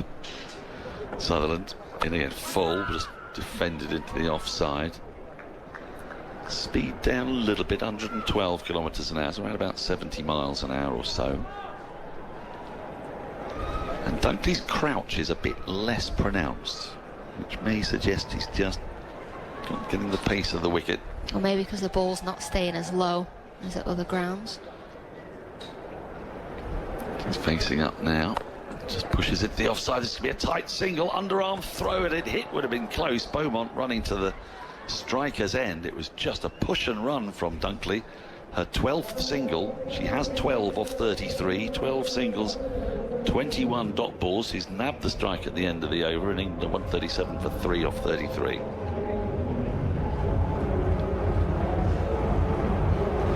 Well, someone's got to go somewhere at some point. Yeah, for me, obviously England's new thing is take the game as deep as possible, but I would like to see Dunkley be a little bit more busy now. Yeah, you fancy there've got to be some risks to be taken here. Yeah. There's still Lamb and Capsey. Dean has shown that if you lose a couple of quick wickets, she can bat around an established batter. If Beaumont can still be there at 40 overs, then she can start having some fun, I reckon. And she'd have 100 on the board. Molyneux back in the attack, replacing Gardner. Her first 4 overs went for 18, but she did pick up a wicket of Knight, pinned on the back leg, front leg, but right back in the crease. As Molyneux tosses one up that's tucked into the onside, but straight to Gardner at short mid-wicket, and there is no run. Molyneux left arm round the wicket, not particularly renowned for flight, particularly. She tends to bowl it quite flat. Dunkley is crouching a little bit lower against the spinner. She goes back into her crease to a straight ball that she works up to the left of McGrath. Long off, takes a single. Goes to 13, 138 for 3. after the power play, there's only been 2 overs that have gone for more than 6 in the over. Ooh. In the last 23 overs. That gives you an idea of the stranglehold Australia have got. They've been very accurate, remorseless. They've only used the 6 bowlers today, no sign of McGrath or Perry. Whereas the ones that would definitely not bowl would be Litchfield, Vole and Mooney, weren't they? Yeah. Interesting if Mooney did bowl. Although Vole's bowled a bit, hasn't she? Bowled a bit in T20. Short, but tucked into the onside by Beaumont. It was a faster ball, 87.7 kilometres an hour, around 55 miles an hour. Just a touch too short from Molyneux. If you're going to go pace on, just slightly fuller to try and trap Beaumont on the back foot, LBW. She gets the run, takes it to 71 off exactly 100 balls now. Dunkley waits as Molyneux comes around the wicket to her. And she works it into the onside again, slightly to the right of Gardner at short mid-wicket. They take another run on 40 for 3. Dunkley to 14. She still hasn't hit anything other than a single or a dot ball, Dunkley. 22 dots out of 36. Beaumont looks around the field, 4 in the ring on the offside. It's a long off and a long on back. That's tossed up. She works it past the left hand of the bowler Molyneux up to long off. McGrath takes her time, coming in off the boundary, underarms back to the bowler. 4th single in the over, Beaumont to 72, 141 for 3. Something of a hum around the ground, waiting, anticipating that something is going to happen. It's not a bad crowd, given that this is England against Australia as the ball's worked back up the wicket to the bowler. End of the over in a neutral venue. 141 for 3. 34 gone. Beaumont has 72. Dunkley has 14. 16 overs remain. This after Australia put England into bat. And just a reminder that both sides have qualified for the semi-finals. This is really about who's likely to finish top, and the side that finishes top will either play their semi-final in Guwahati if India don't qualify for the semi-finals, or they'll play it in Navi Mumbai if India do. So India are most likely to qualify because they've got 2 games left against Bangladesh and New Zealand. If they were to win either of them, then they're in pole position. They're basically there, barring some kind of weird net run rate miracle. Sutherland is in. This is driven in the air, just over mid-off by Beaumont. It's going to run off towards the boundary, but will be hauled back in. Terrific work. Keeps the scoring to just a couple as McGrath had a lot of ground to make running back. It wasn't perfectly timed by Beaumont, to the bottom of the bat, perhaps. Just see the... No, and that's when was skewed a bit, wasn't it? Just sliced across it, really. Yeah, that's when we're saying, when will she go over the top to try and put a little bit of pressure back on the bowler? Talia McGrath, I reckon she thought for a moment she was in the game. Yeah, because she didn't turn and run, did she? She thought that might be coming down towards her as a swing and a miss by Beaumont. Bounces off the gloves of Mooney, who's standing up to the stumps. There's no run. Beaumont with that 2 before moved to 74, 143 for 3. Looks like Beaumont wants to have a go here at Sutherland. She's decided to tee off. That was... Well, you have your conversations in the middle and talk about, right, I reckon I could probably take down Sutherland. Right. But lovely carry. I mean, if she's going to go after it, it's really testing to be standing up to the stumps against this. She goes for the ramp, misses everything, and they're going to get 4 byes, I think. No, she's got a bit of bat on that. She must have got just a tiny tickle, so she went across her stumps to try and flip it up and over the keeper. And umpire Jackie Williams has decided that that is off a bit of a bat or glove, maybe. Yeah, slower ball from Sutherland as well, just the off-cutter, running her fingers down the side of it. Beaumont gets into position early. I'm not sure what that hit. I don't think it hit anything, but... Beth Mooney was disappointed she didn't get in the way of it, but actually it would have just hit her in the throat. I mean, it's a good option when the batter's standing up to a quick bowler, isn't it? Because, it's a really, really hard job now for Mooney. 147 for 3, Beaumont to 78. Sutherland in again. Slower ball. Larrup high in the air. Should be caught at long on. And is.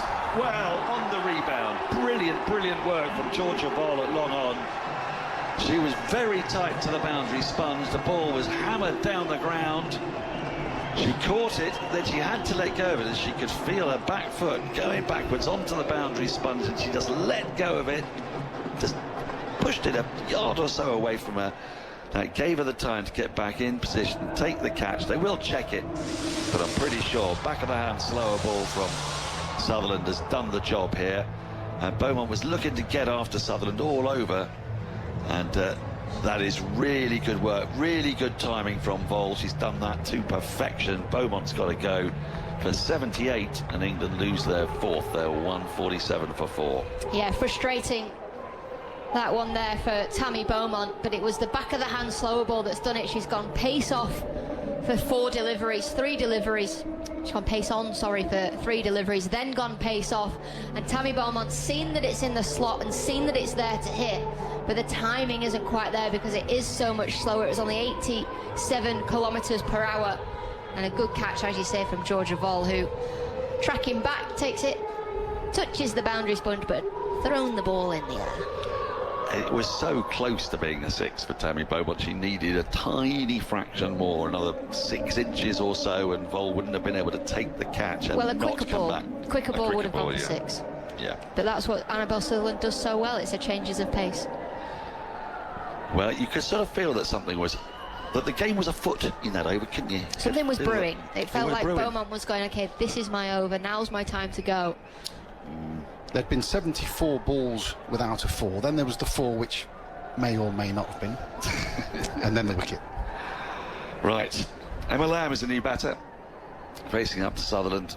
She taps the ball, first ball into the offside, straight to short extra cover, and now the field will close in with a short extra cover. There's a short mid-wicket suffocating the new batter. But what we do know, Annabelle Sutherland's 14th wicket of this World Cup. She's now up top all by herself. Thank you. By how many is she clear? She's 1 ahead now of Deepti Sharma. Well, that's a big blow for England and a big wicket for Australia in this game, as Sutherland is in to complete the 35th over, worked into the onside of the pads by Lamb. She'll take the single as it goes out towards deep square leg. A wicket taking over. Sutherland does 2 for 23 from 6. England 148 for 4.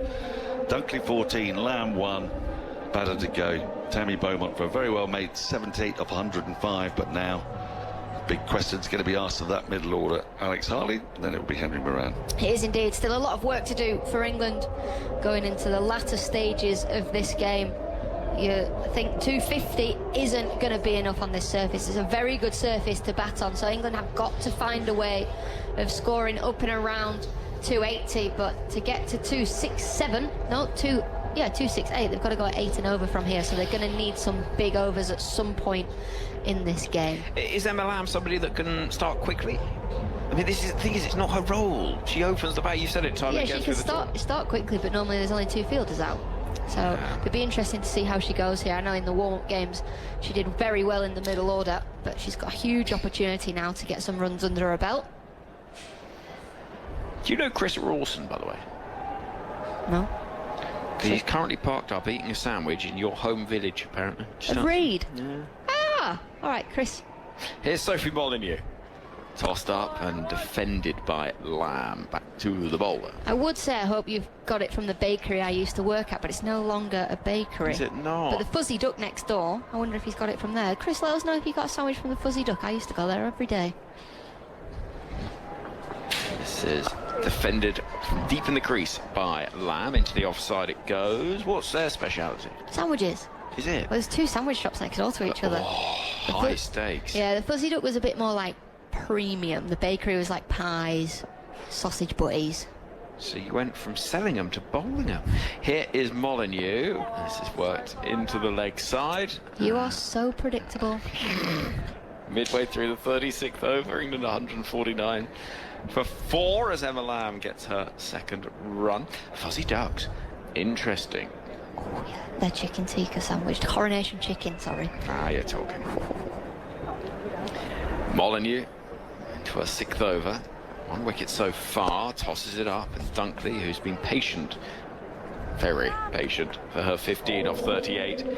We'll see England bring up their 150. 150 for 4. 2 balls left of the 36th over. There we go. As a family, we used to go every day. We used to have a tab, and Dad would pay it off at the end of the month. And we got banned. Did you? Yeah, we ended up racking up quite a big sandwich bill. Did you? Yeah. No more fuzzy duck. Make your sandwiches at home. Here is Moran here, bowling onto the toes of Emma Lamb, who's going to whip that down towards fine leg. Chase on field and won't stop it. A boundary for England. Their second boundary in the space of 8 balls, 154 for 4. Well, Emma Lamb there, just clipping the ball as it's angled down the leg side. So many times you see that go straight to short fine. Somehow it's gone finer of Kim Garth, who can't do anything about it, and this outfield we know is lightning fast. Once it beats the inner ring, quite often it does go for 4.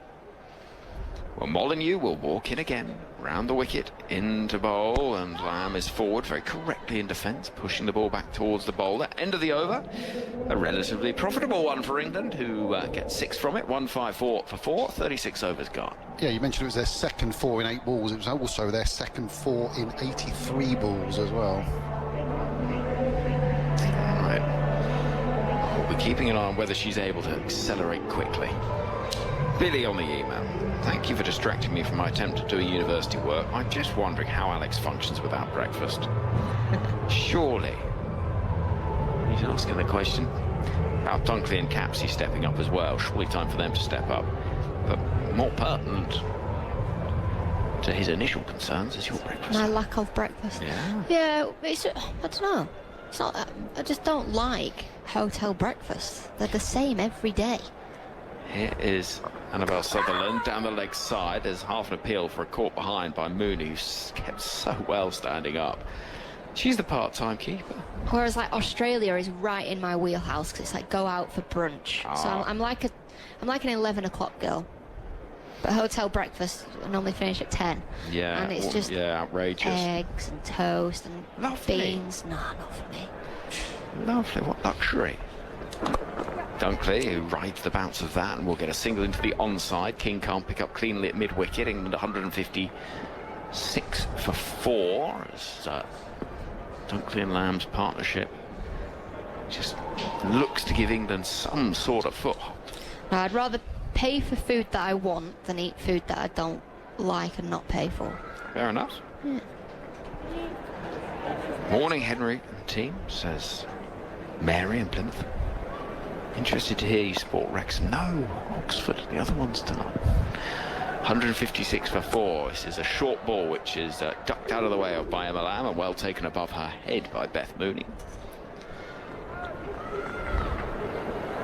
Offside taught Heather Knight, says Mary in Plymouth. Well, that's your claim to fame. Forget the football. This is much more. So proud. I lived in Trinidad for 4 years. And my first one is the Christian name Richard Vivian. Ah, very good. Driven beautifully by Lamb and well stopped at cover by Litchfield. They'll get a single from the deflected little push from the fielder.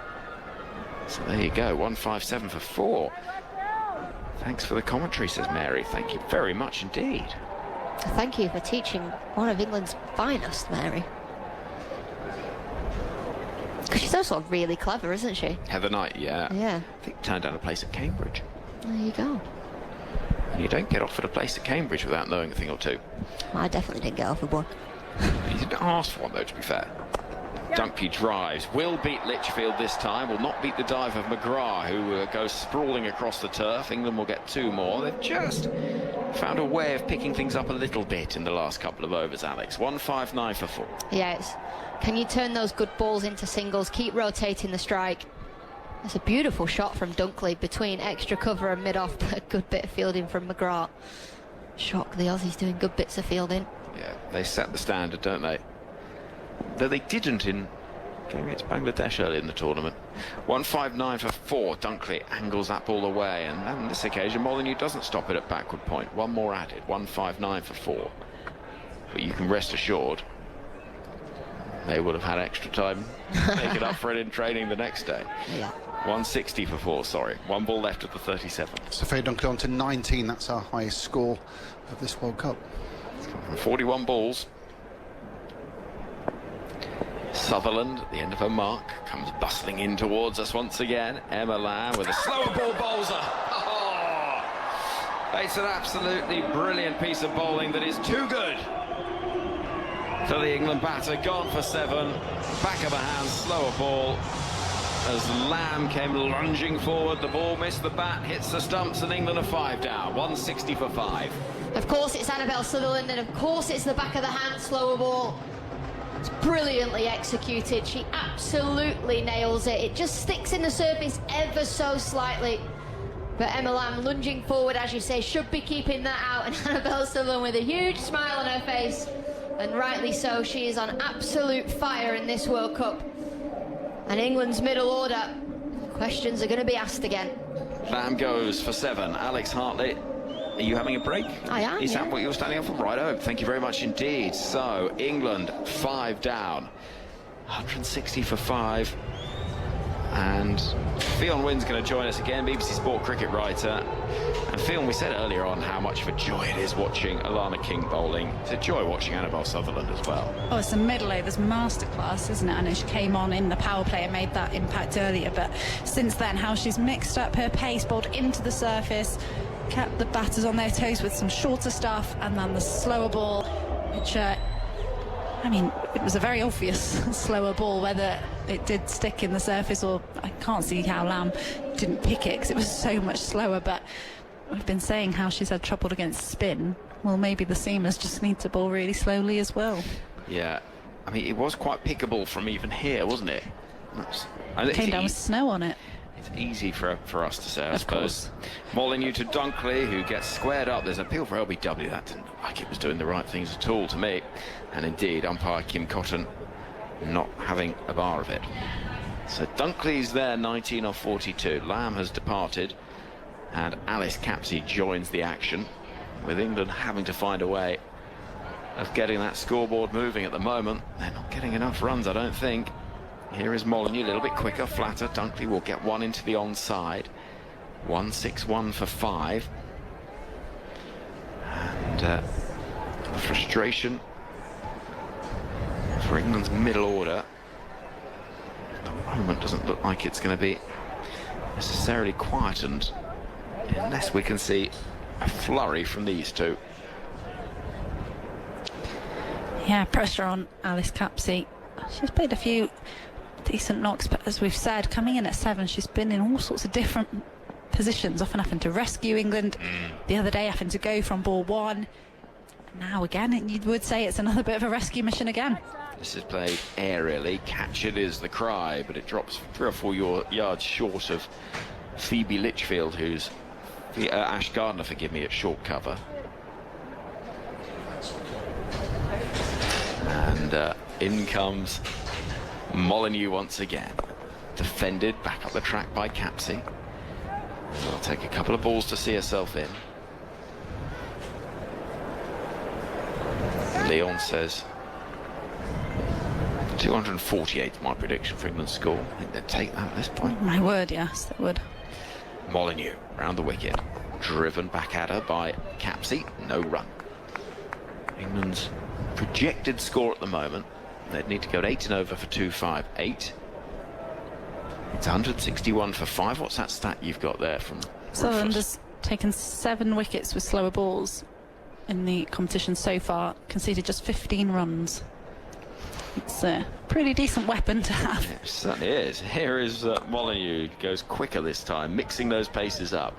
And one will be taken into the onside. They'll turn for a second. That's good running. Dunkley again calling through.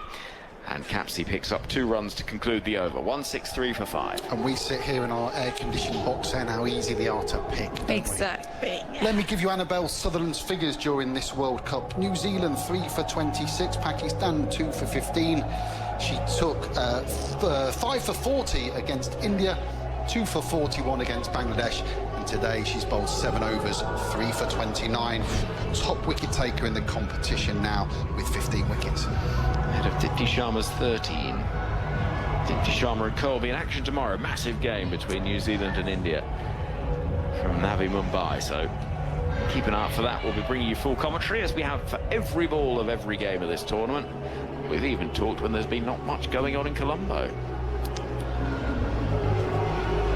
So England's projected score, if they went to 6 and over, 235. 8 and over would take them to 259. I just don't see how they're getting 8 and over at the moment. Alana King's got 2 overs left, and she's so far. Well, they're going to go for 1. 2, yeah. She's bowled 8 overs, 1 for 13. She's coming in for the far end, the leg spinner, bowls to Dunkley, and there'll be no run there. I think she's deserved more than just the 1 wicket, let me say. Dunkley 20 off 44. Just shy of 12 overs left in this England innings. Asked to bat first by Australia. Tossed up, and Dunkley hits that well, but God, what a piece of fielding. And that's the reserve, Georgia Vole, who's taken a stunning catch already and then has just saved probably 4, actually, at mid-wicket. Now the dot ball, 146 of the innings. King walking in towards us, the yellow of Australia. Bowls to Dunkley, who wants a single. That's nicely judged into the offside drop and run. 164 for 5. We were actually saying, I think we said it at breakfast this morning, that it just felt inevitable that Georgia Vole would do something. Yeah, whether she'll... You called it. Yeah, whether it'll be 150 or a screamer to take a really important wicket. We're all getting carried away thinking there's no Healy. Is this England's chance? No. Well, we don't know yet. There's a long way to go. But there was just a sense that she would make her mark in some way because their depth is just staggering. Average turn today for Alana King, 4.6 degrees. I don't think I've ever seen that. King bowling to Capsey, dropping the bat on the ball and not finding a run. I think it's more than double what anyone else has managed in the game. England don't have such resources in terms of a leg spinner. Not only degrees of spin, the control she's shown to bowl 8.4 overs for 14 runs. Yeah, she's a staggering talent. 164 for 5. There's a straight mid-wicket. They've got a deep cover, deep mid-wicket, long off. And he'll go out towards that deep cover, and with a cry of yes, Capsey will pick up a single. This is where it becomes so interesting to see when you consider, you would say King is probably Australia's best bowler or their most threatening wicket-taking bowler. Sophie Ecclestone is that for England. How will Australia play her? Because England have been very defensive against Alana King, partly because of how brilliant she's been. But just be fascinating to see how different those approaches are going to be. It's cool in the air, and the cry of keeper as the throw comes in to Beth Mooney. Oh, this could be tight. Capsey a little slow setting off and didn't put the dive in. Kim Cotton is initially, I think, saying she's home, and maybe we aren't going to go upstairs. Maybe it isn't as close as I thought, but there was just a little moment where I thought there could be trouble. I think this is close. I think, actually, saying that, Australia are all going back to their fielding positions. Maybe it's not. I think it's already been given not out, isn't it? I think it has been given not out, but I'm surprised Capsey's not dived there. I really am. Yeah, it's a couple. We've seen it a few times now from England's field. We saw Tammy Beaumont put in a brilliant dive. Yeah, she's comfortably home in the end, but we saw Tammy Beaumont put in a fantastic dive earlier, grazing the elbows and the commitment to get to the crease. And Sophie Ecclestone was caught short against India as well. By the way, Alana King, 9 overs, 1 for 16. 3 came from that one. That was quite expensive. Yeah, what's she doing? Get her off. Here is Gardner. Quick ball first up and a stumping. There goes Dunkley. She's out for 22. And it's Ash Gardner. Such a long time tormentor of England with the spin. And she gets her first wicket of the day. It's Dunkley who's gone for 22. England 166 for 6, speared in. And as Dunkley came down the track to meet it, as soon as she missed it, she ended up sprawled, desperately trying to get that bat back in behind her. But by that point, Beth Mooney had long since removed the bails and was on her way past her to celebrate. Well, if King doesn't get you, Ash Gardner will. It's been a masterclass from Australia here throughout these middle overs. Sutherland, King and now Gardner. They've had England tied in knots, going absolutely nowhere. And even though we were saying how positively England started through Tammy Beaumont and Amy Jones, ever since then it's slowed right down and they've just squeezed England ruthlessly. And the pressure told on Sophia Dunkley there, 22 from 48. You could see her really battling against how she wanted to approach the innings. And Again, England's middle order is really struggling against the spin. And so Dunkley goes, Charlie Dean comes in at 8. And now England really are under the squeeze, under the pump, this Australian side. Charlie Dean's played some really, really important innings for England throughout this World Cup. She's been a bit of the glue for England at number 8 in a really strange way, but she's got just over 10 overs to bat now. And there's an appeal for LBW from Beth Mooney. It didn't look a bad shout, was probably going down the leg side. It was not a million miles away from being an awkward one, but I don't think there was quite enough going for it. Gardner will walk in past umpire Kim Cotton again. And Dean wants a single into the offside. She'll call through Capsey and she'll get that run as well. England 167 for 6. Yeah, Charlie Dean's importance to this England batting lineup. We've mentioned 5, 6, 7 a lot today. Between them before today, they'd hit 111 runs. Charlie Dean herself has got 98. Gardner walking in to bowl to Alice Capsey, who's on 3 from 6. Capsey whips the ball through mid-wicket for 1. Yeah, she hasn't got the explosiveness of, like, we've seen so many runs from number 8s, haven't we? Nadine de Klerk for South Africa and Risha Ghosh for India. They're playing those kind of finisher, really dynamic, high strike rate roles. Dean's more of an accumulator, not flashy. He's got a very simple game plan, but it has been effective. Whip towards mid-wicket from Dean. But it is a concern how much England have needed it. I think you make a good point, though, isn't it? Your engine room is what provides you with the power. She's not that. No. And she shouldn't be asked to be that, really. No. Dean defends, and there's no run. Her role should be one of accumulation and support as opposed to having to actually find the run scoring. Daniel Norcross is standing by to take up commentary with England. 168 for 6. And 10 overs left in the innings. Careful as you go, everybody. Yeah, Australia turning the screw with 10 overs to go. This is what they do so well, is when they sense an opportunity or when they sense any sign of kind of vulnerability, they're just ruthless. And England up the strike rate a little bit, but it's that with 44 for 3 coming from those previous 10 overs, so they're going to have to go at a little bit more than that from these final 10 if they're going to post something that is going to challenge the world champions. Lana King is going to bowl her last over. 1 for 16 from her first 9. Tosses up, defended on the front foot. There's no run. Can you believe, I mean, we couldn't believe it at the time, that Lana King didn't play in Australia's T20 World Cup side last year in Dubai and Sharjah? And guess what? They didn't win. She's in now, and Capsey goes back into her crease and punches off the back foot. She'll just get the single out, the sweeper and the offside. It's kind of, it was baffling at the time, and it's even more insane now. They went with Georgia Wareham as a general rule, didn't they, in that tournament? But then when you see her here, you think, in T20 cricket as well, it's just a nightmare, because you've got to attack her. But you can't. But, well, every time England have tried... Yeah. In fairness, they haven't actually tried very often. No. They've sort of gone for the path of least resistance. We've not seen any reverse flicks or ramps or sweeps or any improvisation, as Dean is on strike now, and she's beaten by a sharply turning leg break into the gloves of Mooney. Brilliant bowling. Again, I mean, that's the figures tell you one thing, and then I don't know how many times she's beaten the bat now. She could have easily had 4 or 5 by now. Yeah. Well, I mean, that would require batters to actually lay about it. That's true. A lot of the time, which they're not capable of doing, as this is guided away, and it's, of course, brilliantly fielded at short third. Fantastic diving effort. Prevents more than a run. It would have been 4 otherwise. It was not quite nicely played, this, by Dean. She waited for it, and then played it at a late cut. But, no. No, nothing's getting past. None shall pass. 170 for 6. King bowls a penultimate ball. That is, again, crunched off the back foot by Capsey. A little too short that time from King, and she's able to get the single. Capsey.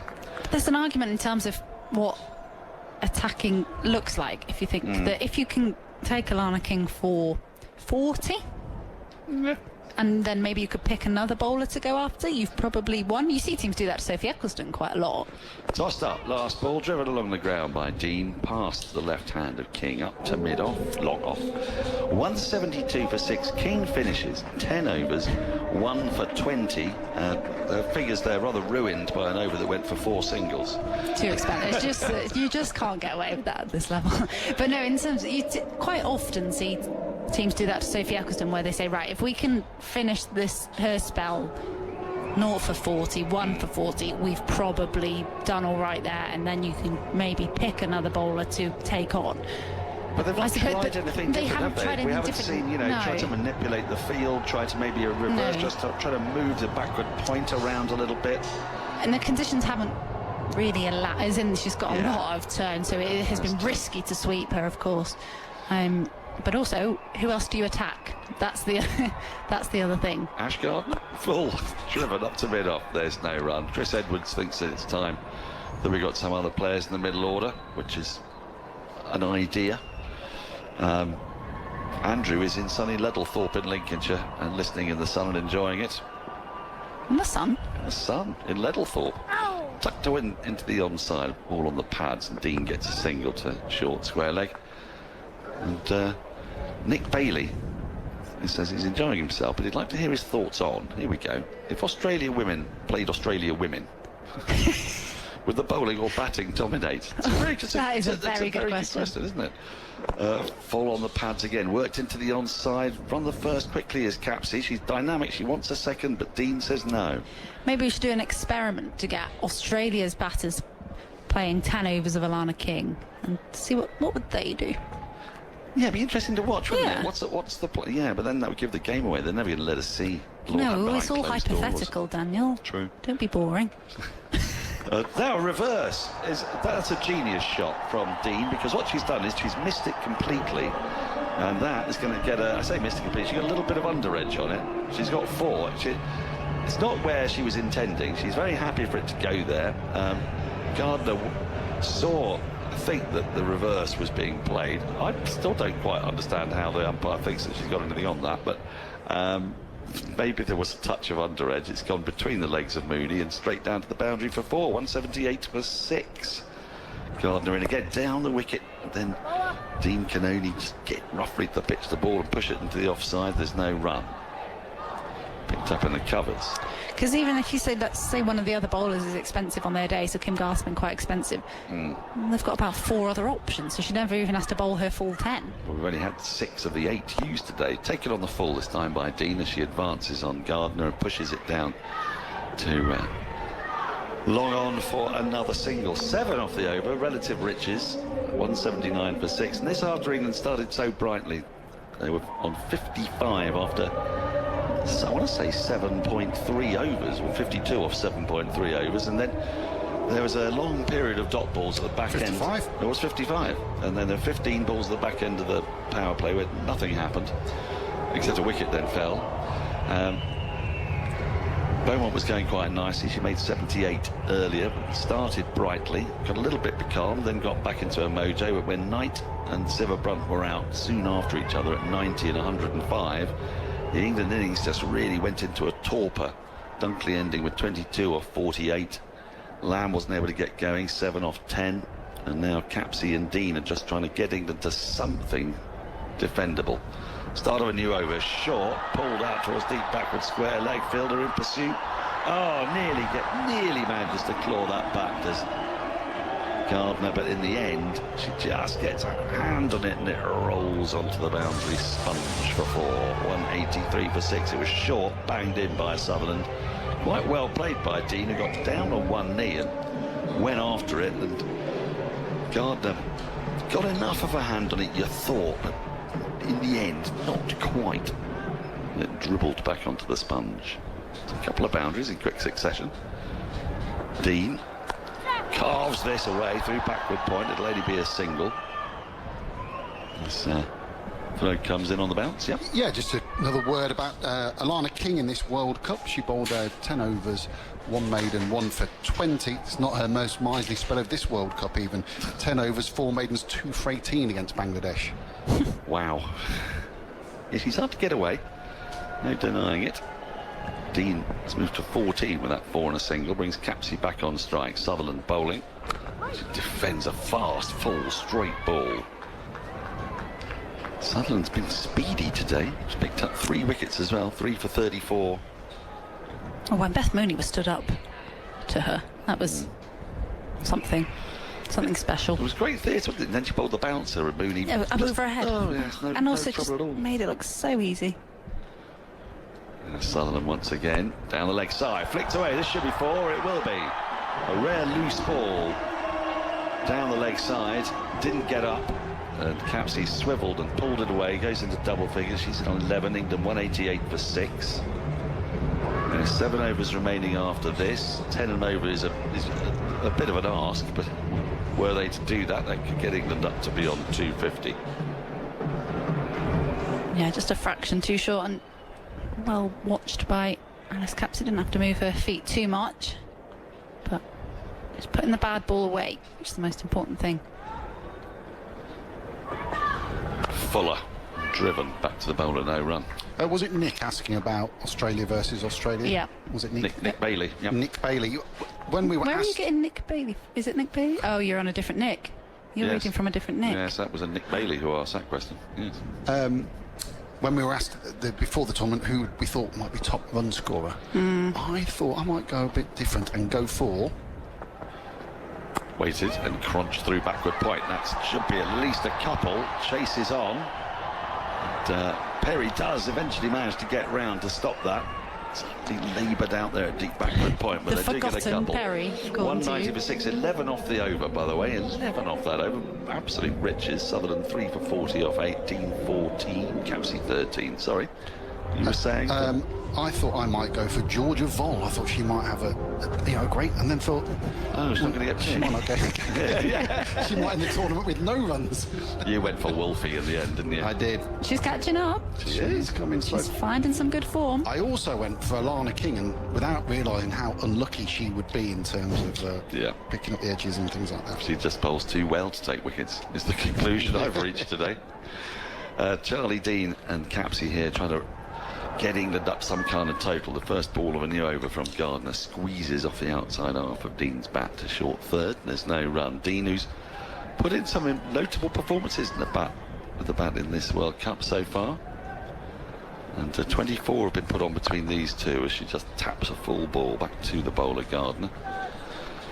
Fields in her follow through. That's the other thing they've done, isn't it? They've just saved 4s, they've saved 1s, and the bowlers have been tiggerish off their own bowling. Full toss, hammered down the ground, 1 bounce. And, thrown in by Sutherland, just the 1 run, 191 for 6. By the way, who was talking about paternoster lifts, by the way? Not me. Yeah, we were, yeah. Were you? You a big fan? Henry was, I think. Because Nick Clooney went to Sheffield University in the early 80s and had a paternoster lift and used to race it up the stairs. Full driven into the onside, but without timing, there'll just be 1. Yes, just 1 more for Capsey. Takes it to 14, 192 for 6. Yeah, believed to be the largest of its kind in the world. What, the one at Sheffield University? Yeah, apparently. Really? Yep. There was one at Leicester University. The things you know. Well, no, we looked it up earlier. Right. It wasn't the knowledge of football league teams with X in their title, which we had earlier. Oh, yeah. It was, I've got the ones that end in E as well, because that's always a fun one. We've already had one of them in Port Vale, but there aren't many that end in E. Full, driven, but straight back to the bowler, and there is no run. Over rate's rather good, isn't it? A lot of spin.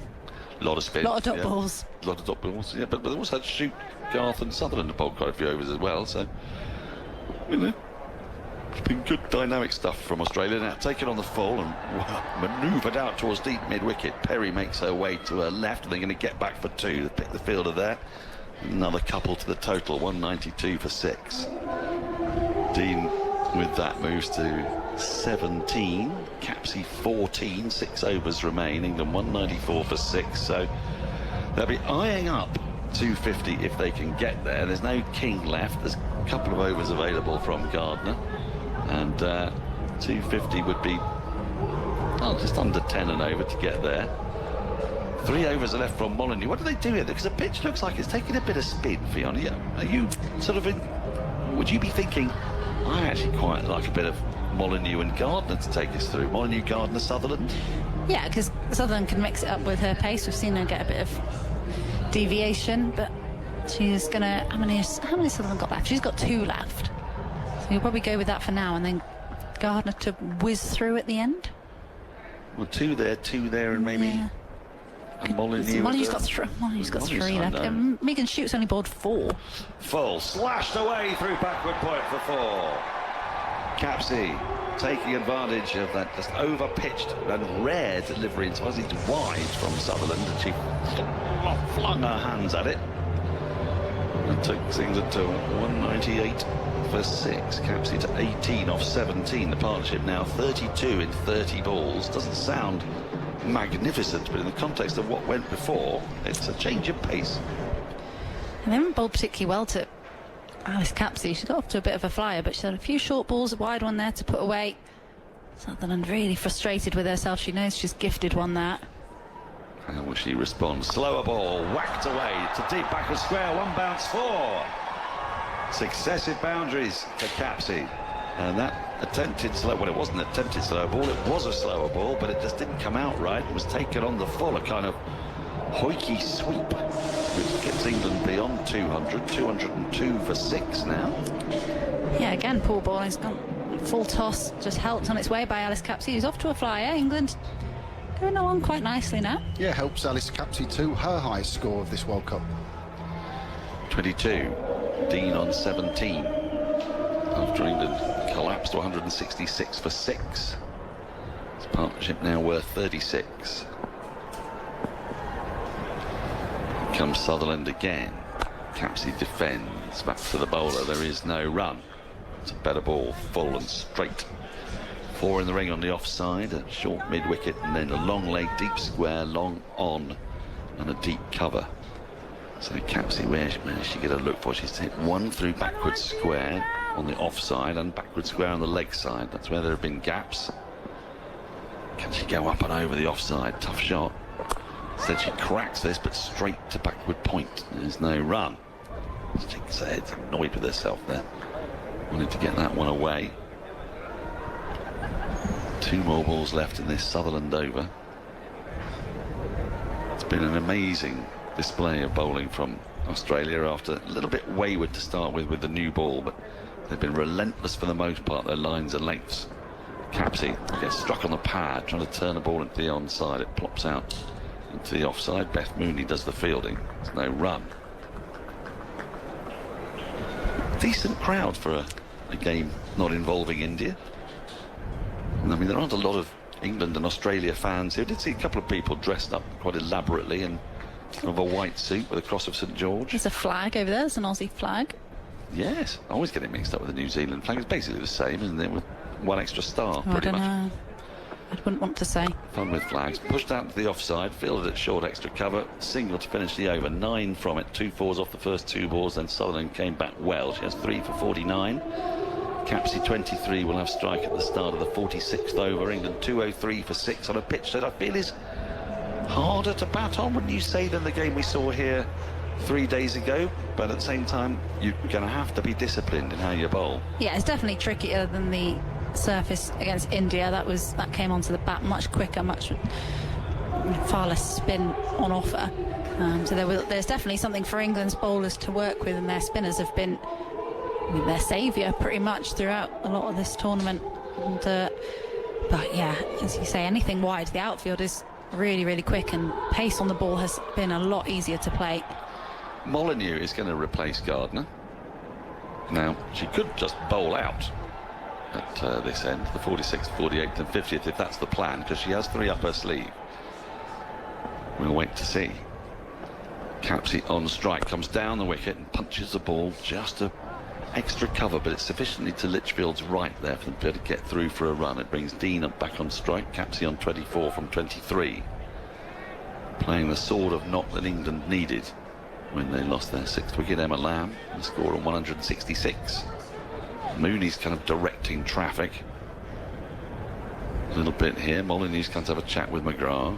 Phoebe Litchfield's having a dance. She is having a dance, isn't she? She's thoroughly enjoying herself.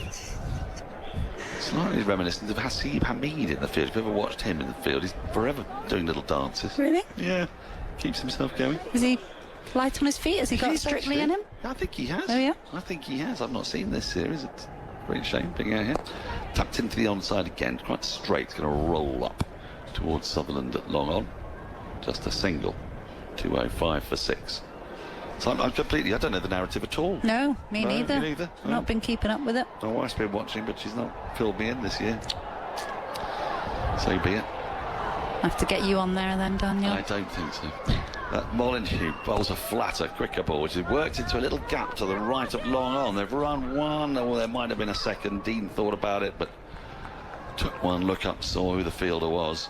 It was Sutherland. I think Neighbours' bad boy Paul Robinson has had to withdraw with injury. No, yeah, has he? He got injured. No, not Yeah. Neighbours' bad boy Paul Robinson. That's him. I didn't know he was a Could they bad get boy. Jack Lasseter in to replace him?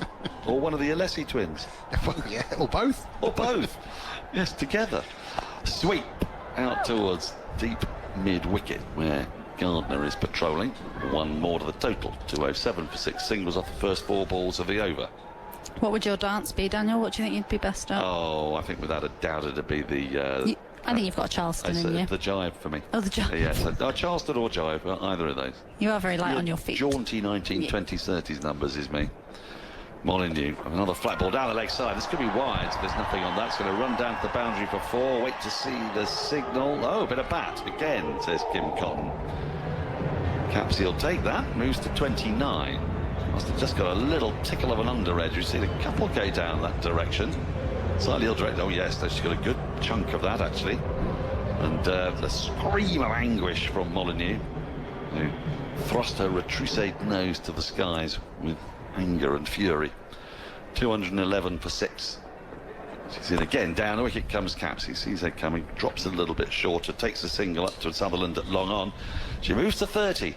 England 212 for 6. 4 overs to go. The partnership now 46 off 41. Digging England out of something of a hole. But is it enough? Thoughts from field when before we go for the double change. Henry Moran's going to come and replace me, and Alex Hartley will take him through the end of this innings. Yeah, 4 overs to go. It's been nice and proactive from Dean and Capsey. Dean in particular, again, playing another really important cameo, and Australia have just let things go a little bit to Alice Capsey, but a little bit too wide to her. She's raced to 30 from 26, so a huge last 4 overs now for England. If they can get up to 240 or so, they'll be thinking that's a very good recovery. Thank you, Ffone. Sutherland starts a new over, and it's cut away nicely by Capsey. Under dark skies here in Indoor, whose development authority building is gleaming down from the distance over to our left. 213 for 6. Alex Hartley joins us. Alex, you seemed a little frustrated at the back of the room. I just think England were in such a good position post power play to get that 280, maybe even more on the board. Yes, obviously Australia have bowled incredibly well, but maybe the conservative approach. So Dean will clip down the ground for 1 run. 214 for 6. Was maybe taken slightly too literally. I understand that Alana King bowled incredibly well, but just feel that 250 isn't going to be enough against this Australia side. Yeah, it doesn't feel that way, does it? It just... I don't know, on a good batting track, you feel the sky's the limit for Australia. You really do have to sort of blow them out the water. Capsey is trying to do just that. Well, that's a good-looking shot. She's going to get a 1-bounce 4 over mid-wicket. This is as well as I can remember Alice Capsey playing for England. She's on 35 from 28. Yeah, it's really nicely played that from Alice Capsey. Taking on the back of the hand, slower ball from Annabelle Sutherland with the slog sweep. There is no deep mid-wicket. And I think Alice Capsey's one of those. She's actually looked in decent touch throughout this World Cup. Against India, going for the reverse sweep, being caught in the covers. I could forgive her for that because there wasn't long left in the game. You get that over, it goes for 4. Pressure back on the bowler. Well, she's done exactly that here, putting the pressure on Sutherland. Sutherland runs in. Capsey waits. She goes hard at that again, but on the bounce it'll land at the feet of Megan Shute down at long leg. So just the 1 added. 219 for 6. England in the last 30 balls have scored 41 without loss. Yeah. Which is much more like it. Picked up that run rate. Well, the previous 4 brought up the 50 partnership between these two. Well, these two have got to try and go at 10 runs and over. 3 to come after this. Sutherland bustles in once more. And Dean plays a lovely ramp down to fine leg for 4. Well, these two are really showing some innovation, some ambition, and some much needed scoring of boundaries for England here, with a ball left to the 47th over. This over has gone 1-1-4-1-4. Sounds like a phone number. Doesn't it? Charlie Dean's been excellent throughout this World Cup for England with the bat. In particular, she's really showing the all-rounder that she is. Talia McGrath, sorry, just... If she had a beard, she was stroking it, just as thinking. Do you know how men do? Yep. They stroke their beard as they think. Well, she's just stroking her chin. I know what you're saying. If she had a beard, she'd be stroking it. But instead, she's stroking her chin. Yes. 223 for 6. And Dean gets in a bit of a tangle as an appeal for LBW from Beth Mooney behind the stumps, but nothing doing. So Sutherland will finish with a slightly expensive over, 11 from it, but still ends up with 3 wickets for 60 runs from 10. And a return that sees her become leading wicket taker in the tournament. Phil? Yeah, she is. She bowled 10 overs, as you say, a complete spell. First 5 overs went for 16, which means her second 5 went for 44. Whoa. Well, England have managed to try and at least muscle their way towards something competitive. They can go 10 and over and breach 250. It'll give them something to bowl at, Alex. Yeah, it will. It will give them something, but they've got to try and get that 250. This Australia side, yes, they're missing their captain and their opening bat, but they've replaced her with a pretty good talent in Georgia Volt at the top of the order. Molyneux's got 2 overs in theory that she can still bowl, and she's coming in now. Figures of 1 for 40. Left arm spin. Coming to meet it is Capsey. Punting it down the ground for 1 run. 224 for 6 into the 48th over. By the way, thank you to Hypercourse, who has let us know that Alana King's 1 for 20. In terms of economy rate, I'll give you the exact numbers. Don't want to get it wrong. Here's Dean to meet the ball, and it's dropped into the pitch by Molyneux, who saw her coming, and 1 is taken down the ground. 225 for 6. Alana King's 10 overs, 1 for 20, the most economical 10 overs bowled by an Australian bowler in women's ODIs against England since Lisa Sthalekar, 1 for 19. Well, BBC's Lisa Sthalekar now. Clipped away, nicely timed by Capsey, up towards wide long on for 1 more. She moves to 38. England 226 for 6. That was in the 2013 World Cup. 10 overs, 5 maidens, 1 for 19. Bowling. Yeah. That was a low-scoring thrill at the Brayborn, if I remember right. Yeah, England... Well, it's an amazing stat that I read earlier. As in is Molyneux, reverse sweep attempted, nicely played by Dee, but there is a fielder at deep backward point to field and pick up. 2-7 for 6, 4 singles to start the over. England have never beaten Australia at a neutral venue in an ODI at 16 attempts. Mad that. Molyneux. Bowling, appeal for LBW, and up goes the finger. And so Alice Capsey's been given out. She'll surely review it, because you might as well, but she's been given out for 38. And, review it. Well, you might as well. Is she going to? Yeah. Yeah, she has. So that feels sensible.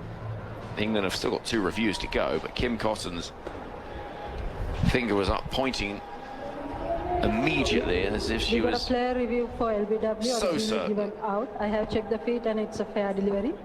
I'm looking at the split screen. Yeah, take it forward. Yeah, ball is passing close to the bat. Can you give me the outrage, please? Is it sliding?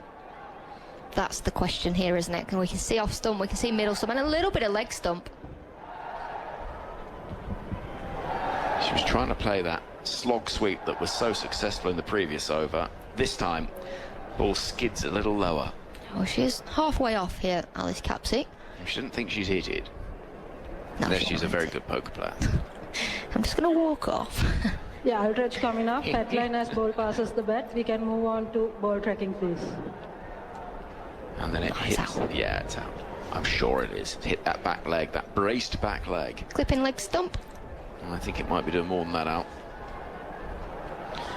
Here's ball tracking. Ball tracking coming up. Original decision now. Pitching in line, impact in line, wickets hitting. Kim, you can stay with your original decision. Stand by. You're on screen, make the signal. So 38 from 32 from Alice Capsey, who has contributed there and has done her credentials no harm at all in a partnership that was worth 61 or 52 comes to an end. That was a good partnership, however. Yeah, happy with that. And I think Alice Capsey then just looking for the boundary, so you can't really blame her. Molyneux, a canny bowler, had just gone for 4 in the over, so England really needed a boundary. Alice Capsey is a decent knock to get England up and over 220. Yeah, falls 6 short of her highest ODI score for England, but it's her highest score of this World Cup and her highest score away from English soil. So she's never got a 50 in ODI cricket. No. How many innings? 44. Innings 25. That is extraordinary, isn't it? Sophie Eccleston comes to the middle, and she always walks out dragging her bat a bit like a disobedient Dasher not wanting to go on a walk. Sophie Eccleston, who can hit the ball a long way. Waits for Molyneux. Doesn't hit it a long way on that occasion, just as far as fielder Vol, who's taken one brilliant catch already today. She'll be opening the batting for Australia, deputising for Elisa Healy. But the end of the 48th sees England at 227 for 7. 4 from the over, the wicket and the dot. And so England will need to go at over 10 and over to reach 250. An innings that started very quickly indeed, but then just really suddenly and dramatically tailed off at the back end of the power play. Australia finding a way of drying up the run scoring, and then they've had to squeeze on ever since. Yeah, at one stage the run rate was up and above 7 and over for England. And then Australia have brought themselves back into this game so well, as they do on many, many occasions. Never really let their heads fall, never really feel like they're out of the game. But Alana King, unbelievable with the ball, getting 1 for 20.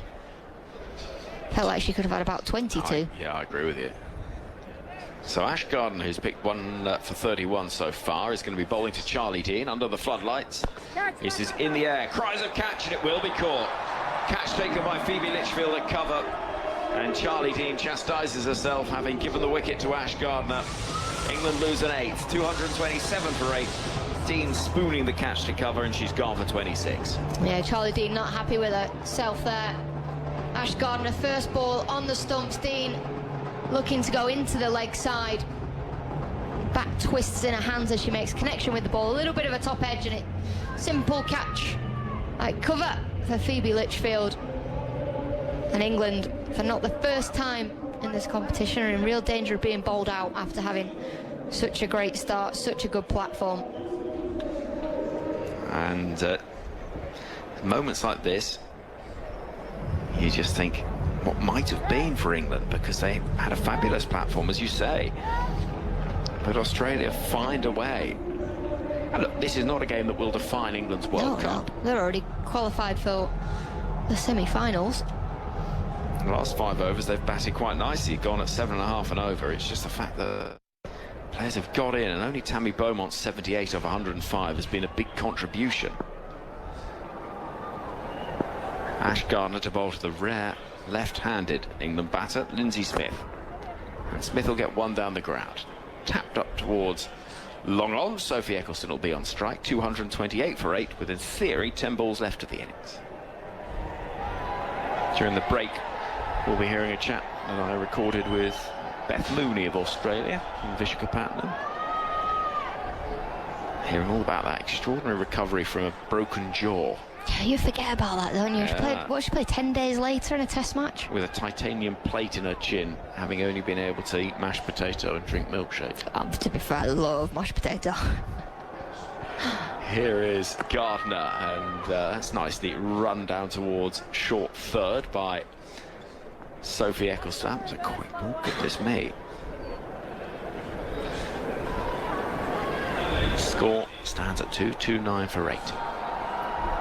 Yeah, she will reveal it all, but it's remarkable to have suffered that sort of injury and be back playing.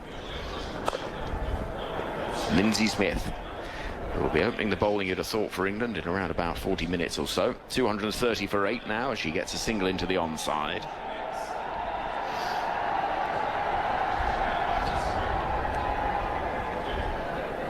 What do you think par is here, Alex? 270. That's a loose delivery, which will be signalled wide by umpire Jackie Williams. 231 for 8 now. I think England were probably about par against India the other day, maybe just above. Here comes Gardner. Eccleston swings for the hills but gets nothing on it. Brilliantly taken by Beth Mooney, who's been immaculate with the gloves today. It's well bowled from Gardner as well, who's bowling those wide Yorkers out of the arc or the hitting arc of Sophie Eccleston. 2-3-1 for 8. 7 balls left of the innings. Here is Gardner to bowl her final ball. Still the little minute modifications to the field being made by Australia, who've got a deep cover, long off, long on, deep mid-wicket on the boundary. As Eccleston will drive through the offside and find a gap for 4. Well, she didn't have much room to work with, but she did manage to find that gap, and a little punch of the gloves of Lindsay Smith, and valuable runs from the bat of Sophie Eccleston. 2-3-5 for 8. Really nicely played from Eccleston. Ash Gardner again going for that wide Yorker. Doesn't quite get it wide enough, so Eccleston, it's not quite on the wide line, but brilliantly played. Square of the wicket, everybody in front of the wicket was out, extra cover mid-off, so anything square and through that inner ring would have squirted away for 4. But she gets 4 runs. 2-3-5 for 8. By the way, on BBC Sounds, 3 things for you to get stuck into once the entertainment from here is done for the day. From the Ashes, Stuart Broad, brilliant interview, looking back at his amazing Ashes career with Stefan Schemmel.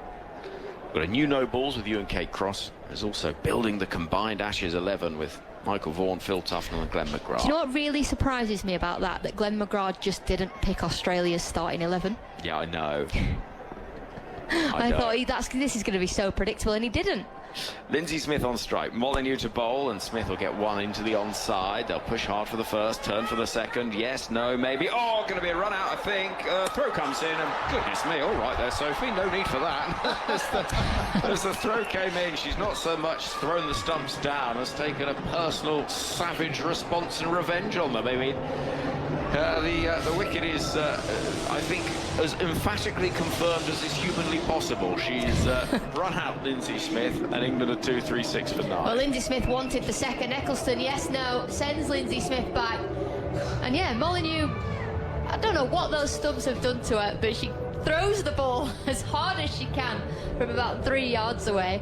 Had that have missed the stumps, it might have even gone for 4, but it clatters middle stump, and Lindsay Smith is out by a country mile. That is the sort of way that you might throw a foam ball at a sibling. Do you know what I mean? Like, get away! Oh dear, it's amused the Aussies, I tell you, in the dugout watching the replay. 2-3-6 for 9. Or a bread roll. Possibly. You know. I don't think I've ever thrown a bread roll at anybody. Have. Bet you have. I don't know if I have. No? All right. 2-3-6 for 9. England in danger of not batting out their overs as Lauren Bell walks to the middle. And Molyneux has Sophie Eccleston in her sights. Can England find a boundary or two just to give them a little bit of impetus at the end? Well, Eccleston's got to face all remaining balls here for me, because she is a boundary hitter. Molyneux to Eccleston, and she will get 1 into the leg side. I'm not sure Lauren Bell is quite such a boundary hitter. But England moved to 2-3-7 for 9. Australia have bowled out the opposition 16 times. The last 19 times they've bowled in ODIs. Wow. I'd love to know what Beth Mooney's saying behind the stumps here, because I remember once going out at number 11. Beth Mooney was like, oh, here she is, the best batter in the team. I was like, mate, come on. You know I'm going to get out. But you didn't. I did. Worked into the onside by Lauren Bell for 8 single. 2-3-8 for 9. What, it was a WBBL game. Right, yeah, you big bash. would have got that. Yeah, you would. Yeah, I think I got 4 ducks in a row. Well, they say you should try and do that. Well, I was on for a bunch of ducks. Got dropped at deep mid-wicket. Don't know what I was doing trying to slog one to deep mid-wicket. I don't know what you're doing, managing to get it that far. Me neither. 2-3-8 for 9. Molyneux to Eccleston, who, well, somehow sees the ball go towards short third. Off what or whom or how, I don't know, but buys a signal, so must have come off Beth Mooney to end up there. 2-3-9 for 9. 2 balls left of the innings. Yeah, Eccleston stepping right outside the off stump. Here we go. Hit that into the onside. Oh, there's the stump cam with Molyneux throwing the ball down. It's vicious. 2-3-9 for 9. Lauren Bell waits. Wide stance, and here is delivery, which she's driving towards cover. Misfield. We'll see England pick up 1. And so they will bat out the 50 overs. First time that word has been mentioned on commentary today. Misfield. Yeah. There's been a couple, hasn't there? A couple. Wynne apparently, according to Edwards, says England are still favourites, apparently. No, says Field. She's wagging a finger at me. Edward made that up himself, or? Let's have a look. Fion's going to log in, let us know. Here we go. Final ball of the innings. Sophie Molyneux into bowl, and Eccleston swings into the leg side, and she's going to get 4. So England will finish on 244 for 9. Eccleston 10 off 7. And an innings that started so brightly fell right away, but has at least had a few flourishes towards the back end. We'll see Australia set a target of 245 from 50 overs to inflict a victory on England that would not eliminate England, anything like that. Both these sides are qualifying for the semi-finals. However, it is an innings that I think England will feel they could have scored more from. Yes, there you go, Ffone, 53% England's favour, according to Wynne, which I'm not quite convinced by, Alex, I've got to be honest, but there we go. No, me neither. Me neither. But you never know. A few early wickets put Australia under pressure. England obviously have to back themselves. England have to have the confidence going into the second innings. For me, I think it's a below par total. Are we misjudging it because England started so quickly and so... No, I think... No, I don't think we're necessarily misjudging it. I don't think it was... Well, it wasn't easy against the spin, and England have got some brilliant spinners in Charlie Dean, Sophie Eccleston, Lindsay Smith, so there's not forgetting that at all. But having watched the game here the other day on a different surface, different soil. Oh, it was red soil, this one's black soil. The black soil tends to keep the pitch together a little bit longer.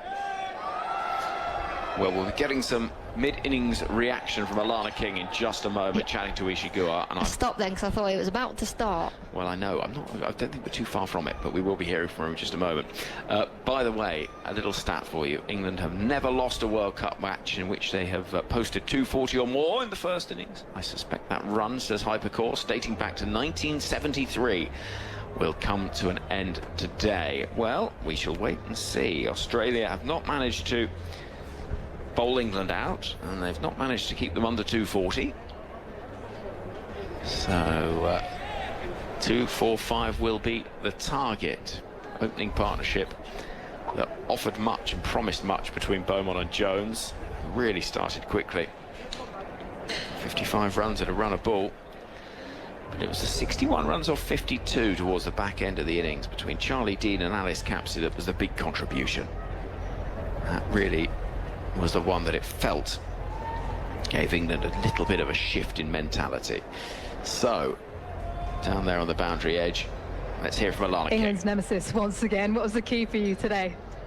Pretty simple, Ish, just keeping it really simple. Keep the stumps in play as much as possible and try extract as much spin as I can. And I'm happy to play that role for this team and create chances, and it's really happy how the ball's been coming out the last few games. Did uneven bounce come into play for you as well today? Sorry, I didn't hear that. Did uneven bounce come into play for you as well today?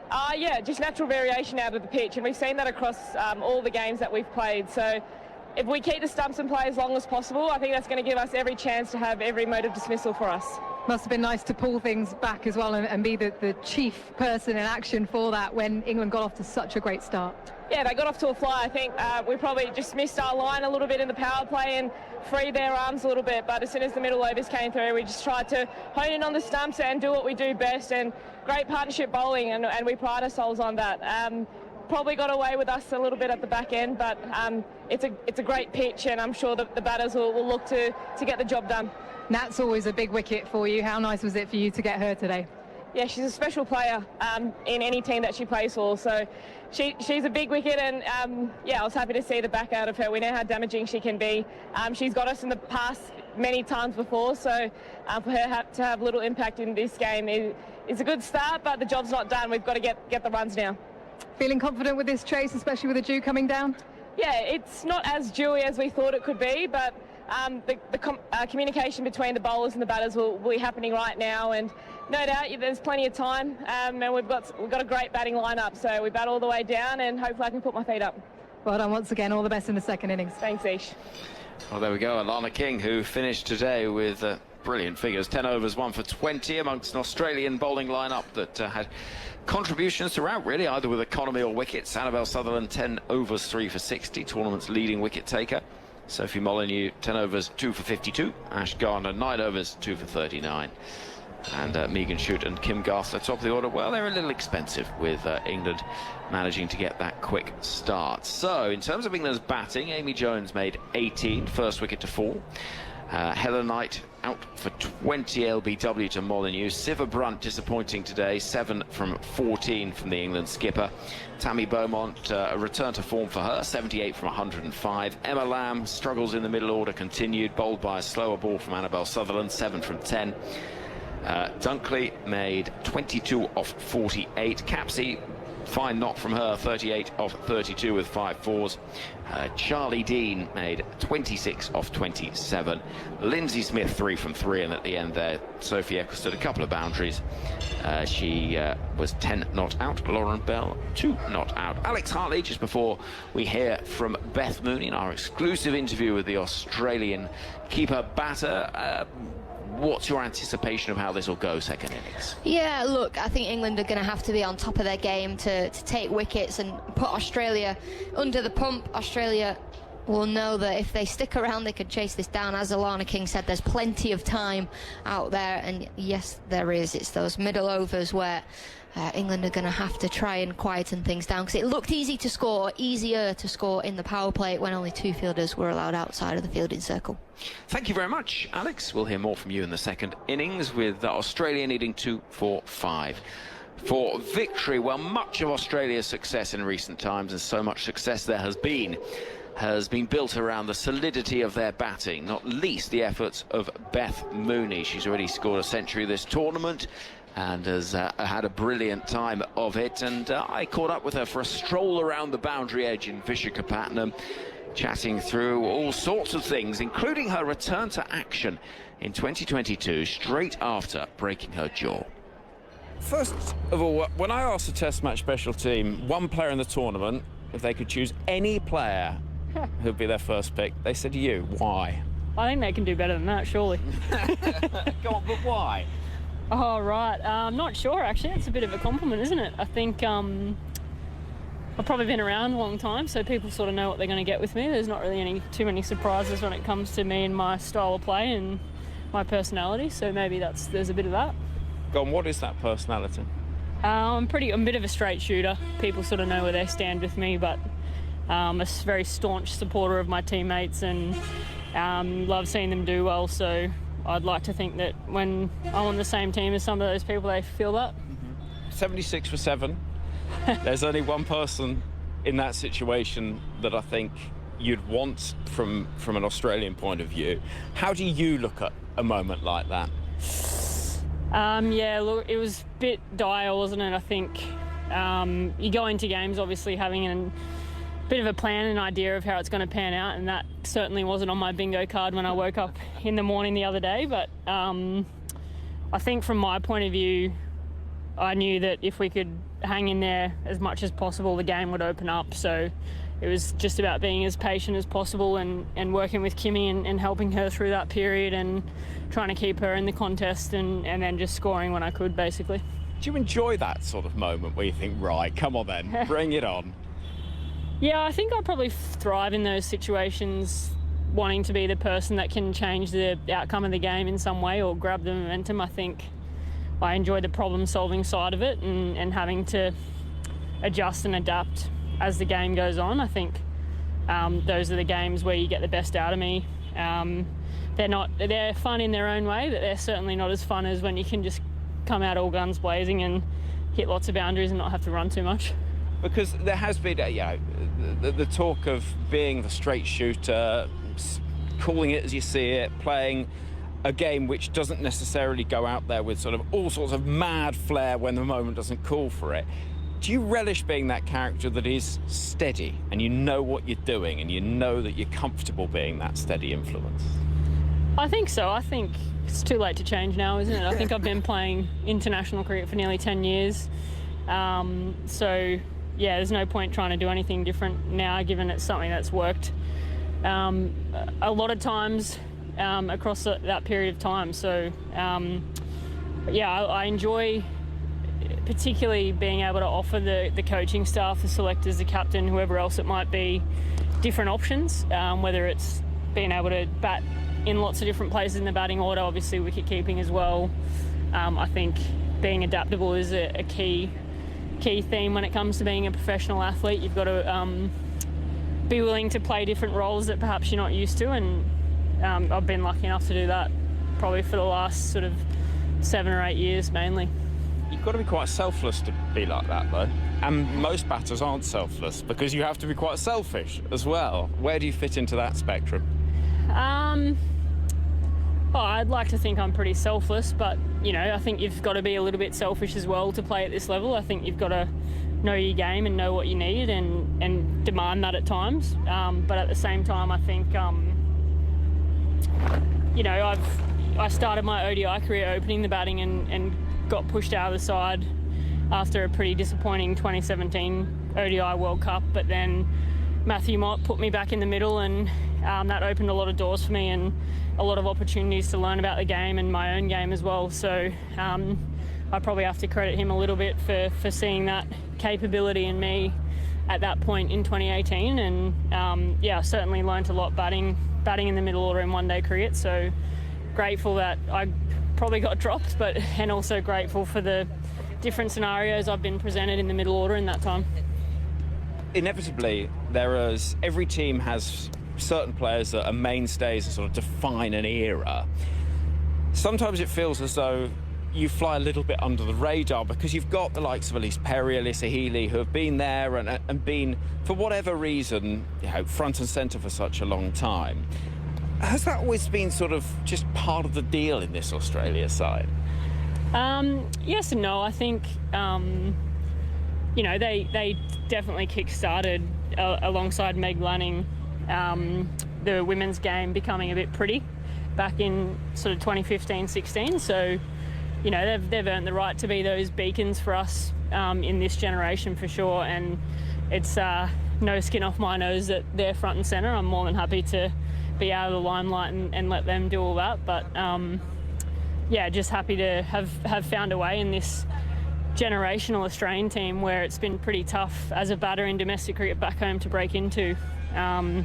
Even when I broke into the team back in 2016, it was tough. So I can only imagine how some of those girls feel back home seeing, the likes of those three. Obviously Meg's retired now, churning out the runs for years and years, wondering when they're going to get a chance. Do you sometimes think, that limelight, if that pressure was on me, actually it wouldn't necessarily sit that well with your character?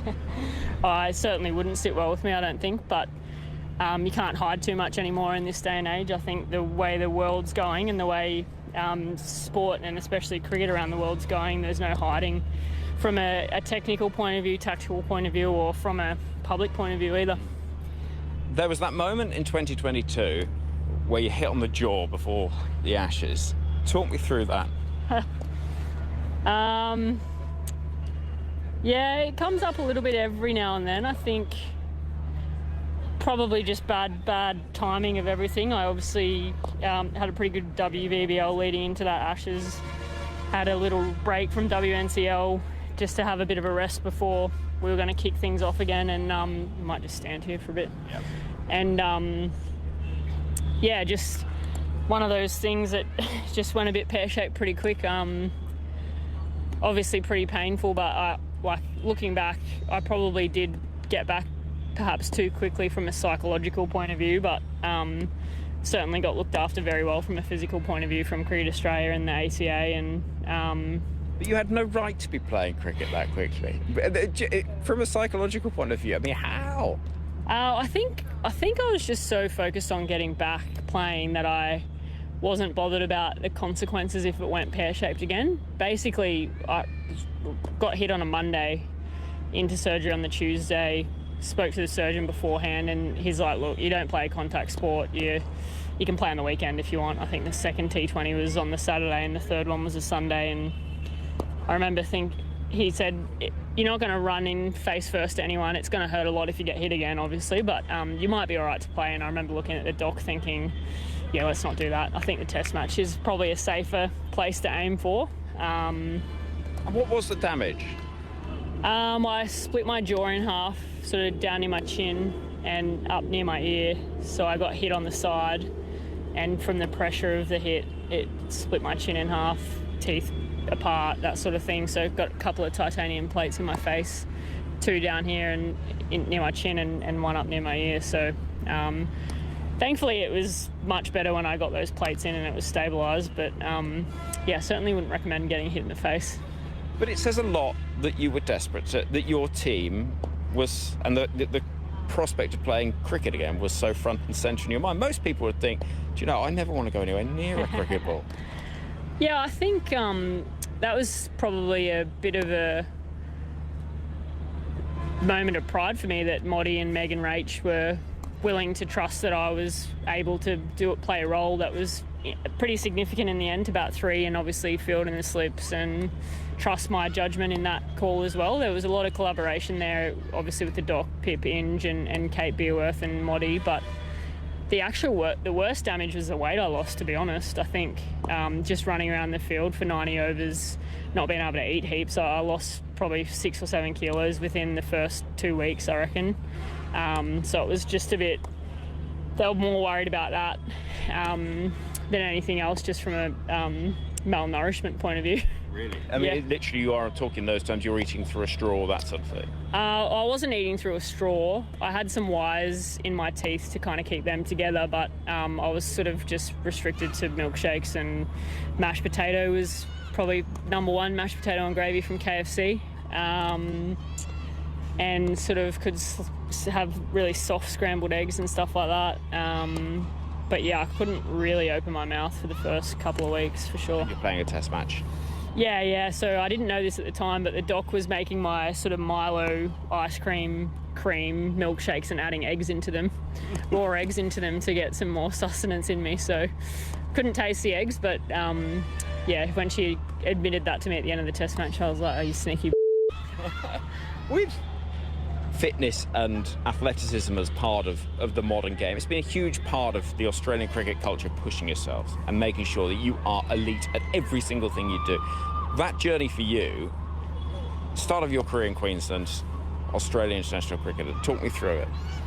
Yeah, I mean, I grew up in the country, well, on a seaside town in Hervey Bay, and played heaps of sports as a kid, just like everyone else did, but I probably didn't really understand what it took to play at the elite level until I left home and got down to Queensland and trained with those girls. And there's one thing about knowing what it takes, but there's another thing about learning how to work hard and be uncomfortable, and I think that took me a little while to find what I was okay doing in an uncomfortable sense. And running wasn't really for me, but cycling was, so I sort of got into that probably in about 2015, 2016, and that really turned a corner for me in terms of being able to do all the repeat effort runs and the 2K time trials and get my body a bit stronger as well. So for me, it's just about making sure I'm doing things I enjoy doing alongside the stuff we have to do, and being okay with the discomfort of some of the stuff we do as well, and obviously that helps with playing in the heat. But the Australian team's obviously evolved since I debuted in 2016, but there's a real sense of pride with the way we work, and people really just not having to be told that they have to go for a run or go to the gym. Everyone just does it because they know how important it is in tournaments like this, especially where you're playing games 2 or 3 times a week in amongst some travel and training and stuff. So yeah, I'm active by nature, I guess, but certainly like everyone else, I don't like the discomfort of the 2K time trial or the repeat effort 200s. And that is a real message that we hear time and again from Australia, is that, you know, if you don't match up to the standards, you're not in the team. Yeah, well, I think so. I think we're really blessed now that we've got that depth in Australian cricket. You know that if you let your guard down slightly, it doesn't take much for someone who's playing really well in domestic cricket to take your spot. So we're seeing a lot of runs being scored in WNCL at the moment, a lot of wickets, and that's just really a platform for girls to have the confidence to come and play in this team. And if they work as hard as us, there's no reason they can't be alongside us in the coming years. So yeah, you certainly can't let your guard down in this group for sure. What's your role in the dressing room? Because you started off looking at teaching as an option, and where do you sit now in terms of your position in that squad?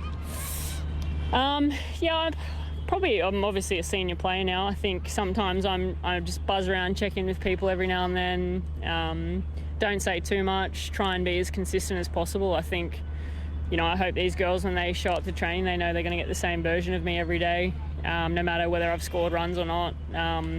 Like to have conversations about batting. It's nice to have Phoebe around in another left-hander and Soph Molyneux, because I miss having Rach Chains around to chat batting, but those two girls especially have been really good, and Annabelle Sutherland loves talking batting as well. So any opportunity we get to learn about the game and learn about each other, I think I like to drive a little bit. But yeah, it's just about floating about and making sure everyone's comfortable and feeling comfortable around you as well. But again, it's that message of selflessness, because every time you talk about other people. Yeah, I think it's hard not to be like that in a team game, and especially cricket, where, like, you know, it might be your day, but it probably won't be, because the stats suggest that you're not that successful in cricket even as one of the best players. So you've really got to jump on board with your teammates and enjoy seeing their success. And I suppose when you look at the squad that's around you, there are so many top pros, but everyone has bad days, because it is, as you say, it's the nature of the game. So you have to have resilience, and you have to be a good mate.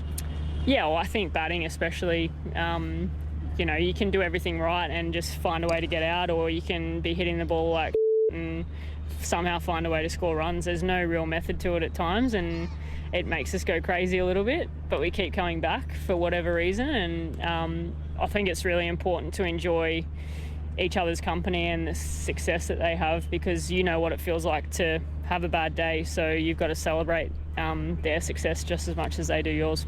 Sounds like there might be a little collection of cricket nerds in that Australian team. Oh, there's probably a couple of us. There's plenty that don't watch any of the games, but there's a few of us that, you know, love chatting batting and games, and even just in the nets, talking about the conditions in the nets and things like that. I think we obviously have a lot of resources within our dressing room staff-wise, but sometimes I think our best resources are our teammates, because they're the ones out there with us, so it'd be silly not to use them. And just finally, that's the cricket. What's downtime look like? Oh, my sister's over here at the moment visiting from home. We've got a visitor period running from CA and the ACA, so little bit of coffees, books by the pool, dinners out. There's not heaps to do in Vizag, so open to any suggestions, but yeah, we had a good time in Colombo in Sri Lanka. That was fun. Nice little break up after being in India for sort of 3.5 weeks. So yeah, just really lucky to see different parts of the world, and if you don't get out, you'll go crazy. So what are you reading? At the moment, I'm reading the new Thursday Murder Club book. Yeah, what's it called? The Impossible Fortune. Yeah. Yeah, so hopefully finish it soon. He's our greatest export. I'm missing home. Do you miss home? Do you struggle? I don't struggle. I think some of the best advice I've got from my sort of really good mates back home is, you know, don't rush your career. You'll miss it when it's gone. So I try and enjoy it as much as I can. Obviously, there's sort of things I miss about home, my dog, Ruby, my family and friends, some of the food and coffee, but that's all going to be there when I get home. So be silly not to enjoy a World Cup like this one. There's runs to be scored. There's plenty of runs out there, that's for sure. Well, that was Beth Mooney there talking to me as we had a little stroll around the outfield at Visakhapatnam. Now, here in indoor, England are looking to show how they've recovered since the women's Ashes at the start of this year. But England's men start their Ashes series in Perth in less than a month. And Ashes and England icon Stuart Broad has been telling Stefan Schemmel his memories of that incident when he didn't walk at an Ashes test at Trent Bridge in 2013. By Agar, Broad's out. He's out. He's flicked that away to slip, I think. He's been taken by Clark. They're appealing. And Alindar, hang on, Alindar's saying not out. Australia have got no reviews left. Broad's coming up, leaning on his back. That looked to me as if he edged it straight to slip. And Alindar's saying not out. And the Australians are furious. Absolutely furious. You've no reviews left, lads. Broad hasn't walked. He's wandering up and talking to Ian Bell. They're standing there. And Alindar is coming down to talk to somebody. He's handing a cap back to the bowler. Now, let's have a look at the replay. It looks to me as if he just run it off the bat straight to slip. Let's have a look. And he did. Straight off the bat. Straight off the wicket-keeper's bat. Let's have a look. He's edged it from outside the off stump. It's just flicked, had it on the way through, and Clark takes a simple catch. He's out. And I don't blame Australia for being really, really knocked about that, for goodness sake. I think it might just have flicked Haddin's glove. And Clark takes the catch. That's out. In anywhere you want. And it's disappointing, I must say, to see someone standing for that. But Broad is not walking. He stood there. There are no reviews left. It was a crucial game. You know, what did we win that test by? 15 runs. 15 runs. I ended up getting another 30, 40 maybe. So I didn't think anything of it. Just went down end of the over, belly, touch gloves. He said, "Did you nick that?" I was like, "Yeah, I nicked it, but there are no reviews and I'm not a walker." Didn't think it. So I played the rest of that day out and then got to the end of the day and Andy Flower came to me and was like, "You right?" I was like, "Yeah, fine." So, "Can you do press tonight?" I was like, "Yeah." Always, if you've been in part of the day. It's just going to be quite a tricky one because what happened? And I went, "What happened?" "What do you mean?" He goes, "Well, you're nicking and not walking." I was like, "But everyone does that." Well, it's become quite a story. And as it unfolded, I think it became a story. So it was the last Saturday before the football season. Yep.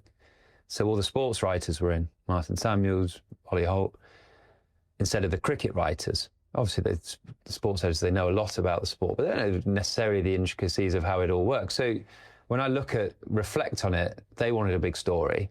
That was a big moment. Your Paul Newmans, your Dean Wilsons, who live and breathe the cricket every day, they didn't write about that being a big story or a cheating scandal or anything. It was the sports writers that really moved it up a level. And then it was Darren Lehman on a morning radio show with the blatant cheat comment that exploded it again. He sort of called all Australians to send me home crying, didn't he? Yeah. So that then blew it up into a bigger thing. But ultimately, I look back at that series. I'll ask you a question. That Trent Bridge test that was so tight, 15 to win. How did that end? Brad Haddin. What did he do? He edged behind and didn't walk. And we had to review it. Yeah. And you asked him, didn't you? Did you edge it? He was like, "Yeah, I smashed it." So we were just hoping it was going to show on Ultra Edge or whatever it was at the time, Hotspot. So you know that. I think I played with one walker in my whole career, and that was Graham Swan, just because he just hit the ball in the air to cover and got out. You know what I mean? Honestly, I think if you went through that series and looked back at players that waited for the umpire's decision or nicked the ball and didn't walk or was given not out, loads. I think the Australian impression of you as well probably wasn't helped by the fact that you then went and bowled how you did in Durham to win the series. Yeah. So not only have they had that against you, the not walking in inverted commas, but you've just bowled them out to win the series. And unusually, there is an Ashes tour straight after an Ashes series in the UK, and you are going to Brisbane, and there's the Brisbane Courier Mail who are refusing to name you. Smug Pommy Cheat was their headline. Firstly, how did you deal with all of that? And then secondly, walking into the press conference at the end of the first day, 5 wickets, is that right, at the Gabba? It was a bit silly. With the Brisbane Courier Mail tucked under your arm. Yeah, so that was a bit silly. But so I prepped for it to answer the first question. In the warm-up games, I'd walk round the boundary's edge with the psychologist or on my own. Because if you walk around the Gabba, there might be 45,000, but you can't hear exactly what's going on, but you hear noise. Yeah. If you walk around a warm-up game when there might be only 100 people and you can hear every word, and I wanted to build a shield around me, I wanted to hear the abuse or the swearing just to sort of strengthen me. But I worked with a psychologist because I knew it was coming, to strengthen my resolve, and I do think it was successful. So this isn't me fobbing it off, because when my name got announced that I was bowling my first ball, the boos were unbelievable. It was like, I remember stood at the end of my mark like, wow, that's incredible. But the day before, I'd done my pre-match mental routine, and I'd stood at the end of my mark where I bowled 4 overs in my mind, and I imagined the boos, so I could feel it. So it felt like I'd been there before, but it definitely fazed me. I bowled a no-ball short one that got here for 4 first ball. You know, it was quite overwhelming. But then got into my work, ended up getting 5 for. And I didn't mean to pick up the paper. I was just walking to the press conference at the end of the day, and there was the Courier Mail like stacked 150 high, so they can't have sold many. And I picked it up, rolled it under my arm and walked in. You know, we'd had a great day. And that was the only good day we had of the series. Why do you say it was silly, though? It was great theatre. Great theatre, but we ended up losing, didn't we? So we'd won that day, but we ended up then, Mitchell Johnson sort of lit a flame and bowled the speed of light from then on in, didn't he? Not saying because of that, but we felt like we were in a good place that day, and then it didn't get any better. Well, thoughts there, Stuart Broad. Fascinating interview chatting to the BBC's chief cricket reporter, Stefan Schemmelt, as part of our From the Ashes series you can find on BBC Sounds. In a month, our Ashes coverage will be underway, every ball of every game. So much to look forward to from the next few weeks and months on Test Match Special. In the immediate future, it is time for Australia to try and chase down 245 against England at the Women's World Cup. Wynne is going to be joined in just a moment by Daniel Norcross. Phil Long is here as well. Phil, England's innings rather fell away. Did fall away, didn't it? Yeah. England were 55 without loss after 7.5 overs. They were 55 without loss at the end of the power play. 15 successive maiden balls. It kind of took the sting out of England's chase. In the end, 61 off 52. Capsian Dean helped England to 244 for 9. Here comes Bell with the first ball of Australia's innings, and it's tucked away down towards the deep long leg boundary by Phoebe Litchfield for a single. And it's Litchfield and Vol. Today there's no Alyssa Healy opening the batting, so the young prodigy Georgia Vol is getting her chance at the top of the order. It's a look into Australia's future, perhaps. Yeah, well, yes. Definitely Litchfield, I mean, she's very much the present. She's been doing it a while, but could Georgia Vol stake a claim to be her next long-term opening partner? Well, Elise Perry's waiting in the wings. We could see the past, the present and the future all together as Bell comes running in towards Georgia Vol. Right arm over the wicket. Slip in place, and she carves this away out towards deep backward point. A really good bit of fielding will prevent a boundary. Emma Lamb down there. And that was absolutely crunched. That's a sign of intent. That's your first ball in the World Cup. Thanks very much. Thrash it away for what could easily have been 4. Yeah, they've opened together 3 times in ODIs, Litchfield and Vol. Partnerships of 58, 130 and 48. Not bad, you'd have to say. Left-hand, right-hand combination. Phoebe Litchfield, of course, famously from Orange in New South Wales. As she waits. And oh, it's bowled! A delighted Lauren Bell hits the timbers, and Litchfield has got to go. A beautiful delivery that has knocked Stump clean out of the ground, and Australia have been, well, lost a wicket in the very first over. They're 2 for 1. Litchfield goes for 1, bowled by Lauren Bell, and this is a gorgeous ball. It's beaten the outside edge and knocked the off stump clean out of the ground. Yeah, what a moment for Lauren Bell. The celebration says it all, the fist pump. And and it's not too dissimilar from the ball that Amy Jones got off Annabelle Sutherland for England's first wicket. Just a wobble seam, a bit of nip, and between the defences of the left-handed Litchfield, who's been in very good form and also has a brilliant record in this part of the world. So for England, that is a crucial early breakthrough. We were saying they're probably a bit under par. Early wickets would be the key, and Lauren Bell has delivered immediately. Just saw there, Sophie Eccleston was mimicking Lauren Bell's wicket celebration.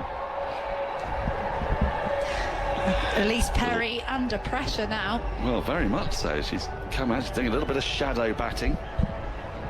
Just trying to get her eyes attuned to the situation. Asked to come out to bat much sooner perhaps than she was anticipating.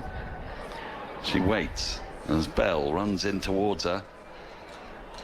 Perry crouches and then tucks this off her pads nicely. It's a wayward delivery from Bell, and all Perry had to do was just get a little bit of bat on that and take it down to the right of long leg for 4. She's underway straight away. Australia 6 for 1. Yeah, just pure class and experience from Elise Perry there. Just under pressure, early wicket, gets a freebie on her pads, no hesitation in putting it away. Bit of a gift that, right on the knee roll. And Bell doesn't want to be doing that.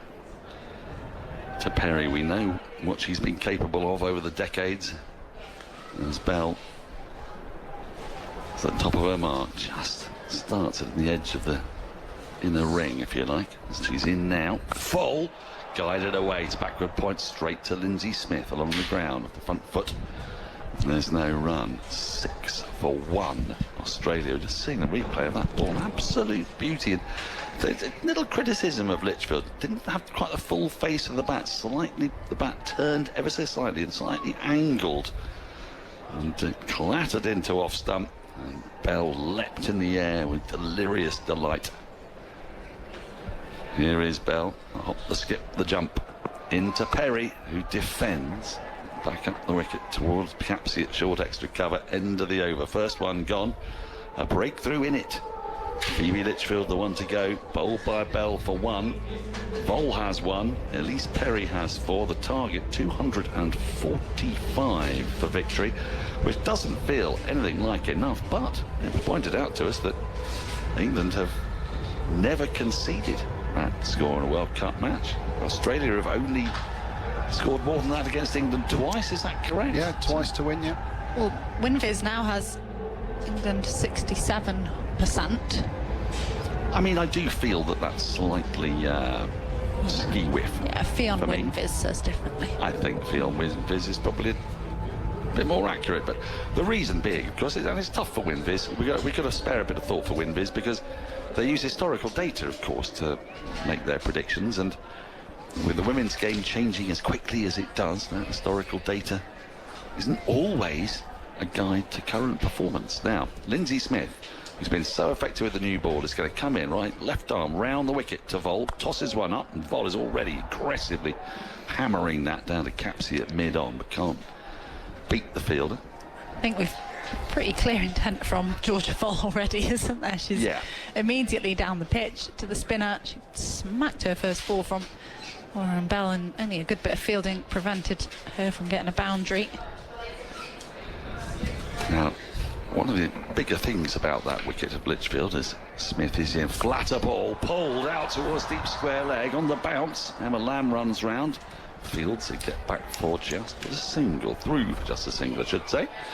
7 for 1 Australia. Is that England have struggled bowling at left-handers, and Phoebe Litchfield is one of 2 very prominent left-handers in the top order for Australia. Of course, Beth Mooney is carded to come in next, and getting rid of her is a big, big blow. And so, yeah, everybody's kind of mimicking the Lauren Bell celebration. It's a very justified celebration, in my opinion. I would say so too. Smith into Perry, a little bit too short. It's flicked away with a lot of bottom hand out towards deep mid-wicket for a single. Perry just bunting that ball out into space. 8 for 1. She has been so effective as Lindsay Smith early on. She was instrumental on this ground 3 days ago. She's in now to Vol, who comes forward more watchfully, defending this time. Straight to short extra cover where the Knight does the fielding. 4 in the ring on the offside from backward point. Cover, extra cover round to mid-off. Straightish mid-on. A short, straightish mid-wicket at a fine leg. This is driven back firmly by a Vol for 4 in the air. It wasn't far from Lindsay Smith, but not close enough for her to hope to affect the catch. And Vol she's come out with an absolute determination to get after England in the power play, not let Lindsay Smith settle. It was tossed up a bit, and that has been walloped with, again, a lot of bottom hand. She's definitely looking to be the aggressor, isn't she? Georgia Vol got she must have had quite a clear message to see if she could take down England's spinner early. You say take down England's spinner as this is pushed up to mid-off, there's no run. It's almost like she's having a go at Jackie Williams, because that was very, very close to the umpire's head. And only a smart bit of evasive action from the veteran umpire kept her intact there. 6 off the over, 12 for 1. 6s off each of the first 2 overs. Vol 6, Perry 5. She'll have to face up to Lauren Bell now in a moment. But I think this could be quite a fun power play, judging by the way Georgia Vol's attacking it. And it's just giving England a bit of a different dimension, having Lindsay Smith bowling at the top of the order.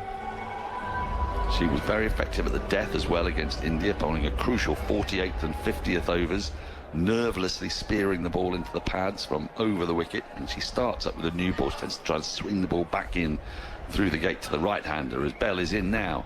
To Perry, who pushes defensively into the offside, and there is no run. Straight to Dean cover. She's just in front of square at cover. Lindsay Smith's just backward of point. And then there's Capsey at extra cover. Eccleston in a familiar position at mid-off, loping watchfully. Then Dunkley, who you often see out the boundary, she's at a straight mid-on. Nat Sibber-Brunt in a short mid-wicket. Heather Knight at slip. Emma Lamb down at deep third. As Bell is in full, flicked away out through mid-wicket. That's going to run away for 4. No chance for Tammy Beaumont running round to her left. And Perry has started well. A couple of boundaries on the pads. That's where you don't bowl to Perry. And so far, Bell, after bowling that absolute pearler to Litchfield, has just got a line wrong. That was on leg stump and very full, right in the pads. And in the power play, there's no protection out there. 16 for 1. Yeah, just the calm and composure you need from your number 3, isn't it? Early wicket. She's seen it all. As Bell is in, this is defended into the offside. Picked up a short extra cover. You know, there's a lot of talk about, you know, is she too long in the tooth? No, I'd say it's experience, invaluable experience that you get from someone like Elise Perry, who's been around since almost the dawn of civilization, it feels like. Well, especially when you're not chasing a huge target, so somebody like a Georgia Vol can be a bit more aggressive, and Perry can kind of be the calm and maturity at the other end. Here is Bellas on the pads again, too wayward, but gets away with it this time as the ball just trickles into the onside, and Sibber-Brunt's quick to the ball. And there's no run. She cut something of a maternal figure in this outfit, does Perry. And Beth Mooney. And Beth Mooney, absolutely. With a scattering of young guns up the top, the likes of Litchfield and Vol, and then I suppose Sutherland, McGrath. Bell in again, gets tall and pushes the ball into the offside as Perry just finds Capsey. There's no run. I feel like Annabelle Sutherland's just got head girl vibes, hasn't she? Yeah.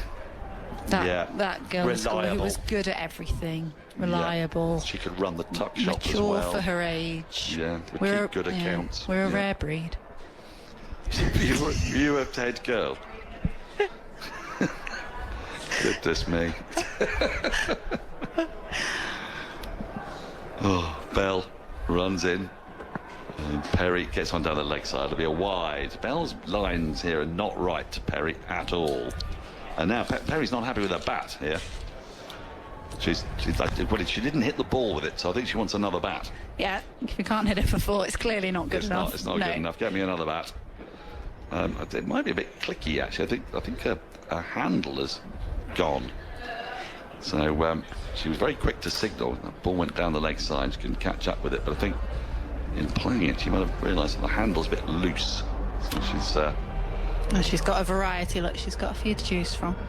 You said she'd been around since the dawn of time, Dan. It's not quite true, but only Mitali Raj has scored more ODI runs against England. Is that right? How far away is she? She's a long way. Oh, right, okay.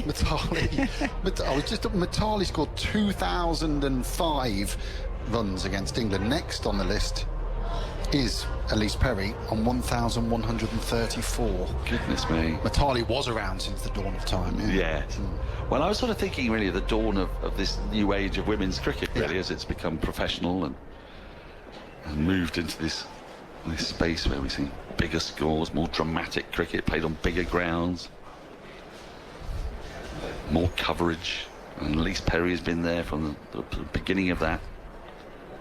As of course, that might very well be her last 50-over World Cup. She'd love to go out with a bang. Full ball, flicked away through mid-wicket. That's going to be 4 more. And once again, Bell straying on the pads. She bowled one glorious ball to Litchfield, but to Perry, she's just feeding this little tuck into the onside. And Perry is very gratefully accepting. 21 for 1, 3 overs gone. Perry, 13, 3 of those in boundaries. It's almost as if he had such clear plans for the left-hander, because it's something that England do so infrequently, that just kind of maybe let it slip against the right-hander. Just again on the pads, 3 of those clips now for Elise Perry, beautifully timed as well, so the change of bat hasn't hindered her too much. Right. I think I saw something just crop up on my screen and then disappear, that this is Elise Perry's 30th match at Women's World Cups, the most by an Australian player, as Lindsay Smith starts a new over. Bowled her! Vol going for a huge yahoo. She's not just bowled her. Vol has then ended up in a commando role, and somewhat humiliating dismissal, off stump clattered, and both Aussie openers are now out. 1 for Bell now, 1 for Smith, and Australia are 21 for 2. It's a horrible shot, isn't it, from Georgia Voigt? You could see she was trying to take the attack to England and to Lindsay Smith in particular. But it's just a wild sweep across the line. It's just skidded under the bat from Lindsay Smith, the sort of dismissal that we've come used to seeing from her, just angling in. And just a bit unnecessary, having taken those boundaries off Lauren Bell. And you go talking about Perry's experience. That's inexperience there, isn't it? Well, it's resulted in a furious bout of gum chewing from Alyssa Healy, the skipper, the injured skipper, and Georgia Wareham and Darcy Brown. Everyone's chewing on that bench, and I think partly because they quite understand it. It was a wild, frenetic, ugly hoik, and I mean, the innings itself, before she got out, you would say was full of intent and taking the attack to England. That shot was sort of what can happen if you don't temper that intent. And Lindsay Smith, who more often than not has been firing the ball in at the stumps in this World Cup, will be delighted to have picked up another wicket.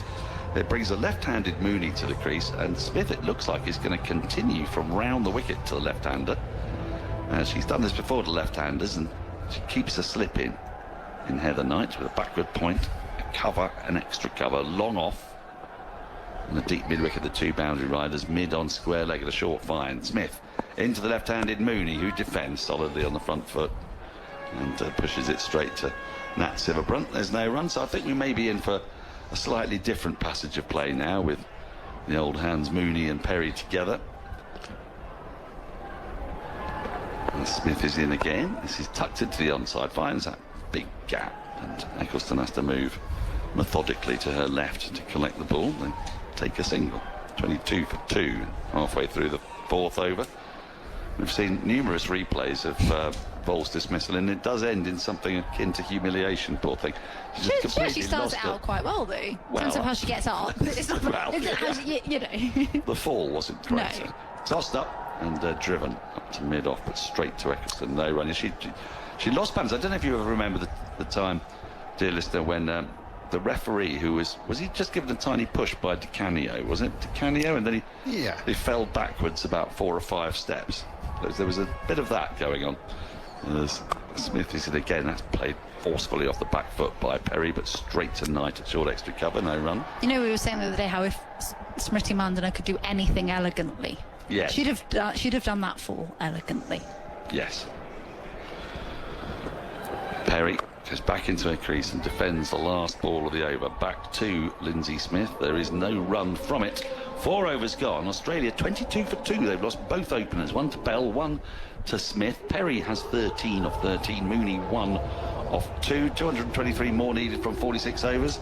Bright start for England, but as we know, a long, long way to go in this very deep Australian batting order. More thoughts from Phil Long, and then it's going to be Henry Moran. Yeah, you started to mention it, Dan. Elise Perry in her 30th World Cup match today. It's now the most for Australia, overtaking Alex Blackwell. It's got a long way to go, though, for the top of the list. Debbie Hockley, who appears in a lot of World Cup lists, batting and appearances, made 45 World Cup appearances. Well, England with early wickets. They needed them, Ffone. I'm worried about your headphone situation. It seems to be causing you all sorts of drama. Yeah, it's getting a little bit tangled. But it's okay, don't... You sure? Yeah, I will suffer in silence, as I always do. As you always have to around us. Right, well, let me move over. Maybe just a little shuffle might be okay, other than that. OK, 22 for 2 is the score. There's a slip in place, and Lauren Bell is going to be bowling to Beth Mooney. Kicking up her heels, Bell runs in now, and full delivery is driven quite magnificently down the ground, but that is a lovely stop from Dunkley, who moves in turn very neatly to her left at mid-off. So, I wonder what old Wynne says now. He inexplicably, to me at least, had England as favourites at halfway. Had them 67% when Phoebe Litchfield got out. So I don't really get that, but anyway. I was just saying, it's all about Ffone Wynne. Stop it. Right. Lauren Bell again, running away from us, this time to the right-handed Perry. Still that slip. Oh, Dan's taken a tumble. Oh, dear. You're right there, Daniel. Just about. 23 for 2. The target 245. Seconds after saying how unathletic George Vole was, seeing Dan. Dan measured his length at the back of the box. 23 for 2. Lauren Bell, who... I think this tour is ageing Dan a bit, isn't it? Running in now. And left alone by Perry, who's happy just to say, that was a good enough ball, I'm going to leave it well alone. So, 2.5 overs bowled by Bell. She's picked up 1 for 16. If you want to see the replay of that, BBC Sport website and app, it was some dismissal. Spectacular.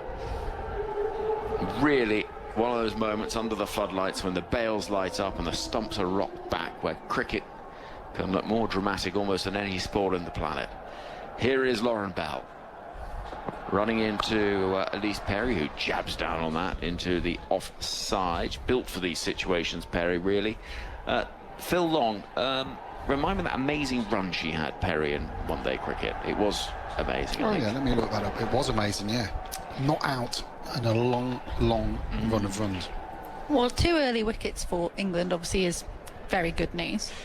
But Beth Mooney and Elise Perry average 63 together in ODIs. Which is less good news. But that could all change. 12 partnerships of 50 plus.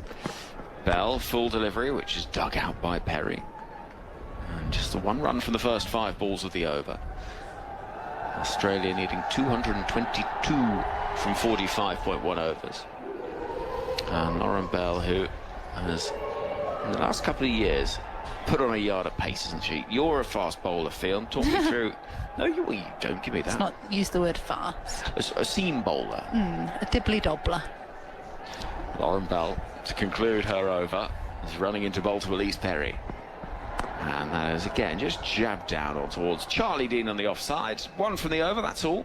23 for 2, Australia after 5. They require just shy of 5 and over. And a further 222 runs for victory. So, what's she done, technically, that has increased her pace, do you think? She's much more upright in her bowling position when she's in the crease, coming through the crease, and it kind of has not eradicated, but hasn't got that extravagant in-swing that she was first kind of known for. That was her big weapon, wasn't it? She was hooping the ball into the pads of the right-handers. But what it has done is it's allowed her to just inject a little bit more pace, and she's now using the wobble seam much more effectively and bringing the ball both ways. It's worked really well for her. She's been, she's been England's best power play bowler now for the past few years, and evolved into the leader of the attack. Kate Cross making way, and she's really stepped up in that role.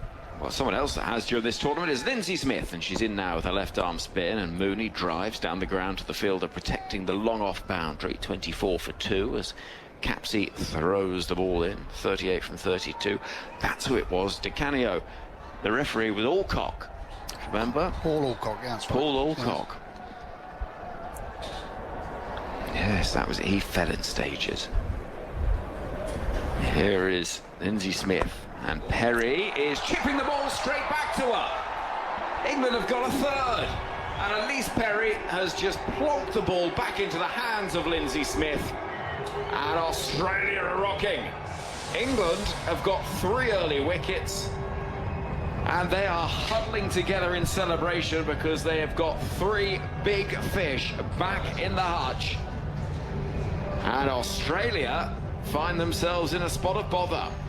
England can't believe it, and Lindsay Smith looks incredulous as well. It's really, really uncharacteristically soft from Elise Perry, and that reaction is also not something you see from her. She is so visibly frustrated, tucks her back under her arm and marches off. She was timing the ball nicely, but just back in her crease, bit of a leading edge, straight back to Lindsay Smith. And 24 for 3, Australia. We said England were below par. We said Wynne was all over the place. England couldn't have started much better. I'm not sure my aunt's ever been giddier. This is incredibly exciting from an England point of view, and Alyssa Healy, no wonder she is sitting in the dugout, the Australian captain, injured, and she is chewing gum more furiously than I've ever seen her chew gum. To our listeners on the ABC Listen app in Australia, let us know what you think of this. TMS at bbc.co.uk on the email. Annabelle Sutherland joins the action at 5. 3 wickets inside of 6 overs. Here is Lindsay Smith to Annabelle Sutherland, who plays very correctly into the onside. Remind me of Sutherland's figures this tournament. She struggled a touch, I believe.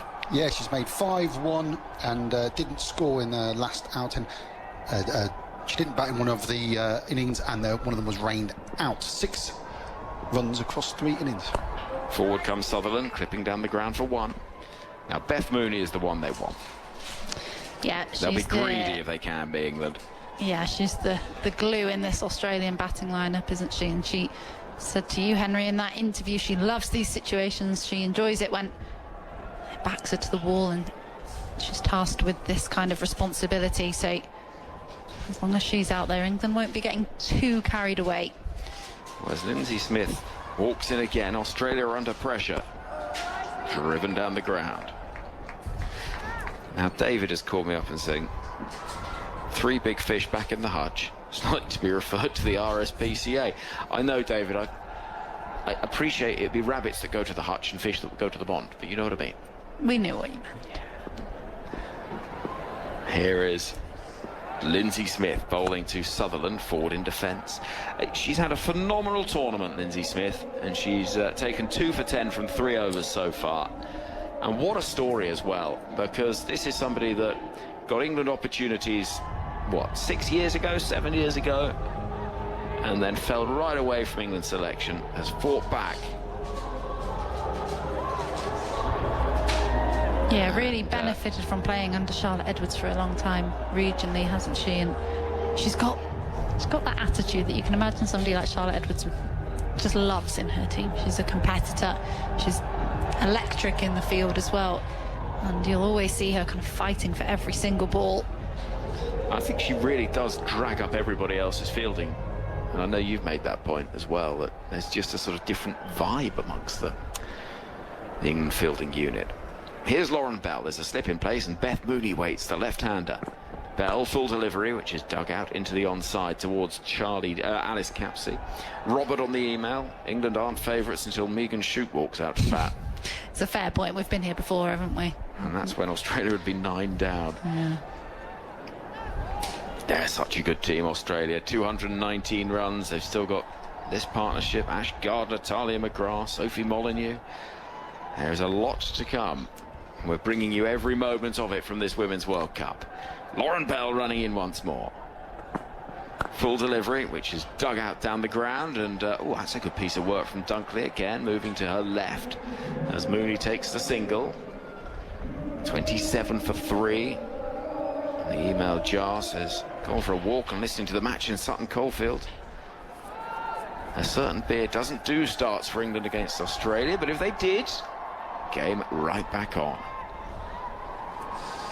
There we go. Lauren Bell, end of her mark, standing right on the edge of the circle. 2 fielders in the deep. Standing at deep third and backward square leg. Sutherland is waiting and working the ball to mid-wicket when that Siva Brunt, the England captain, will be feeling a lot happier about life than she would have been at the halfway stage, with England posting 2-4-4 for 9.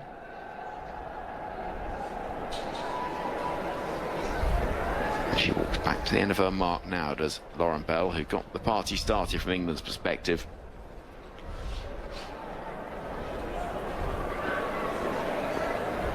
As Phoebe Litchfield was dismissed for just 1. Bell again, running in. Past umpire Cotton, a little bit shorter this time. No is the cry from Sutherland, who's 1 from 5. Australia 27 for 3. Elise Perry playing her 30th match at Women's World Cups, the most by an Australian player, surpassing Belinda Clark and Alex Blackwell. Amazing numbers.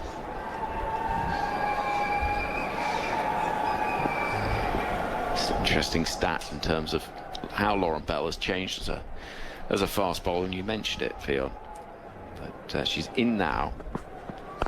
And this is crispy play to mid-on, but no run. Between 2022 and 24, just 2% of her deliveries were outswingers in the first 10 overs. Since 2024, that's gone up to 40%. I mean, that's not just a coincidence. That is a new skill developed.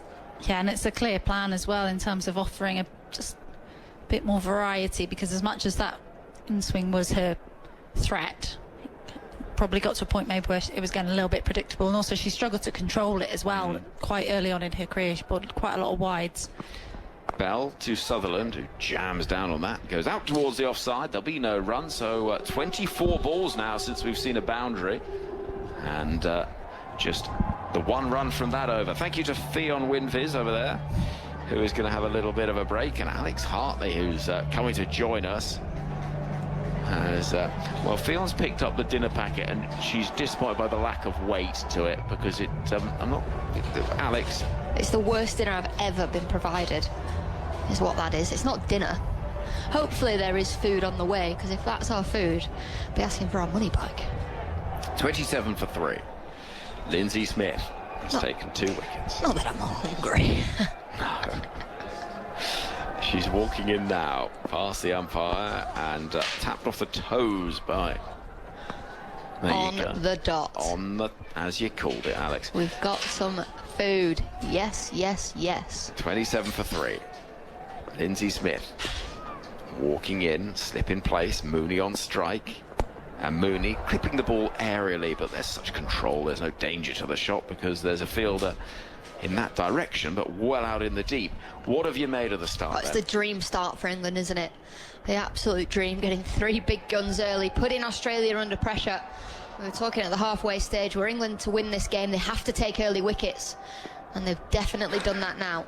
Sutherland waits, the right-hander. She's driving through the offside for 4. Lovely timing, doesn't bother running, no need. And the first boundary in quite some time. We'll see Australia move forward to 32 for 3.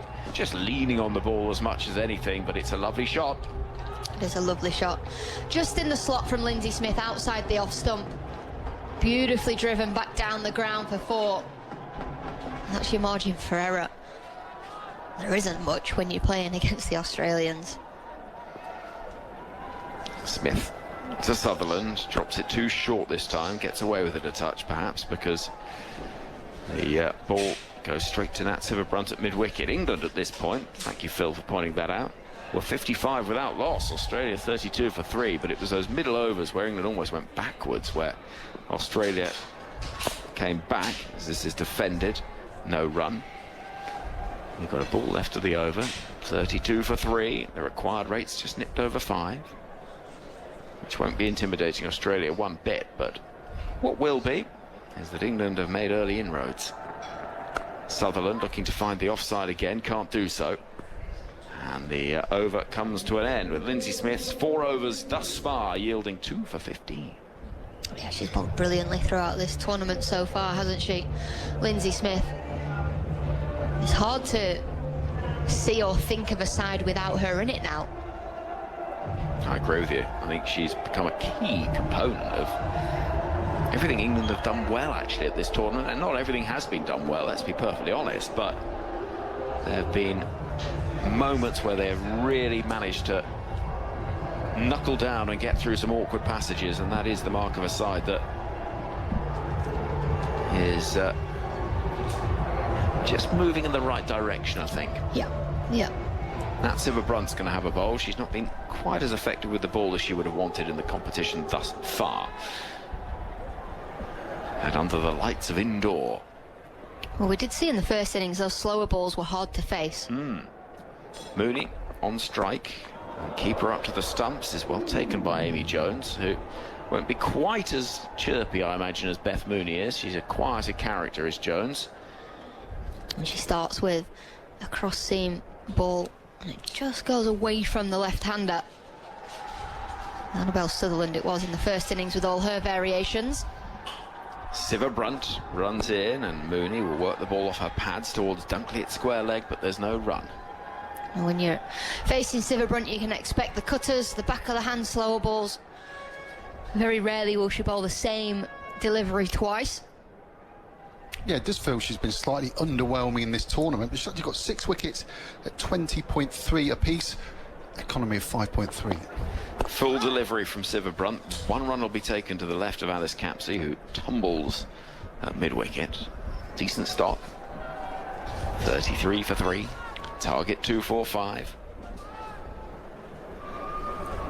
Last game she bowled 8 overs, the most she's bowled in an innings in this World Cup. Obviously the most she's bowled since she came back to bowling full time, as it were, for England in ODIs. Simon's listening, enjoying the cricket in Guha. Simon says. Very good. Here is Sciver-Brunt. Sutherland defends. Commentary the other day, you mentioned Phil Long's pencil sharpener, which was like no other in the world. Could somebody describe what makes it so special? Well, it's so special, he doesn't ever need to use it again because he's sharpened all his pencils. I reckon they'll do him for the rest of the trip. And beyond, he's not even got it out of his bag today, look. Sciver-Brunt bangs it in short. That's not a great ball. It's helped away into the leg side. Fielder dives and won't be able to stop it. A combination of 2 fielders and some boundary sponge.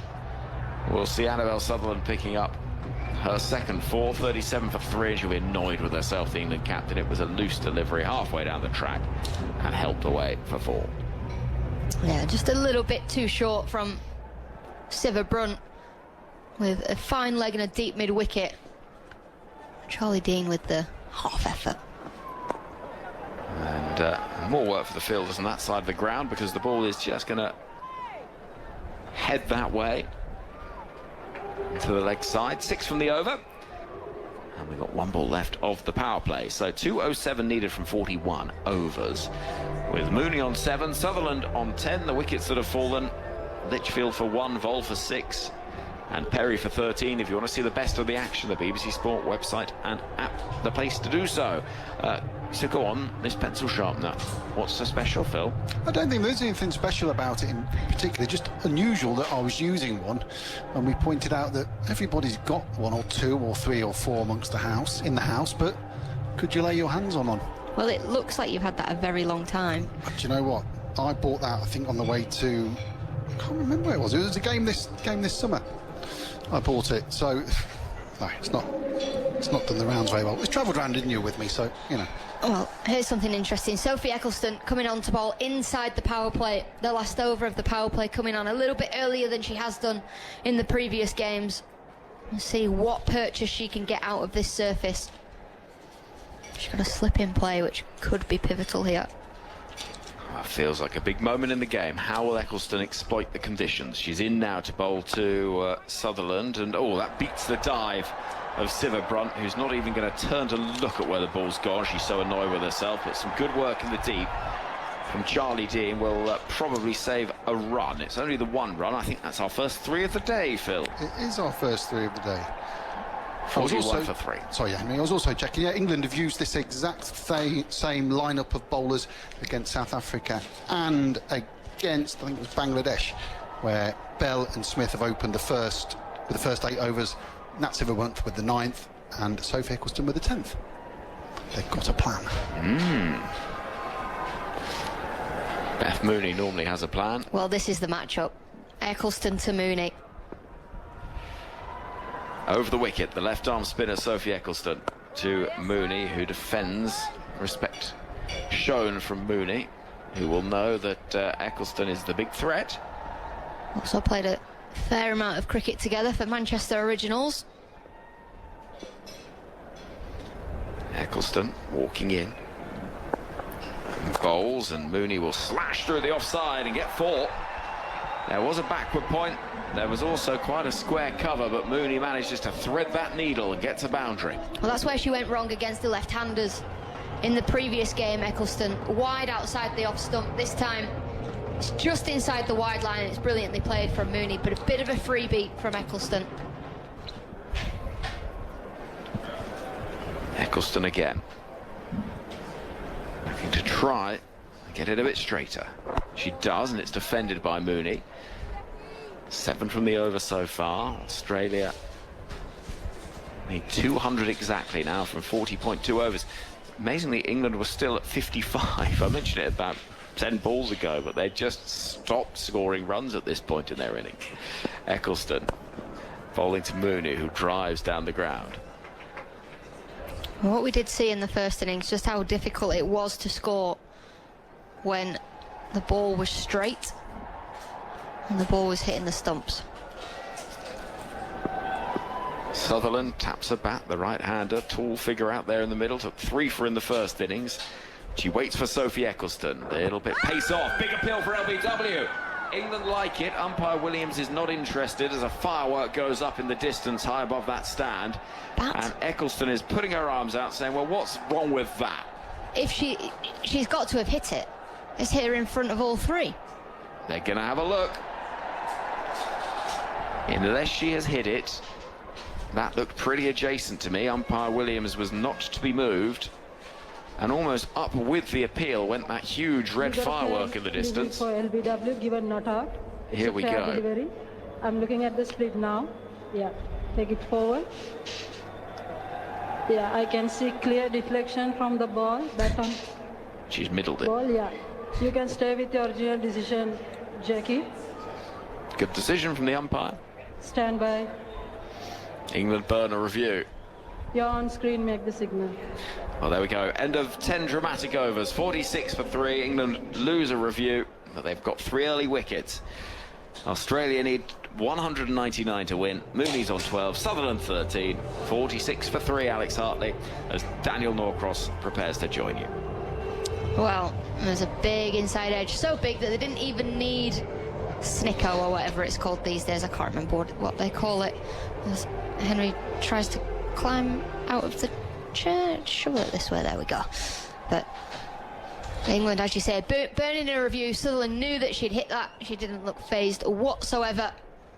And after the power play, England are on top, Dan. Well, they are, but you never feel like you're on top against Australia until you maybe get them 9 down, needing 80 off 7 overs. Here's Sivabrunt starting a new over. She's in to left-handed Mooney, who drives rather stabbily up to Bell at mid-off, straight to the field and no run. Sorry, I'm just making my way gradually to the chair. Yeah. It's a thing. It is. That's why I've left mine up here today. Yeah, I understand. I don't know how you've not just joined me up here. Oh, no, it'd involve moving things, wouldn't it? A chair. A chair, but yeah, I can get in.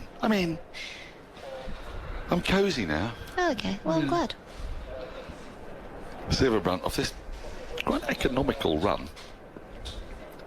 He's in, right arm over to the left-handed Mooney, who goes back into a crease and finds a little gap to the left of Lindsay Smith at point.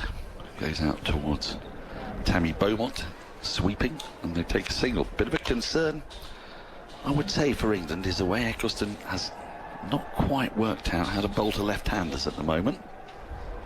She was given the run around by Smriti Mandana.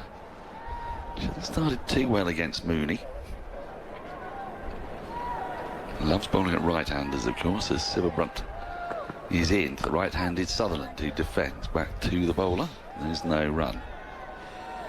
3 wickets to have gone down. What a spectacular ball from Bell. It almost seemed to sort of swing in slightly and then went off the seam and hit the off stump. Yeah, it was a beauty, wasn't it? What a gorgeous.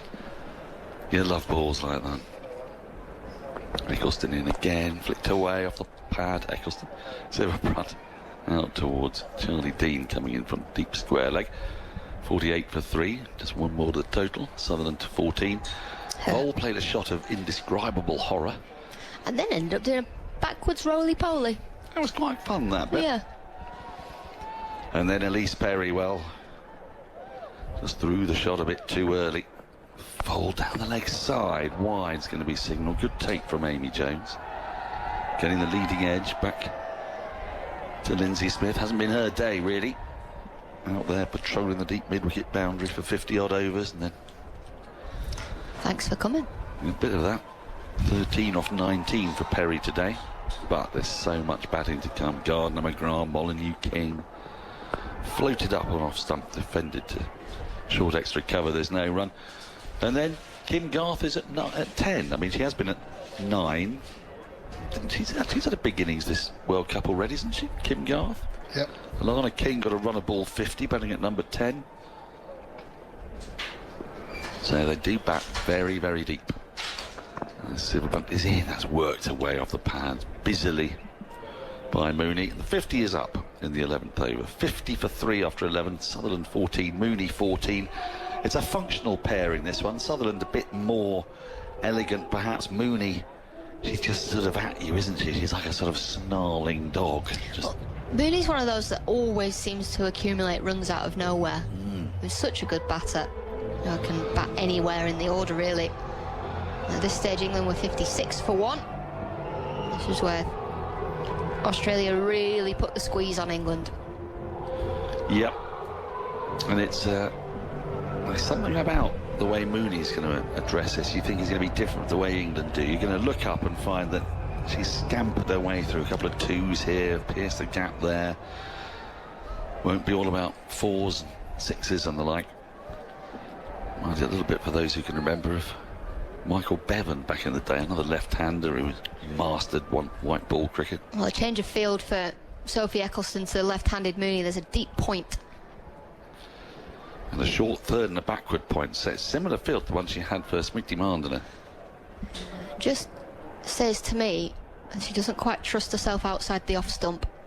That's sort of exactly what it says, isn't it? And there's a great big gap between extra cover and backward point, so if Mooney just wants to take the run, she can. She's in, and then she works this past the diving short mid-wicket. That's Silverbrunt and up towards deep mid-wicket for a single, but Eccleston on fancy doesn't really mind that. Wants to bowl at the right-handed Sutherland if she can. Sophie Eccleston's taken 135 ODI wickets at 19.2 apiece. But against Australia, it's 21 at 33.7 apiece. Oh. Well, they are different gravy, aren't they?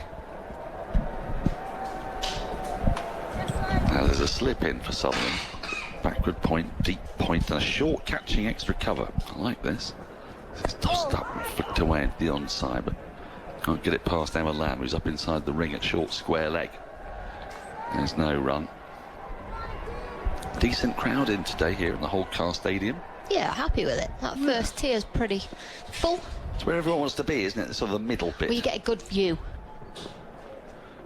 Tossed up again. Forward comes Sutherland slightly suspiciously. Just pushes to point where Bell's fielding. Because what you don't get from that tier is the fence that you sit behind on the bottom tier.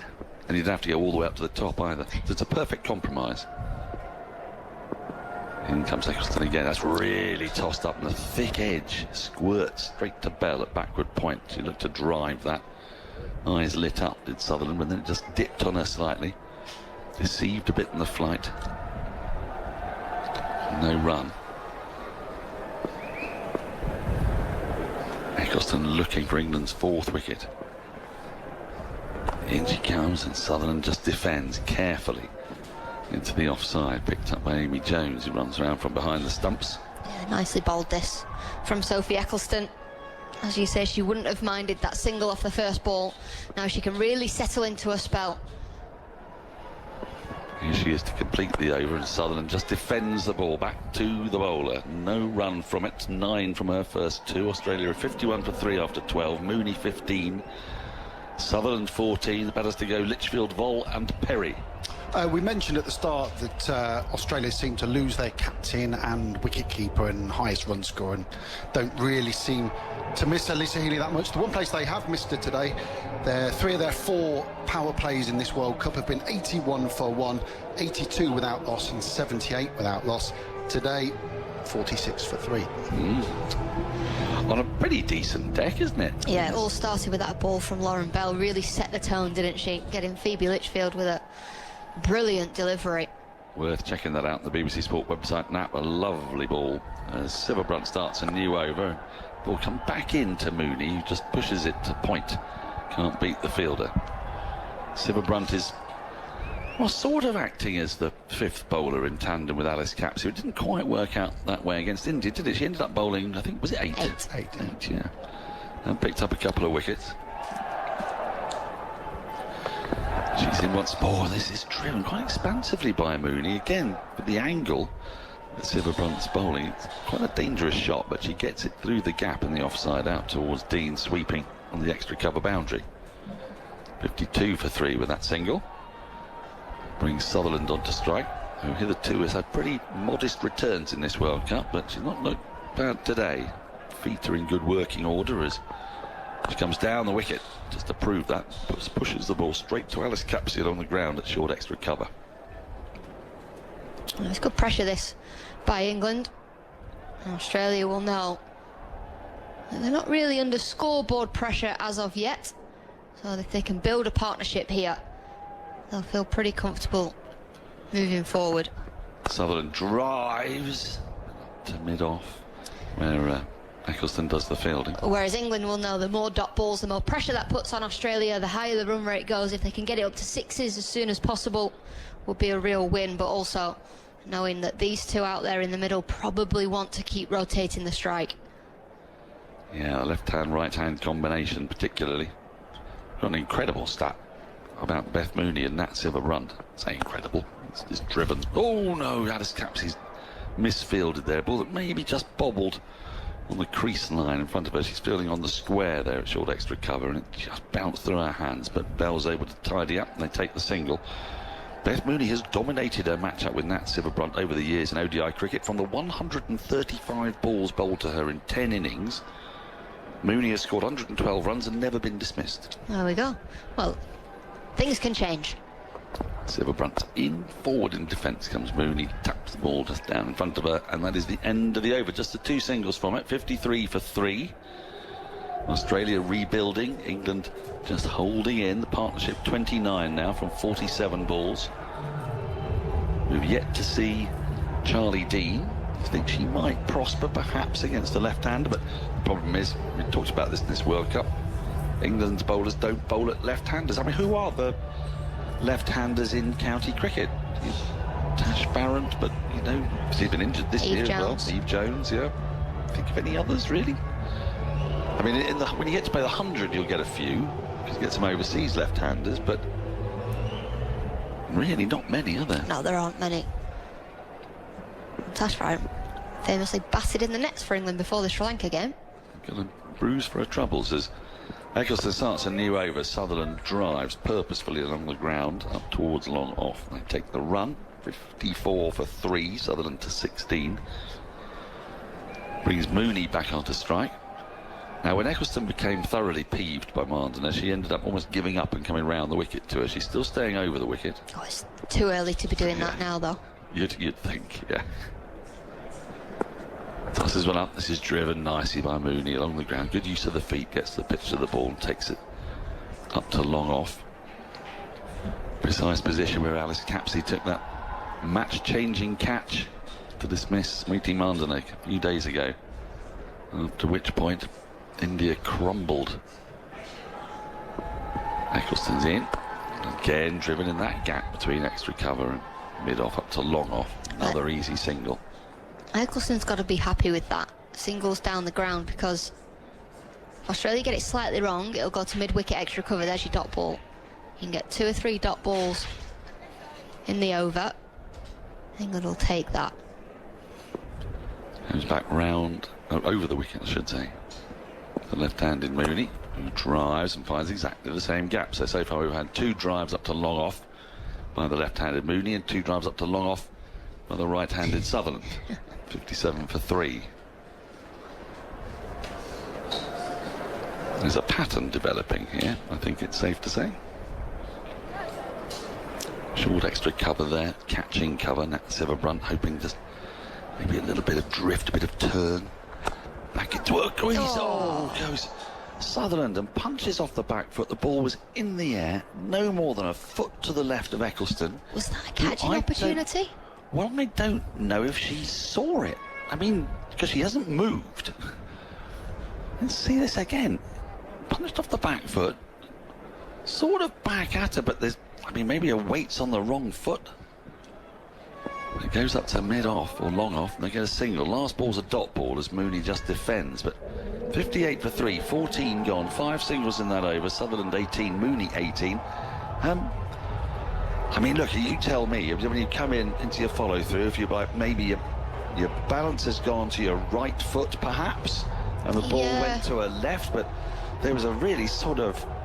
I don't know if sometimes, a bit firmly, sometimes those ones that are a little bit further away from you are almost easier to get. I don't know whether it's like that awkward position. It was definitely half a chance. It was in the air, and it was, look, low. She would have had to get very low, and she would have been plucking it an inch or 2 off the ground. It would have been a great catch. It would have been. But it was almost like she was surprised by it, and maybe it was hit a bit more firmly. We're giving it credit for. Sivabrunt's going to continue her 4th over in this spell. She's starting into Sutherland, who gets struck on the pad, but the ball's going down the leg side. It's more of a hopeful inquiry than a full-throated appeal. It was, if you don't ask, you don't get. Yep. I'm just seeing Vol and Litchfield on the bench, and they look frighteningly young, don't they? Oh, it's because they are. There's 15 years of that. It's driven back up the wicket. There's no run. I mean, obviously there could be other players that are going to come through in Australia to threaten them at the top of the order, but 2 very fine players starting their careers and haven't had a good day today. Litchfield 1, Vol 6.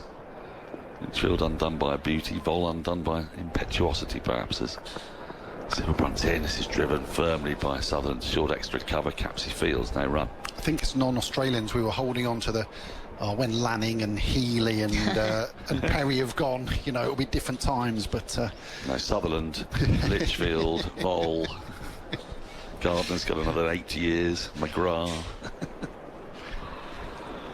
Here's Sivabrunt. Oh, goes for the flippy ramp, and she hasn't timed that particularly well. It was quite an unusually played ramp, this one, because she said skipping across a crease and then got into something of a tangle and just managed to get bat on it, flip it up in the air. It didn't go awfully far back, and they've only taken the single. It wasn't enough on it to make it to the boundary. Fielders converged. Yeah, the ball just kept following her. She was never quite in the position she wanted to be in to play the shot. Squared herself up a little bit, didn't she? 59 for 3. Sivabrunt in, it's cracked away off the back foot, but there is cover out there, the form of Charlie Dean. Square cover, deep square cover. 60 for 3, 1 ball remains in the 15th. This partnership now 36 from 58 after that early clatter. And we're 24 for 3, Australia. This partnership just putting things back together. Last ball of the over is worked away just past a diving short mid-wicket. They'll get two because there's Beth Mooney out there and Annabelle Sutherland for that matter, both very fine runners. The ball goes out towards deep mid-wicket, throw comes in. 2 off the last ball, 4 off the over. Australia 62 for 3 after 15. And I thought it was time for me to come. It isn't quite, is it? No, I think we got the double into after the end of the over.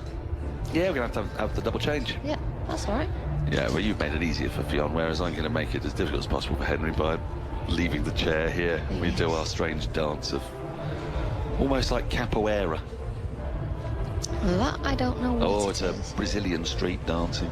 Right, okay, interesting. You're not familiar with Brazilian street dancing? Of course I am. No, I'm more of a two-step girl. Right. Yeah, I'm a dad dancer. I'm not a dancer at all. I mean, I've cleared many a dance floor. I reckon those hips don't lie down. True. Back in the crease goes Mooney. I thought she was going to cut it. In the end, she decided to pull it out to Lindsay Smith at deep mid-wicket. A short ball from Eccleston, which once more gets Mooney off strike. Gets Sutherland on strike. The field will move around for the right-hander. It did look very cuttable, that, didn't it, from Mooney, but last-minute adjustment. She comes, Eccleston's flatter and it's pulled out towards deep mid-wicket for 4. There's a fielder out there, but that's hit with such ferocity and timing and power. Dunkley stood no chance. He's a little bit wider at mid-wicket, and that was hit through a very straight mid-wicket onto those practice pitches, and has bounced up and over the advertising hoardings. It was hit so hard. A poor ball from Eccleston just dragged her length down. Should be annoyed with herself. 67 for 3. But a lovely shot from Sutherland, who clears that front leg, whacks it into the leg side. There aren't many who hit the ball that hard. Her and Sivabrunt. I was thinking exactly that. Very, very similar. This is slower, tossed up, defended well by Sutherland to short extra. Sivabrunt fields. Yeah, those two are the ones who hit it with that lightning pace, aren't they? Well, they both just pick up length so well. Slip still there for the right-hander. Again, tossed up more, pushed into the offside. Go for the single. The throw comes in from Smith. It's not a very easy one for Amy Jones to take, and they get a single. 68 for 3. 6 off the over so far. Just a couple of balls left in it. Left-handed Mooney now on strike. Australia comfortably rebuilding. Phil Long preparing a stat so that we can make the double change. Yes, please. Pulled and gone! Mooney goes! Super catch from Nat Sivabrunt. It was short, banged into the pitch, and Mooney has just whacked that, I say straight, a yard or so to the left of Sivabrunt, who has dived two-handed and taken a very sharp catch. And a partnership that was threatening to take the game away ever so slowly from England has been broken. Mooney, the big wicket, the left-hander, goes for 20. Australia is 68 for 4. Coming to the end of the 16th over, and drinks come on. A brilliant catch from the captain, Sivabrunt. Beth Mooney's probably thinking it was there to cut. I probably could have hit that into the offside, but she goes to play the pull shot. And as you say, it's not straight to Sivabrunt. It's a good catch from Sivabrunt, and England, they need to not get ahead of themselves here, but they've got Australia in a spot of bother. They have. You can take a break. Wynne's going to come in. Yeah, the tail is. They've never been set 245, which didn't feel like enough by England. Well, early wickets, the wickets of Litchfield and Vol early on, then Perry spooning a leading edge back to Smith, who has figures of 2 for 15 from 4. Got England in a very strong position. Australia were 24 for 3, but Mooney and Sutherland, they didn't look in any bother at all, and it really wasn't a great ball from Eccleston. It was a bit of a drag down. She struggled bowling to left-handers in this World Cup, but sharp catch, and a 4th wicket goes down for Wynne. This game is very definitely on. Drinks are on the field. Your thoughts, and then I'm going to get out of the way for Henry Moran. It absolutely is. It was, as Daniel, you were saying, it was a partnership that was just growing, that was just kind of settling into a rhythm. And again, Australia's depth is going to be tested. We have seen them wobble a few times during this World Cup already, and somebody At one time it was Beth Mooney, another time it's been Ash Gardner. Somebody always tends to dig them out of trouble. And who will it be today, if anyone? Well, Beth Mooney, for me, and we heard from her during the interval, the first thing I asked her was that, you know, every single member of the Test Match special team, you're pretty much the first pick to have it aside because of the reliability. You can build in innings, you can adapt to any situation. But 20 from 30, and now out, along with Perry being dismissed for 13, to have just 33 runs contributed between two players that you look at as the real linchpins. That feels like a massive, massive couple of breakthroughs for England. And as Ash Gardner comes to the middle to join Annabelle Sutherland, there is a cat that has met a load of pigeons. Wondered where you were going with that.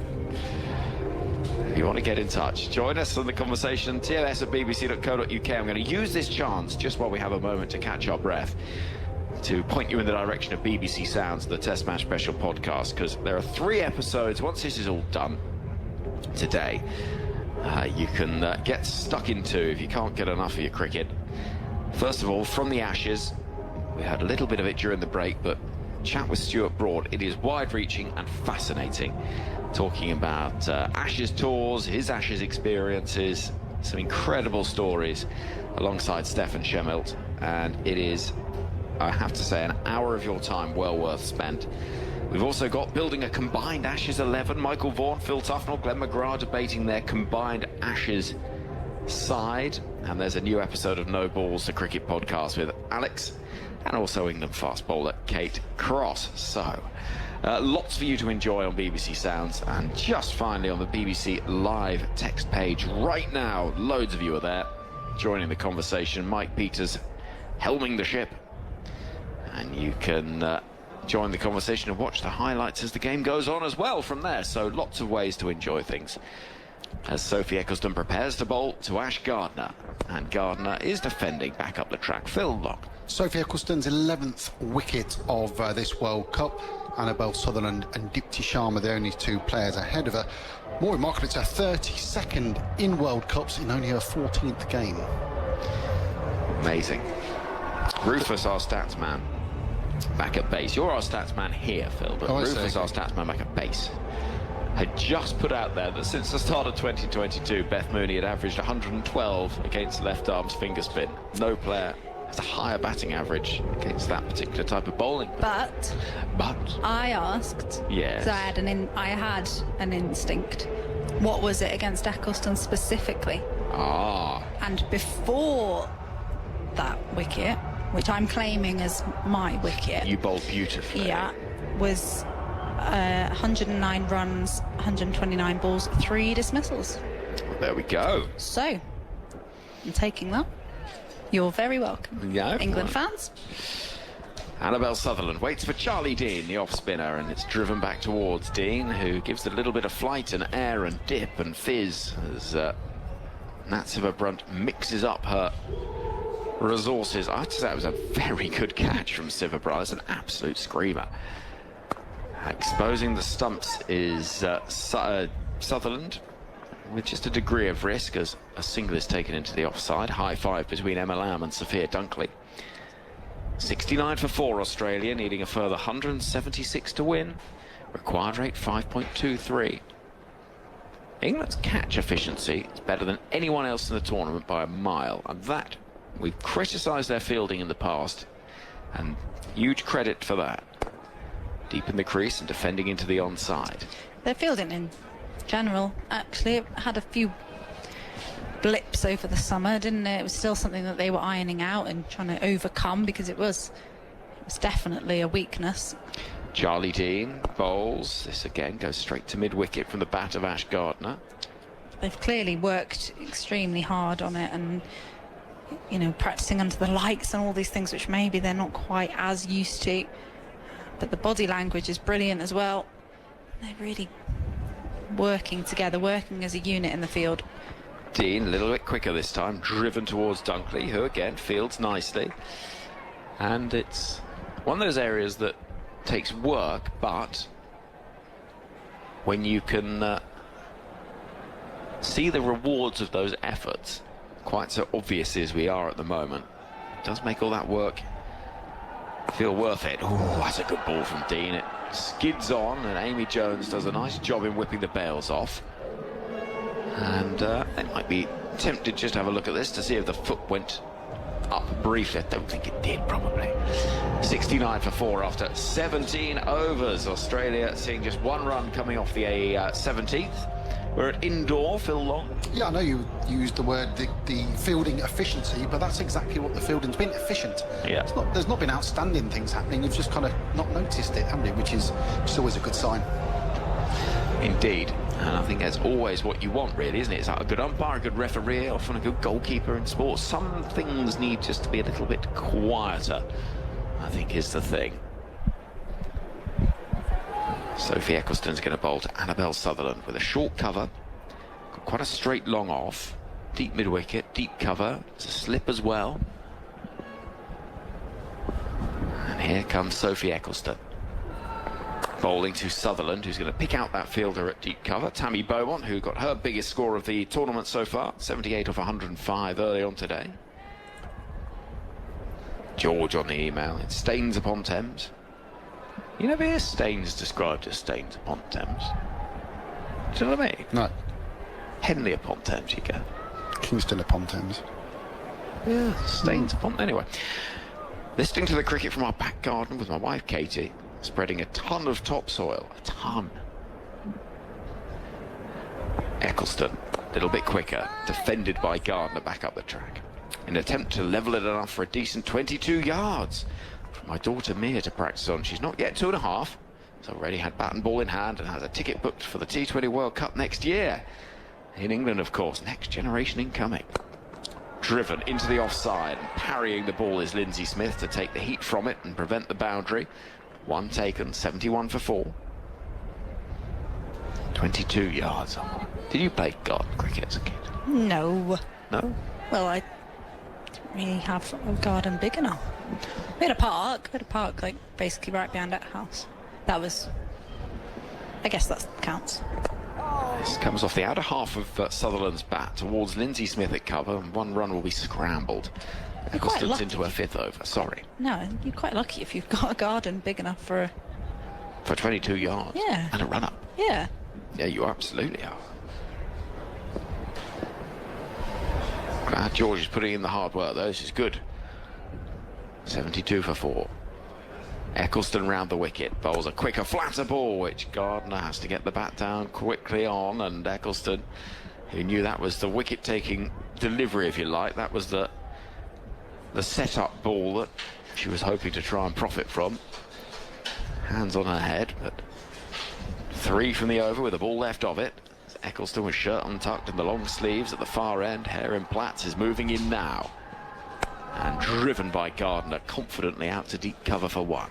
73 for 4. And Australia need 172 from 32 overs. So, which way is this game going? It is worth trying to describe some of the permutations in terms of what this might mean, Phil, depending on who wins in semi-finals. Good luck, Phil. Yeah, thank you for that. Well, this win will send England top. If they were to win it. If they were to win it. But if South Africa beat Australia in their last game, would they go top? Yes, because they've got the half kind of point, haven't they? But then, of course, if England were then to beat New Zealand. Yeah. I forgot England had another game as well. That sorted that out. Yeah. So actually, there's still quite a lot to go. Full toss is drilled past Heather Knight, who gets a hand on it. So 1 run is all it'll be. England on 91% on win fizz. As regards to Never semi-finals, all we have to remind people: if India qualify, they will play in the semi-final at Navi Mumbai. Yes.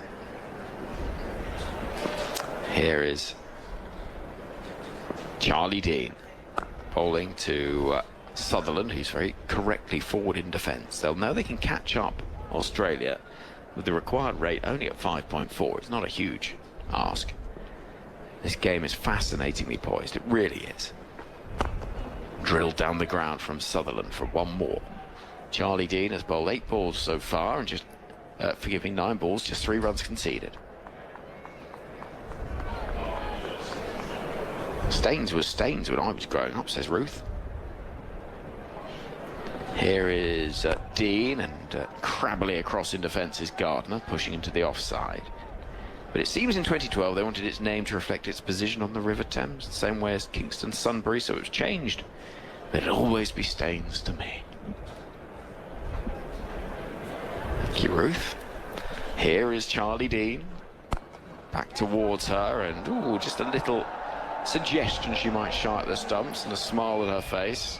She's got a very dry sense of humour as Charlie Dean, and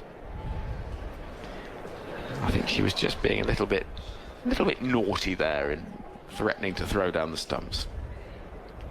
One ball left of the 19th over. Here is Dean, and oh, that almost gets through, very nearly. Gardner just gets that bat down in time to play it right in front of her pad. She was deep in the crease. If she missed it, she was gone, but she doesn't. And it's 76 for 4 after 19 overs. England at this point were 91 for 2, but about to go on a serious go-slow. Australia, meanwhile, well, it's 22 balls since a boundary, and the required rate's up to 5.45. No, they won't be panicking, though, will they? They've been in these situations before, Australia, where the top order is slumped to a bit of a collapse, and they've got so much depth. Gardner's already got a century to her name in this tournament. Sutherland has been struggling a little bit, so she'll be grateful for this time in the middle, but still plenty of depth to come. England can't afford to take their foot off the gas yet. 19 overs gone. By the way, England have taken more wickets with spin than any other side in the tournament. 30 wickets, an average of 15.3, which is going some. We're going to see Sophie Eccleston continuing. Long on and long off her out is as deep mid-wicket, and we've got a deep cover as well. Still that slit waiting. As Gardner wants one into the offside, she's going to have to be quick here. No, Lindsay Smith doesn't pick up cleanly. Yeah, pressure on the fielder there, set off straight away. Rare fumble from Lindsay Smith, but that's probably would have been home anyway. So 77 for 4. Talia McGrath, standing captain, is padded up at the far end, leading an Australia side that not lost a World Cup game in 8 years. Oh, getting tangled up there is Sutherland. Leading edge drops well short of Smith at cover. That's the 50 over World Cup, I should add. McGrath herself got a 3 out of 3 record as captain in the ODI side. Sophie Eccleston's into her 6th over, 1 for 25 so far. And it's going to be pushed towards Siva Brunt, waiting at short cover. Another dot ball. 1 from the over so far. England doing a good job at building just little bits of pressure. Dot balls adding up. Here comes Sophie Eccleston again, round the wicket. Sutherland will drive towards Siva Brunt once more.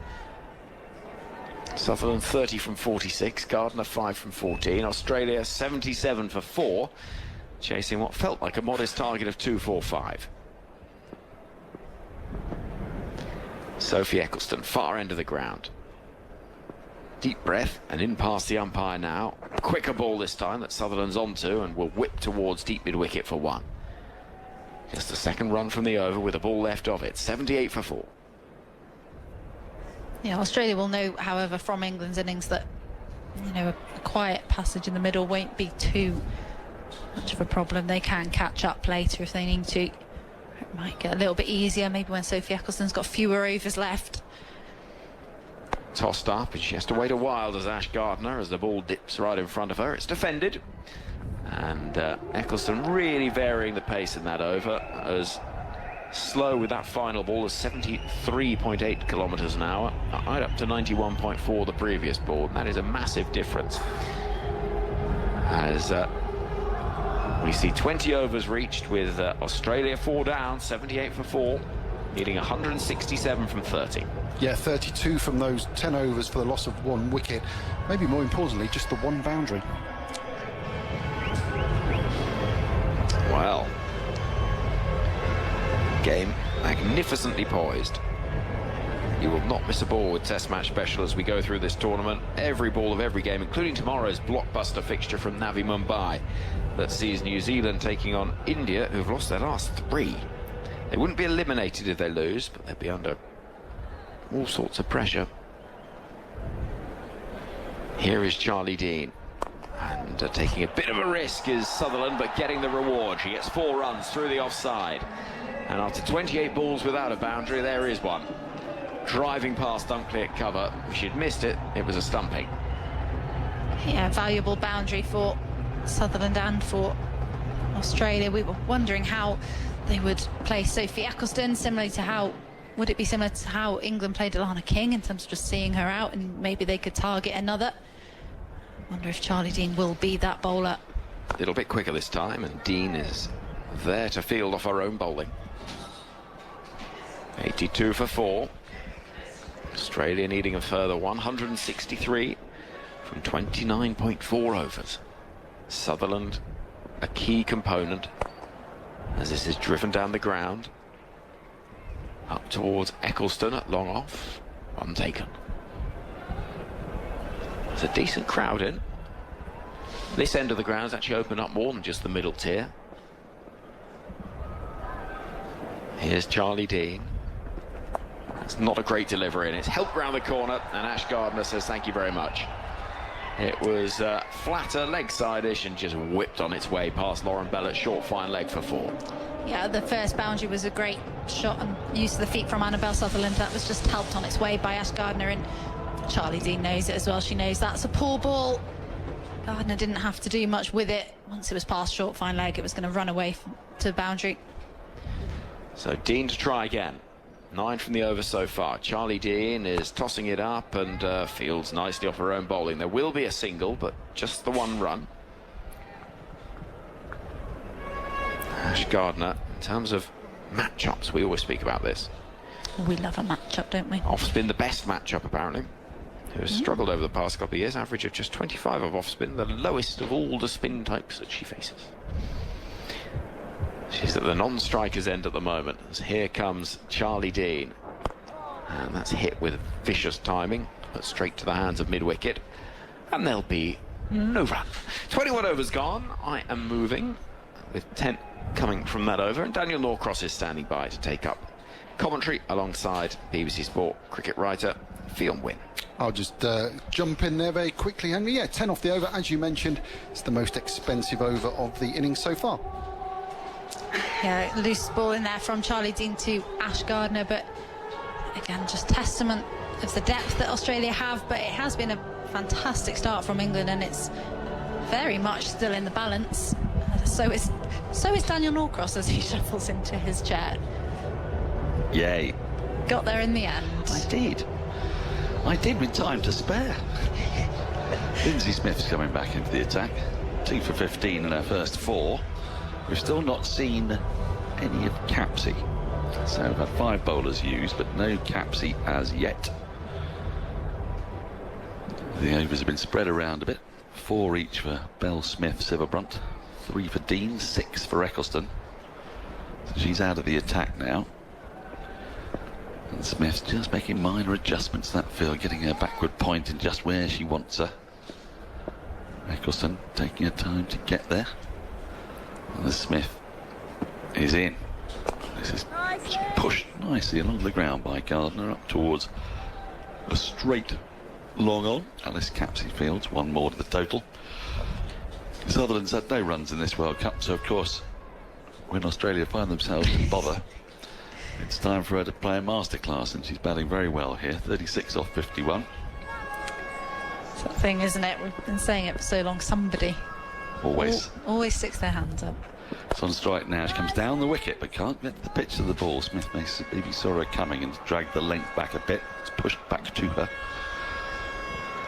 She's a bowler of drift. Lindsay Smith, not one of extravagant turn, sometimes any turn. She runs her fingers down the ball. This is folded inside half of the bat to seize the ball, squirt its way to Sitterbrunt at a very straight short mid-wicket. It's almost a mid-on. There is a long on as well, so just a little gap between her and bowler. Smith in again down the wicket, in the air for a little while, but perfectly controlled shot down to long off. Brings up another run, another partnership developing here.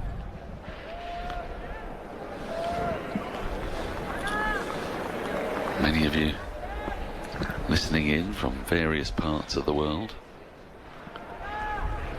Full ball now, it's driven high in the air. Fielder will not quite get there, and actually she's going to miss it altogether. It's going to be 4. Charlie Dean making a bit of a mistake there. It was chipped down the ground. It's sort of bounced and bamboozled Dean, who came running in at an angle from long off. It was hit very straight by Gardner. For a moment, Dean thought she was in business. It's hit that sort of advertising thing that sometimes it hits that on the full and it can bounce a bit, but she didn't judge the bounce. Put out a right hand. Capsey was trying to back her up from behind and put the dive in, but couldn't get there. 94 for 4 as back in her crease goes Gardner and whips it away to a bit deep backward square leg. Bell's chasing after it.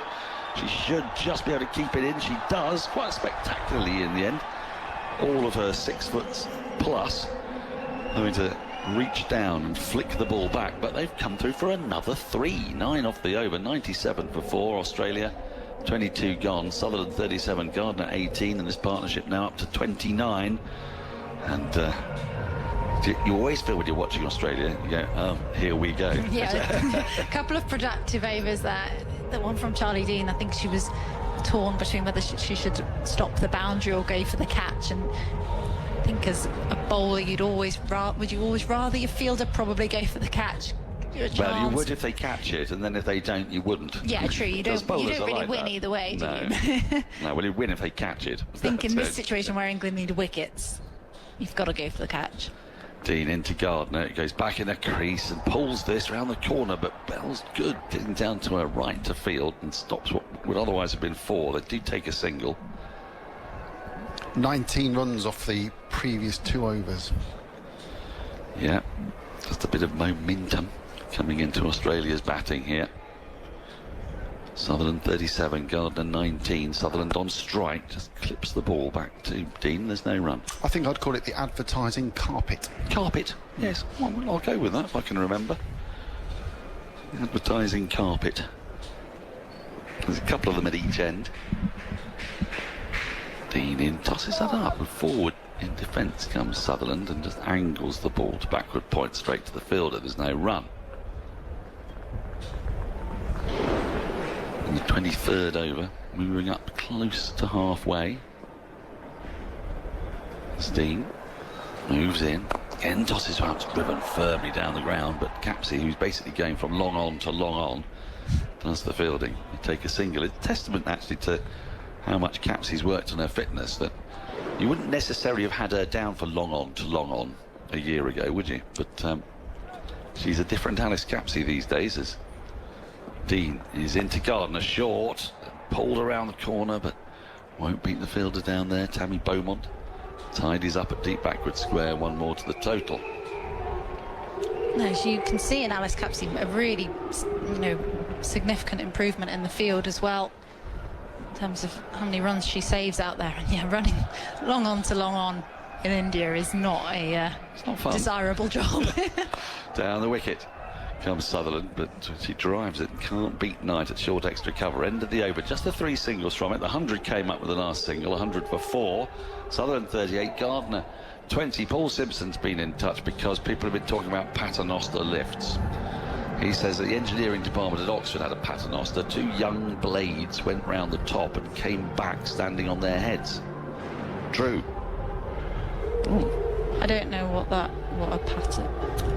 Well, we must know what a paternoster is by now. Sorry, I won't ask. So it goes in the motion I'm showing you there. Yeah, but what is it? It's a lift.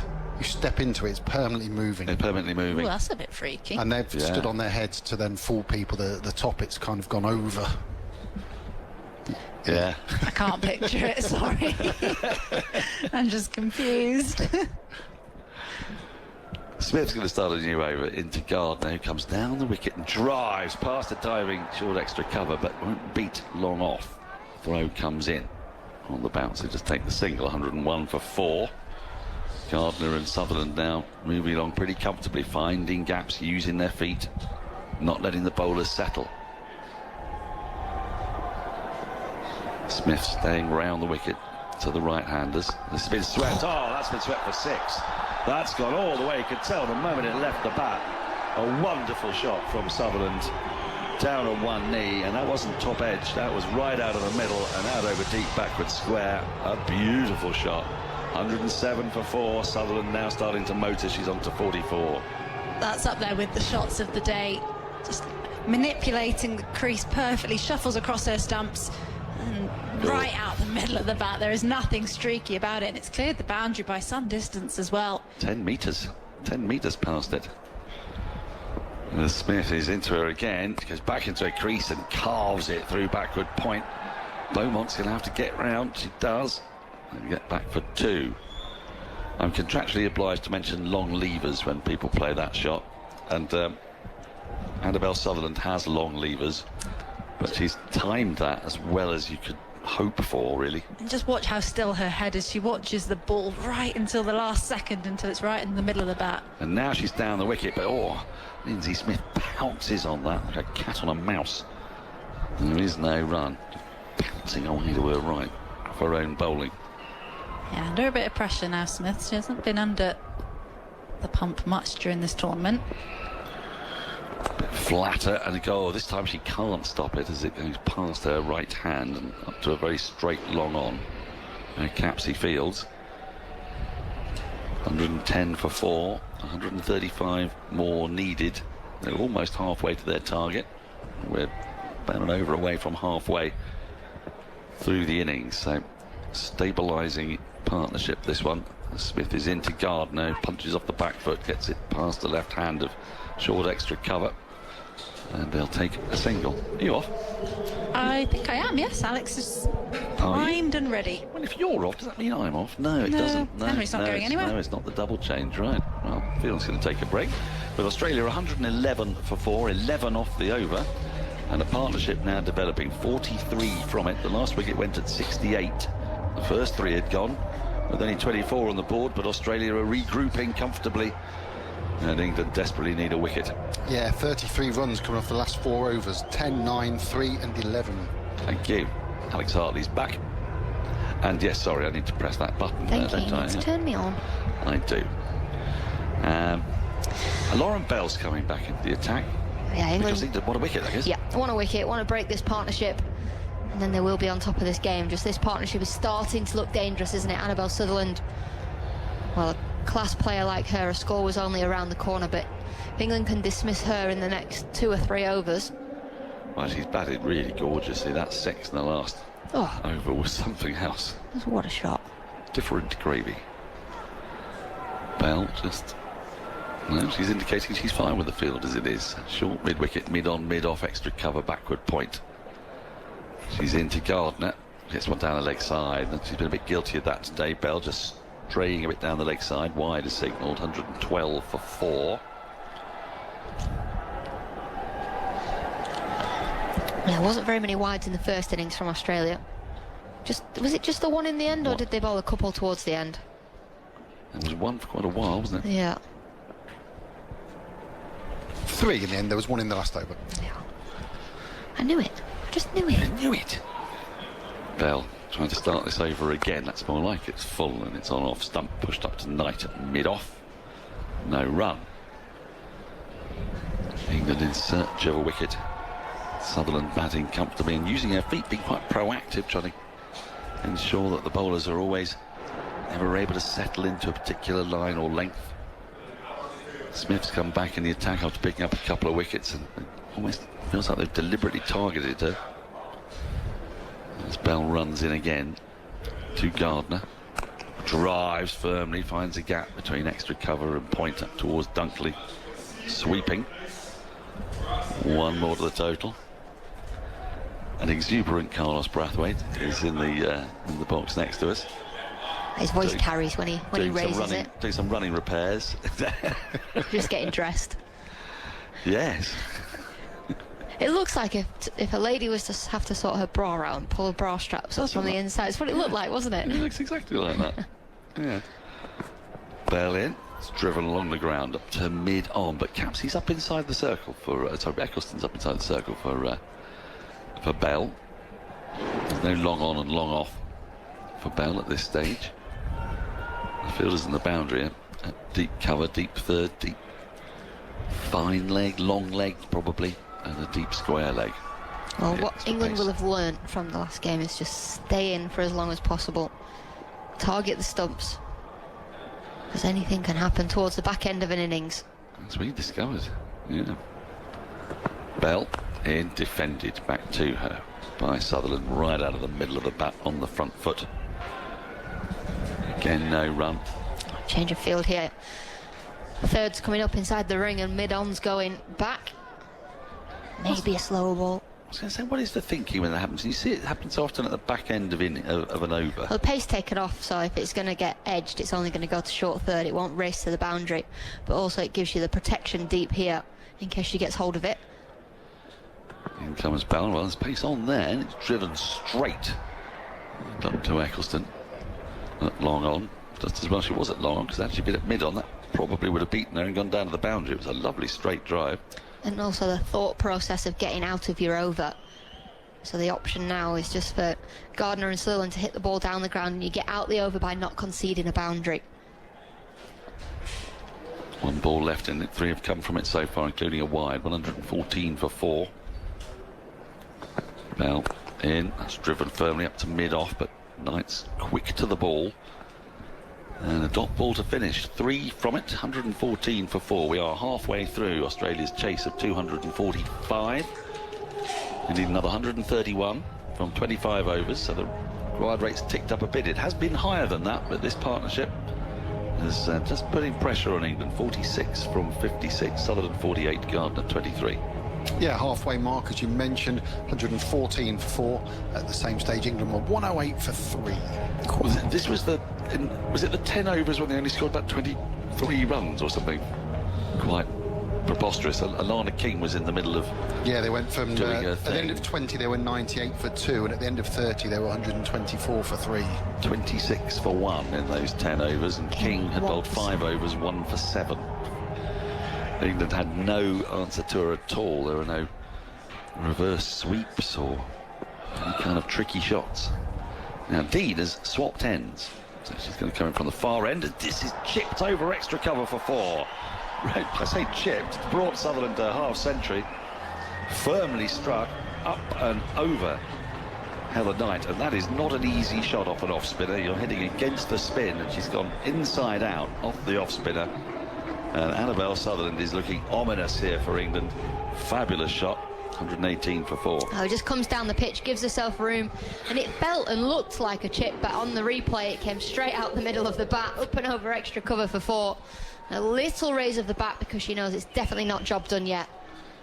Dean into her, she comes down the wicket again, but she won't beat a sprawling, diving Nat Sciver-Brunt, who's very straight at short mid-wicket. There's no run. Well, with the first ball going for a boundary, it puts Charlie Dean under pressure for the rest of the over. Sutherland waits.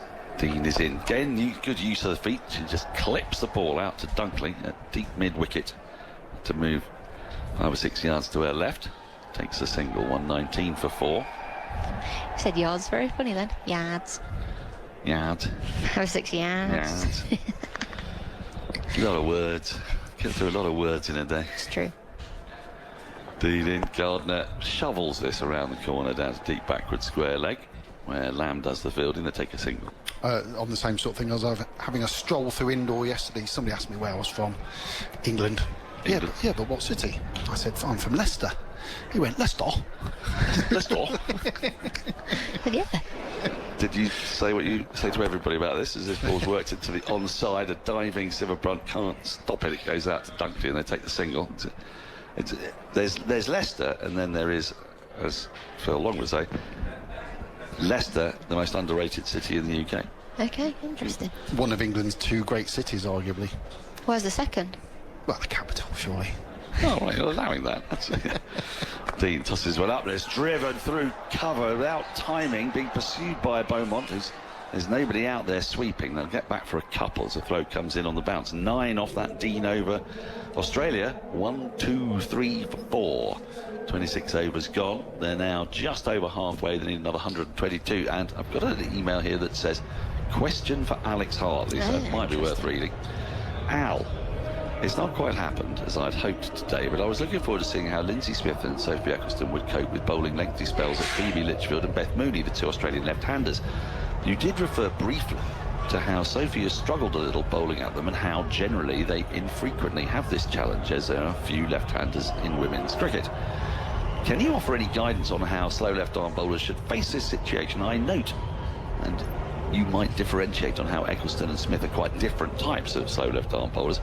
I should acknowledge that my question is partly informed by a friendship with Fran Jonas, a New Zealander, who has met and somewhat struggled with this challenge in recent years when bowling to these Australian tyros. Your thoughts in reply on air will be very welcome, says Tim Ford, as a new over begins down the leg side, wide.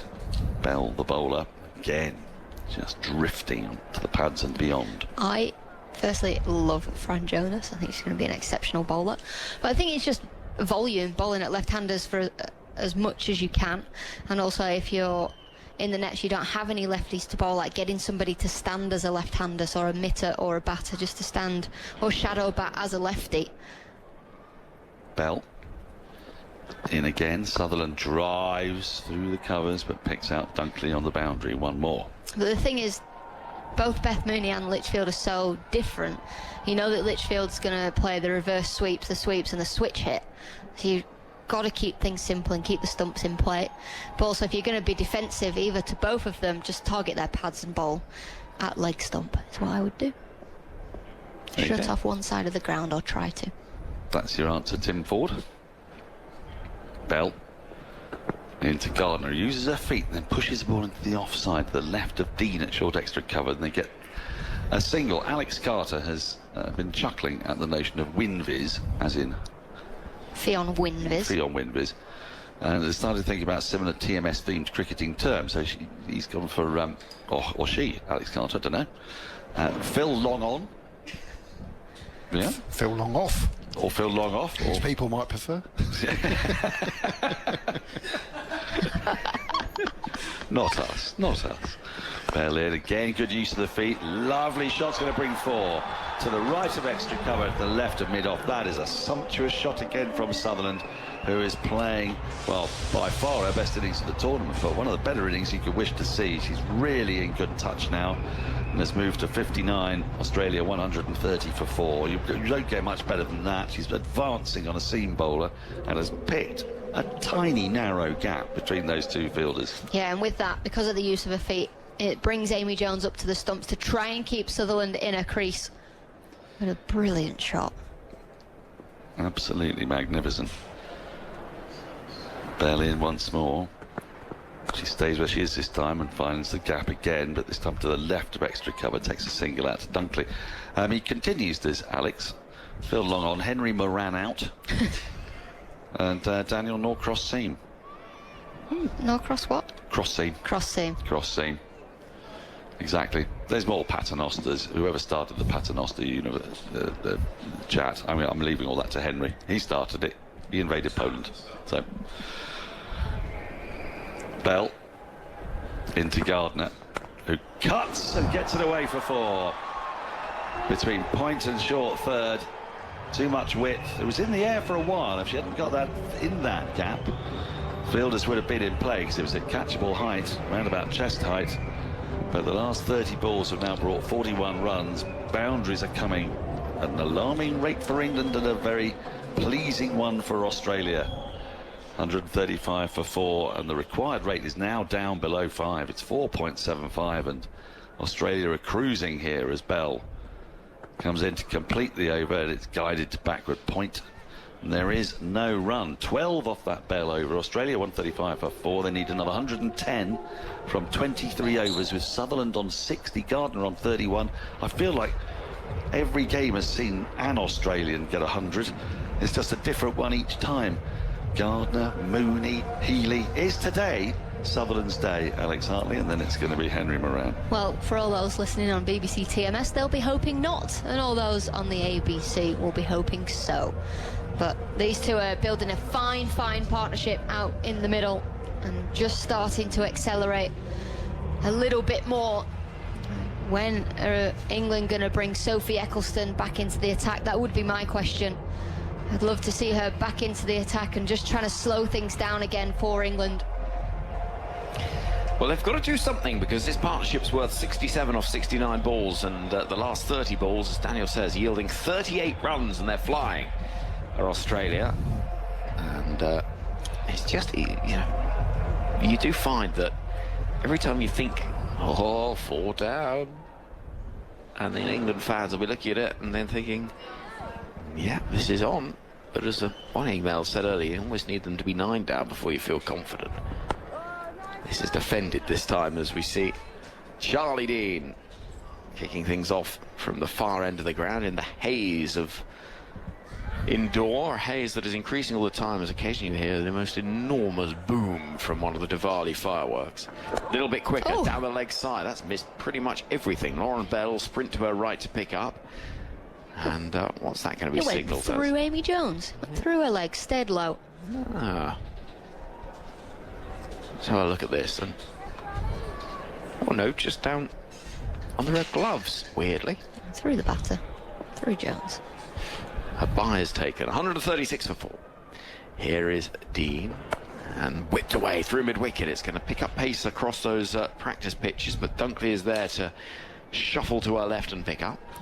It can't be a great place to field that on the practice wickets. To the left and the right, actually. They're both sides of the ground at the far end. Here is Dean. Ball's a little loose, really. It's on leg stump, and Sutherland can just ease it into the leg side for one more. 138 for 4.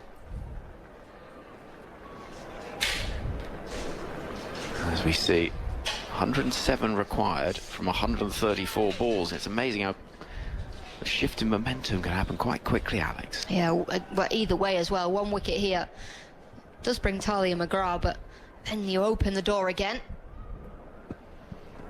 Oh, there's an edge, and that did turn and bounce, and there's no slip in place. England have had a slip for much of this innings, but this time it whistles on through where one would have been standing and down to the boundary below us. And that did turn, and it bounced, and it was quite dramatic as it did so. Yeah, it's just squared. Ash Gardner up that delivery from Charlie Dean. Had it have hit her on the pad, it probably would have been out LBW, but as she's looking to turn the ball into the outside, onside, it takes a thick outside edge. Easy for me to say. Here is Charlie Dean round the wicket. And forward comes Gardner, back towards Dean, who rolls over commando style. I really recommend... Cricket occasionally is the most elegant sport on the planet. I should say 28 overs gone, 142 for 4, 103 needed from 132.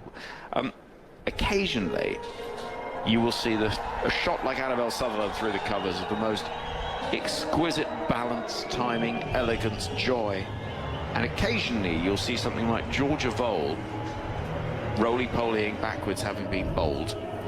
And it was one of the least graceful things I have ever seen in my life. And it's available to watch on the BBC Sport website and app. Not because she's not a fabulous athlete, but sometimes if you lose your balance, you know, you can be the most athletic person in the world, you look silly. You look silly.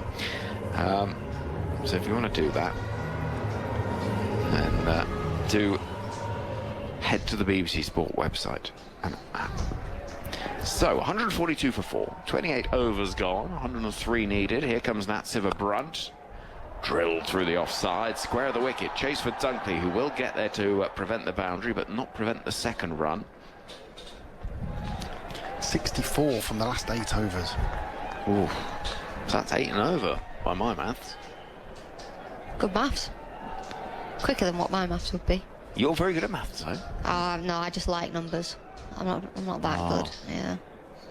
Here's Siver-Brunt. Nudged into the onside by Sutherland, who now moves on to 64. You like numbers, but you're not very good at working with them. Yeah, no, terrible. Famously bad at time zones. Oh, what, working out how far ahead somebody is? Yeah, doing the podcast becomes quite tricky with me and Crossy trying to do the time zone maths. And when you've got a guest as well. Oh yeah, no. In another time. Yeah. Siver-Brunt bowls, and jamming the ball into the offside is Gardner for 1. 145 for 4. The clocks change in the UK, don't they, the night before the final? Oh, see, that makes it even more confusing. Or is it this weekend? It might be this weekend. I think it's this weekend. This weekend. Well, from that point onwards, Al, if you've got an analogue watch, all you need to do is turn it upside down and it will tell you what the time is in the UK. Huh. I've got a digital one, though.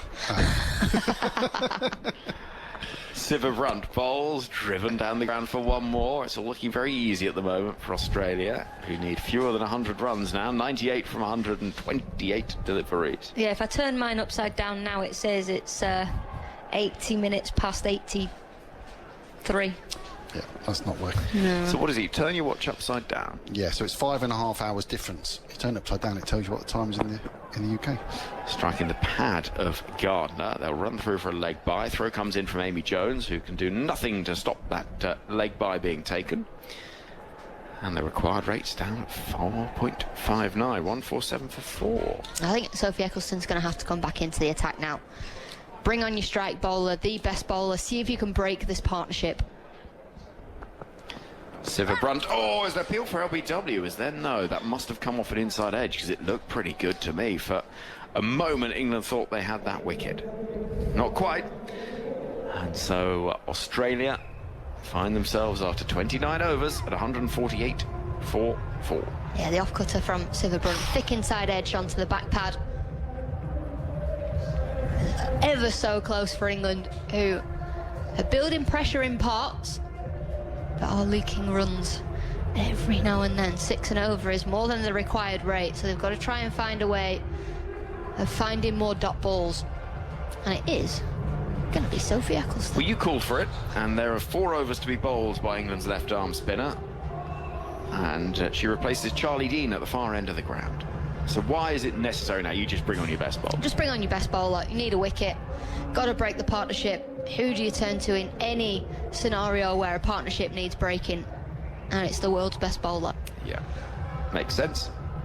So she's going to bring square leg up and have a deep cover, which Sophie Eccleston is quite famously hard to sweep. But Ash Gardner does like taking her on, doesn't she? It's like the battle of the egos, this one. Eccleston tosses it up, nudged away. I say that, it's much better timing than a nudge as Ash Gardner whips the ball through square leg for 4.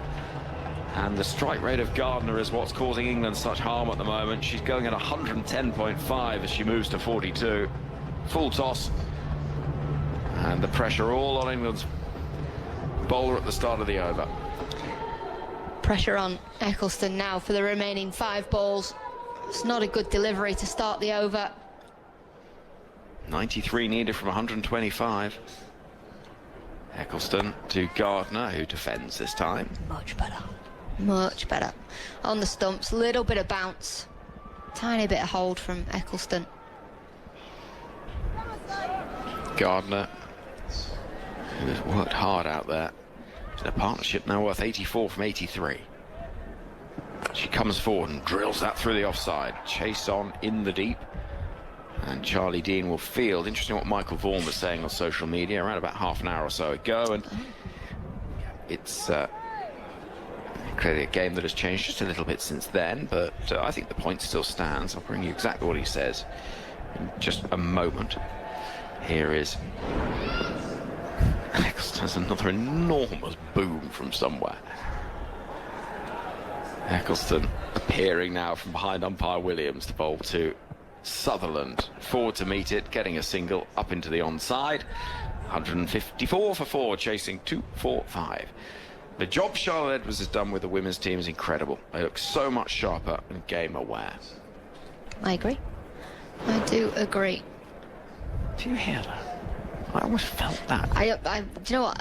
So it's like the horns. You don't really hear them anymore. Eccleston bowls and almost off her feet in trying to play that through the offside is Gardner, who then punches her bat, having missed out on a run. I think a big thing that I've noticed a difference of, it's attitude's probably the wrong word, but the heads aren't dropping at any stage in a game. It's almost like they believe that they can stay in a game right to the very end. Eccleston bowling to Gardner. He'll get a run into the onside, just tapping the ball in front of square leg for another single. The over comes to an end with 7 from it. And Eccleston with just 3 remaining has bowled 7 overs, 1 for 33. And Australia need 90 from 120 balls. They're 155 for 4, having been at one stage 24 for 3 and then 68 for 4. Oh, Henners, look at that big difference. Overs 21 to 30 for Australia. They've scored at 7.7 and over, and overs 21 to 30. England 2.6 and over. Wow. Well, there you go. At this stage, England were 124 for 3, Australia 155 for 4. And that's also the point, is it's not like England were more wickets down, so had to be cautious. No, they just struggled in that middle period. I know Alana King bowled 5 overs, 1 for 7. But it just felt like there wasn't much rotation of strike. Kicking up her heels is Nat Sciver-Brunt, running in now past the umpire, and nudging the ball into the onside is Gardner. Enormous bang somewhere or other. Yeah, the rotation of strike, England faced 169 dot balls in their innings. And I know we're only 30 overs in, but Australia have faced 91 dot balls. Yeah, it really is telling, isn't it? These sort of stats just really reveal so much. Work down the ground for one more, just keeping it ticking over. Oh, so easy. And England are finding getting this partnership broken very difficult indeed. It's not going to determine their tournament, this, because they're through to the semi-finals already, but you laugh. Just in the youngster Georgia Vol. Here's Sciver-Brunt. That's nicely bowled, but very nicely played from deep in the crease from Gardner, who's seemingly effortlessly moved to 46 or 44. Talking to Elise Perry in the dugout and giving her the bird. No. Well, there you go. No respect shown to the elders. Sciver-Brunt running in. Full loopy delivery, which is missed by the England captain, but her former skipper Heather Knight is there to mop up behind her. 87 needed from 116 deliveries. Just every so often there will be a boom from somewhere in the surrounding area that you can feel in your chest. And I don't know, are these just sort of firecrackers of some description? Yeah, but they are firecrackers. Deluxe. And then some. Worked away, behind square on the leg side for 4. Not a great ball that from Sciver-Brunt. Sat up, and Sutherland was there to gobble up the chance and whip it away down to that boundary in the distance. Charlotte Edwards will be feeling that this game is slipping from her side's grasp. 162 for 4. The only thing Charlotte Edwards will have to remind herself of having the England team, we were here 3 nights ago, weren't we, when Smriti Mandara and Harmanpreet Kaur looked set to take India home. Sciver-Brunt bowling, pushing off the back foot is Sutherland, down the ground towards Sophie Eccleston, who fields below us in the haze that is generated by these crackers. I mean, what the difference, I suppose, in this circumstance is that it was a run of ball as opposed to 82 off 114. Yeah. End of the over, 31 gone. Partnership's worth 95. Gardner on 46, Sutherland on 72, 82 needed from 114. But they've got to believe England here. Break this partnership, which has been a brilliant partnership under pressure. Sutherland and Gardner, when they went out to the middle, having lost early wickets, Australia, which is very, very rare for them, but it has happened throughout this World Cup, so they've been in these situations before. But England have to believe, break this partnership, you bring Talia McGrath, you get another one, then you're into the tail. Sophie Molyneux. Who else is left? Sophie Molyneux, Alana King, who's got 50 in this comp, run a ball 50, Kim Garth and Megan Shute. Everyone apart from Shute, you'd say, is probably a more than handy batter for most sides. Oh, Garth's had some handy knocks, hasn't she, already? Yeah. Eccleston from the far end. It's bowled to Sutherland, coming to meet it, back towards the bowler, and there'll be no run. Eccleston with 2 overs to bowl after this one. It's 163 for 4. Look out for a TMS podcast after this game, reflecting the action. Edge. Oh, if there was a slip in place, it would have gone to hand. Instead, down towards the boundary for 4 more. Sutherland to 76, and she gets the reward for the commitment to the stroke. And she cutted it hard, and Amy Jones stood no chance as it flashed past her big keeper's gloves. Probably too straight to be cutting, or too full, sorry, to be cutting, but gets away with it, as you say, no slip in play. Does turn past the outside edge as well. 167 for 4. Eccleston bowling to Sutherland, looking for a run through the offside, won't find it. Sivabrunt fields. The MPCA scoreboard, which is manually operated. Ah, I haven't even noticed that. It's a belter, isn't it? Oh, how have I missed that? Too busy watching the action. Here's Eccleston. Nicely angled into the offside for a single by Sutherland, and with that, the 100 partnership. That's what you can hear the cheers for, as an Australian flag over to our left that's waving with a kangaroo on it. 100 off 97 balls, and it's turned this match around, Alex. Yeah, it has. It's been a brilliant partnership from these two out in the middle. They've just absorbed so much pressure. Eccleston tosses it up, and Gardner, riding the bounce, slashes the ball to deep cover where Tammy Beaumont will field, losing a towel in the process. Smile on the face of Gardner. 169 for 4, ball left of the over. Australia all smiles in that dugout now, having been very concerned early on in the innings. They look a lot more relaxed now, don't they? Here is Eccleston. Forward in defence solidly is Sutherland. 6 from the over. The last 30 balls continuing the momentum, 34 without loss from them. And Australia needs 76 from 108 deliveries. Daniel Norcross is standing by to take up commentary. We're going to have the doublé. Are we? Yeah. Double trouble. Right then. I'm going to move after some thoughts from you then, Alex, and then Daniel will step in here. Yeah, brilliant partnership. 100 partnership up for the two out in the middle, Sutherland and Gardner. They were under pressure when they got out there, but the way that they've gone through this innings, they've capitalised throughout the middle, and you can see now that the Australian dugout is far more relaxed than it was an hour or so ago. Nat Sivabrunt, Sophie Eccleston having a chat, talking about plans, what's next, where do they go next? Do they bring Eccleston out of the attack and bring in somebody else? I'll tell you where they go next. They go to Guha Hartley for a semi-final. As Sivabrunt starts a new over, it's driven through the offside first ball from Gardner for a single. Because Australia are now cruising this, and yes, I know there was the miracle of indoor a couple of days ago, a few days ago, but this just feels different, as Henry pointed out. It's well under a run a ball required. As Sivabrunt is in, it's worked into the onside, up towards deep square leg. And they take a single, 171 for 4, Phil. Australia's first 100 partnership for the 5th wicket against England in the World Cup. Or in World Cups, I should say.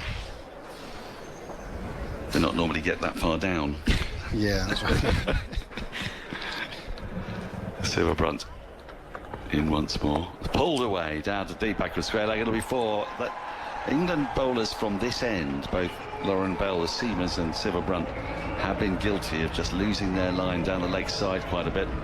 And it's been whipped away on this occasion. Gardner moves to 50, 52 from 47 balls. When she came in, Australia was 68 for 4, and they were in trouble chasing 245. But a partnership of 107, better than a run a ball, has not just stabilised the situation, it's put Australia in a very, very strong position to go back to the top of the table, with just South Africa left to play for them. Sivabrunt in short again, same place, same shot, and it's going to be the same result. 4 more. And Sivabrunt shakes her head, just lost her line, lost her length again.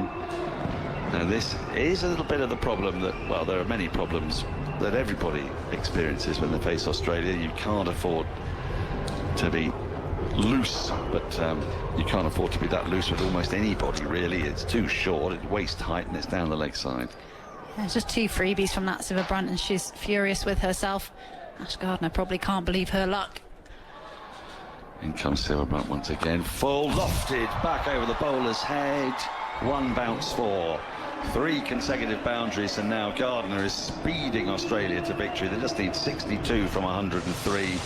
It's a very relaxed dugout now, and, well, after the excitement, the early part of this Australian innings, this partnership is just sending Australia to victory, and you would think probably a semi-final in Navi Mumbai against India, because India, I think I'm right in saying, you've got 2 bites at the cherry as Silverbunt in, worked into the onside to short mid-wicket, no run. So to run you through these options, end of the over, 183 for 4, 14 from it, Sutherland 78, Gardner 60.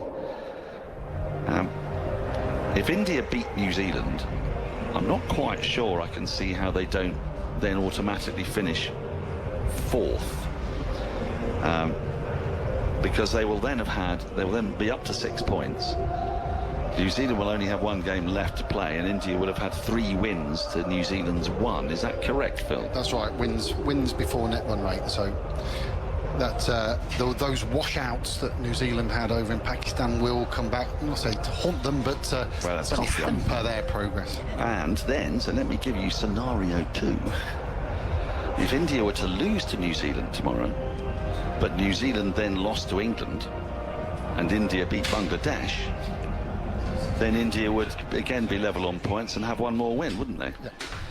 So the only way India are out is if they either lose both games or lose to New Zealand and New Zealand beat England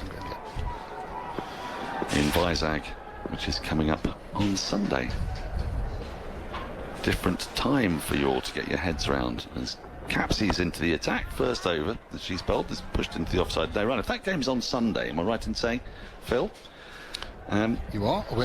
We've spoken about Sunday, actually. We have, but you know, it's more alarming for people at home than it might otherwise have been, because that's when the clocks go back.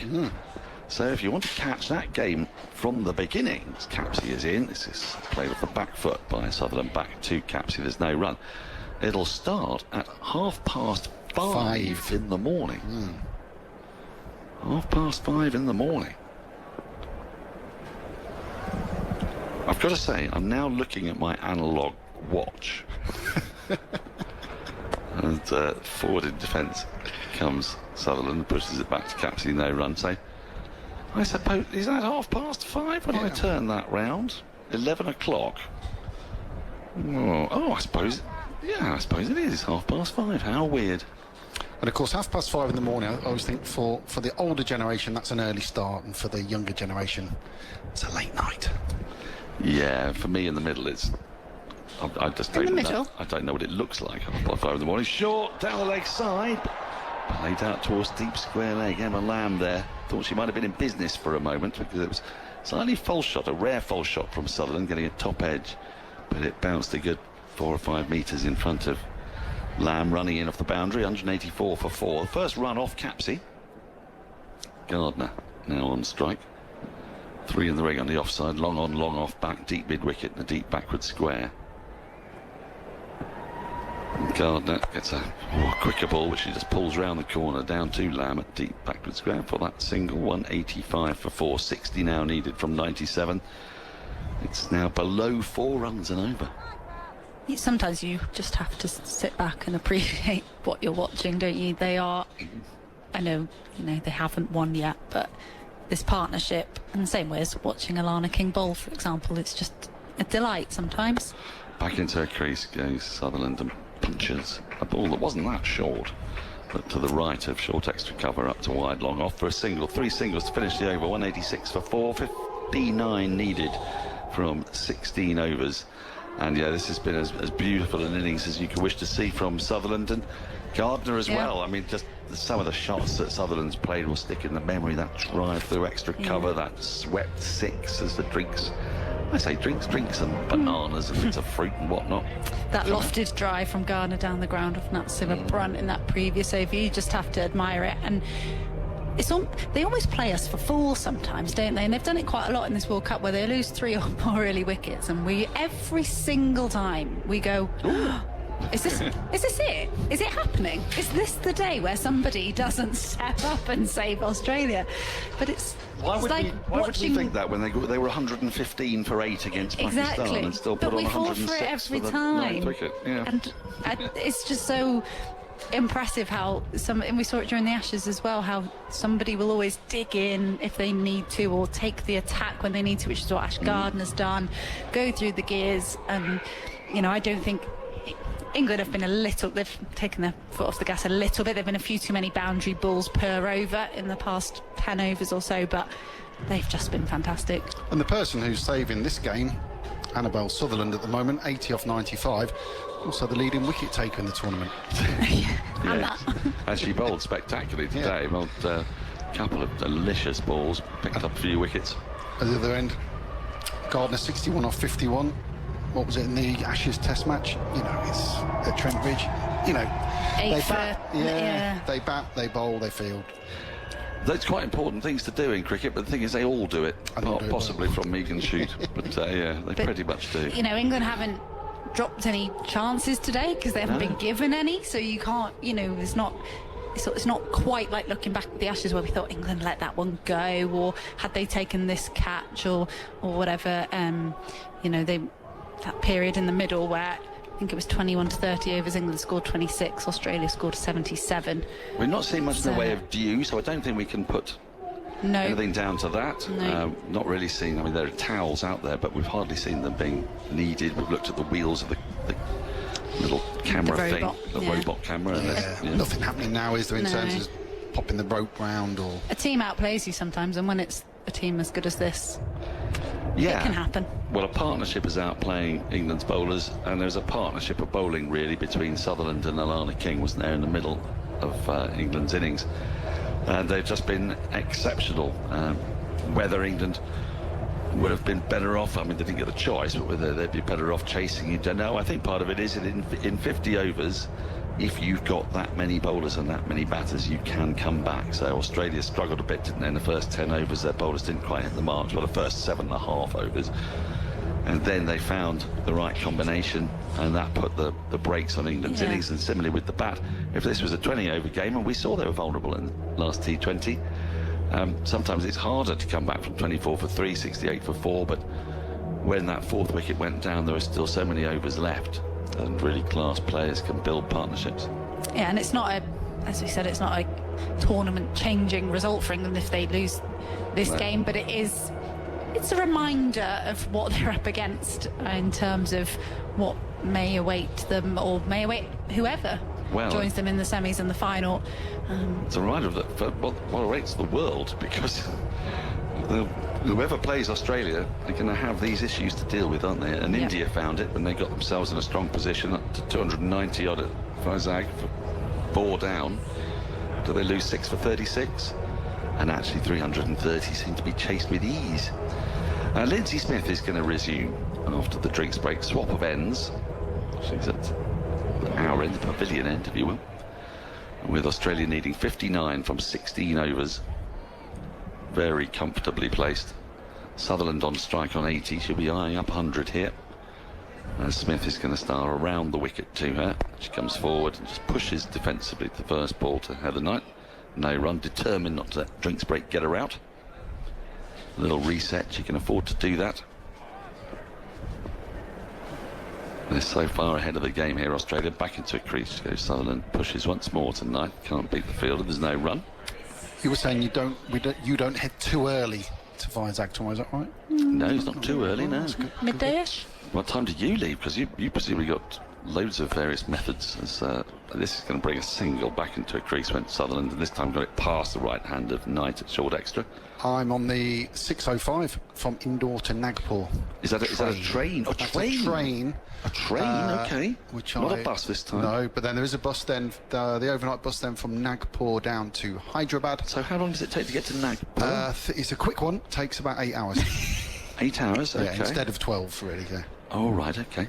Tossed up, and down the wicket comes Gardner, and drives up to capsy it long off for a single. Are you on the HS2 equivalent? Well, it's the Vande Bharat, which is one of the new kind of the quicker trains around India. So you love a train, don't you? Yeah, I do love a train, yeah. But then it'll be on the sleeper coach from Nagpur down to Hyderabad. It's now driven again past the right hand of Knight, who's spending so much of today just on the ground, trying to dive to stop balls that are close to her. So that gets you to Hyderabad, and then you've got to get from Hyderabad to Visakhapatnam. Yeah, so the day after tomorrow, I'm on the 3 o'clock in the afternoon, gets into Visakhapatnam just before midnight. That's a train again, is it? Another train, yeah. Another train, right. Pushed into the offside. This time to the left of Knight. She fires at the stumps at the non-striker's end, but Gardner's home. 4 singles to complete the over, 190 for 4. 55 needed from 15 overs, Sutherland 82, Gardner 63. And then, like all of us, need to look at the logistics for where we're going and when for the semi-final, because I think there's only 2 clear days between New Zealand and the Guwahati semi-final, quick isn't there? turnaround. Well, I'll tell you what we will know is that if India beat New Zealand tomorrow, and assuming that in Australia complete this victory, which is looking highly likely, England will be in Guwahati. So you could know tomorrow. Yeah, and you can find out on your train. Yeah, I think the 2-day turnaround means it might have to be a flight. Oh, Phil, I'm so sorry. I am. You are letting the team down. Well, it is quite a long way. By being there. It's quite a long way to Guwahati, as the song goes. Driven in the air, but through the covers for 4. Gardner, it's a packed offside field. I don't know quite how she's found that gap, but she has. There's a point, a cover and an extra. And the first ball of Capsey's over, she's, well, walloped around about waist height through the covers for 4. She's a bit like that Siva Brunt, Ash Gardner, in the sense that when she hits the ball, you think she's just from another planet sometimes. Yes. In terms of the strength and the speed that it pings off the bat. Capsey into again, shorter, that's whacked out to the leg side boundary between mid-wicket and square leg. Capsey just overcompensating after that short ball, and she has larruped this Gardner. The end is coming quickly. Gardner to 71, just 47 needed now from 88 balls. I told Alex Hartley that we would swap back so that I could go and write my report. Yes, I think it's time you start, because I reckon you might only have 6 overs. I said we swap when they get to 200, and I didn't expect them to get to 200 in 3 balls. So I'm sorry, Alex. Yeah. Well, I think this game's going to be done in about 6 or 7 overs. Capsey and again, short again, out towards exactly the same place. It's 4 more. 3 fours to start the over. The Australian 200 is up, and Gardner is in danger here of getting to it. 100. Let me just work this out. Can Gardner and Sutherland get 100? There's 43 runs needed for them both to get exactly 100, and there are 43 runs needed for Australia to win. It would be quite the manufacture here if somehow, I mean, I know you've got a little bit to play with if the scores are level, but if Sutherland and Gardner can make their way to 100 each, it'd be deserved hundreds as well. They've played quite superbly. Capsey into Gardner on 75, who drives for a single up to wide long off, 203 for 4. Hello, Alex. Hello, that was a quick turnaround, wasn't it? You've not been gone long, have you? No, I went and sat next door next to Tash Sharon and said, sorry, I gotta go again. Yeah, I'm quite surprised Phil hasn't written this about half an hour ago, but just fill in the numbers. As Capsey's in again to Sutherland, who drives along the ground, will take the single. She moves to 83.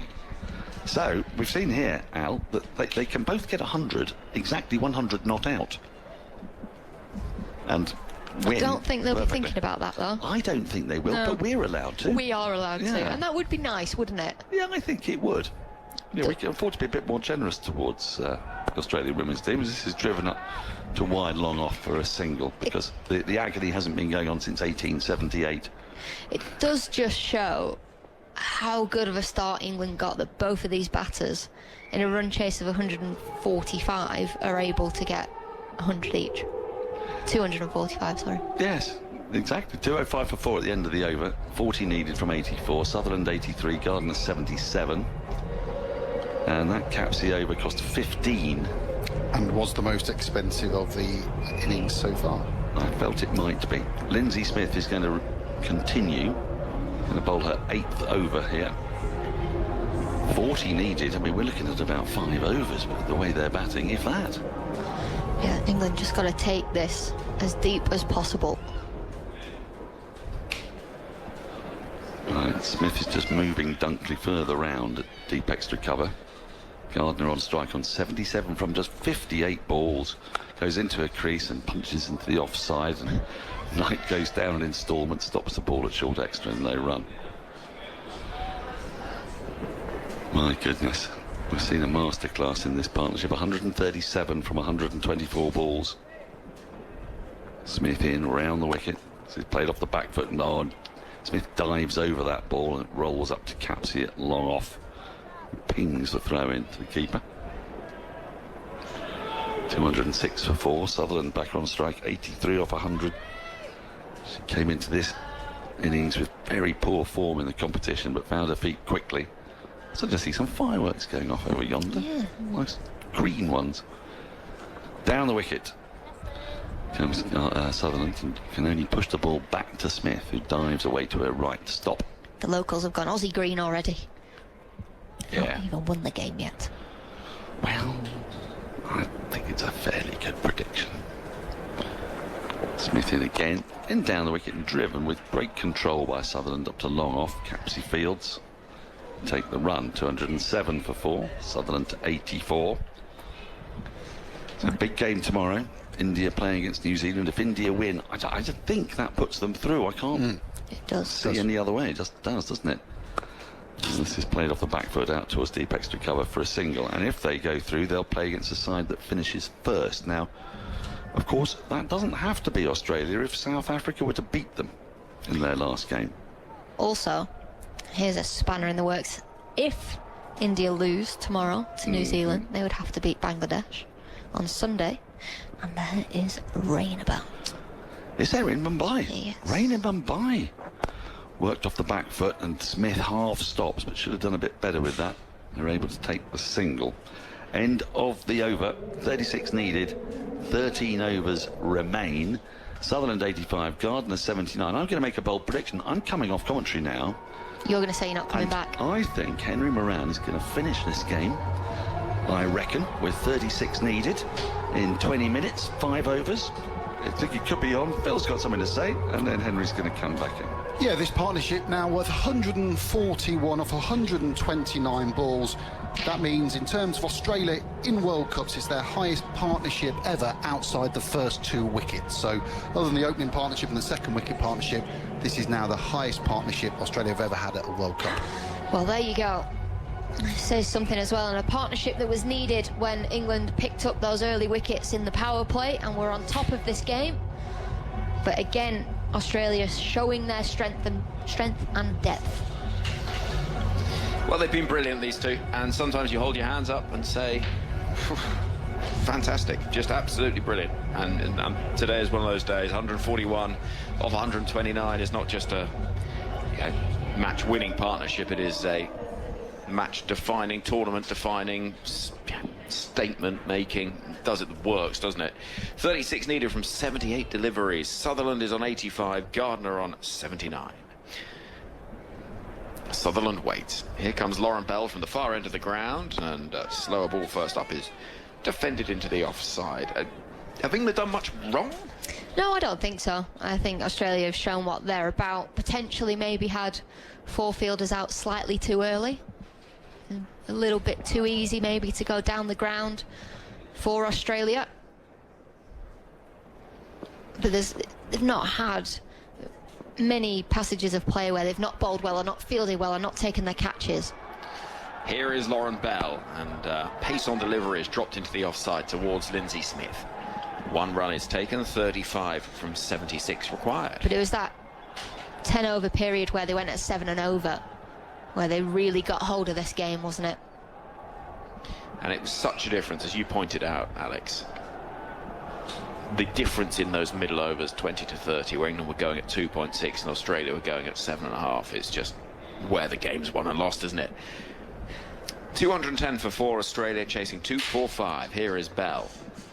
And this is launched in the air, down the ground. Can an England fielder get there? I think the ball will land between 2 of them, and it does. And a couple of runs are taken as Gardner tried to hit it somewhere out of the Holcare Stadium. Back of the hand slow ball from Lauren Bell, so the pace wasn't on the ball as Gardner tries to go down the ground, up and over mid-off. It's a really nice delivery from Lauren Bell.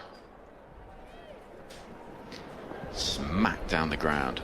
Extraordinary attempt at a shot from Ash Gardner. Australia needs 34 from 75.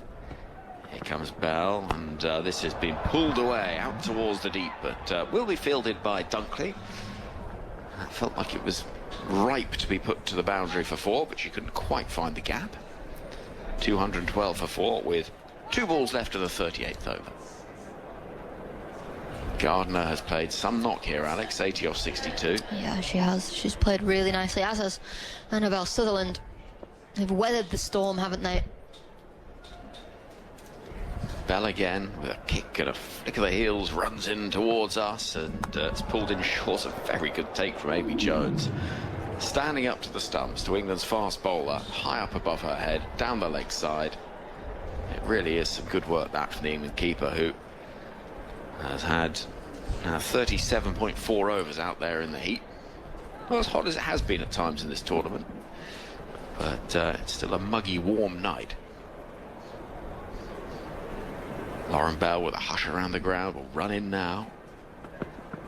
And that's nicely played out towards the deep from Gardner, who'll move to 81. Lindsay Smith fields out there on the boundary. Smith, who's bowled nicely again today, 2 for 43 from her 8. And with 1 ball left of the over, Australia require just 31 from 73. 4 down, partnership worth 146. Encouragement from Amy Jones. 3 fielders on the boundary on the leg side, 1 on the off. And Lauren Bell will try once more with Sutherland on 87 waiting. And smacking the ball away, standing, delivering through the offside for 4. It's a glorious shot. And she moves into the 90s. Back foot punch, 91 for Sutherland. And Australia need 27 from 72. That was such a lovely shot from Annabelle Sutherland. Played with so much control. Totally in control, as you say, just slapping the ball through extra cover and mid-off. And it brings up the 150 partnership between Sutherland and Gardner. And it's been potentially the best partnership of the World Cup so far. Under pressure, their team having lost early wickets, weathering the storm to perfection, and then putting pressure on England when needed. And both of them will be wanting to see their team home here. They will, and if they can get to 3 figures as well, they'll be very happy about that. But at this point, with Sutherland on 91 and Gardner on 81, Australia 27 still needed. They'll be just concentrating on getting the victory that will continue this remarkable run of 8 years without a World Cup defeat in 50-over cricket. 8 years without a World Cup defeat in 50-over cricket? Yeah. They've not lost a game in 8 years in World Cups. Not since Hartmann-Preet Kaur at Derby. Eccleston bowls, slashed away. There's going to be runs here. It's going to be 4 of them. Ash Gardner cutting the ball away, and Sophie Eccleston can only stand there and think, well, it wasn't that bad a ball. What do you want me to do? 222 for 4. You've blown my mind with that, Henry. I know they've been dominant, but I didn't realise just how dominant they had been. Yeah, I'm beaten in the last World Cup. I'm beaten so far in this one. Oh, yeah, yeah. I mean, it's a slightly funny stat, isn't it? Because you don't get that many World Cups. It's in the air. Oh, it clears extra cover, and Heather Knight for 4 more. And Gardner is putting the foot down in this race for 3 figures between the 2 of them. Australia need 19 from 70 balls and are nearly home. Who's going to get there first? That is the question. And are they both going to get there is the second question. But a lovely shot from Ash Gardner, putting pressure on the world's best bowler, up and over extra cover. Next delivery is again going through that part of the ground. It goes out towards the deep. Chase on for Dunkley. Slides, stops, does very well. 2 runs are taken. I think one of them will get out myself. But we shall see. Australia needs 17 from 69. Oh, she's so dominant, Ash Gardner. She's 91 off just 66 balls.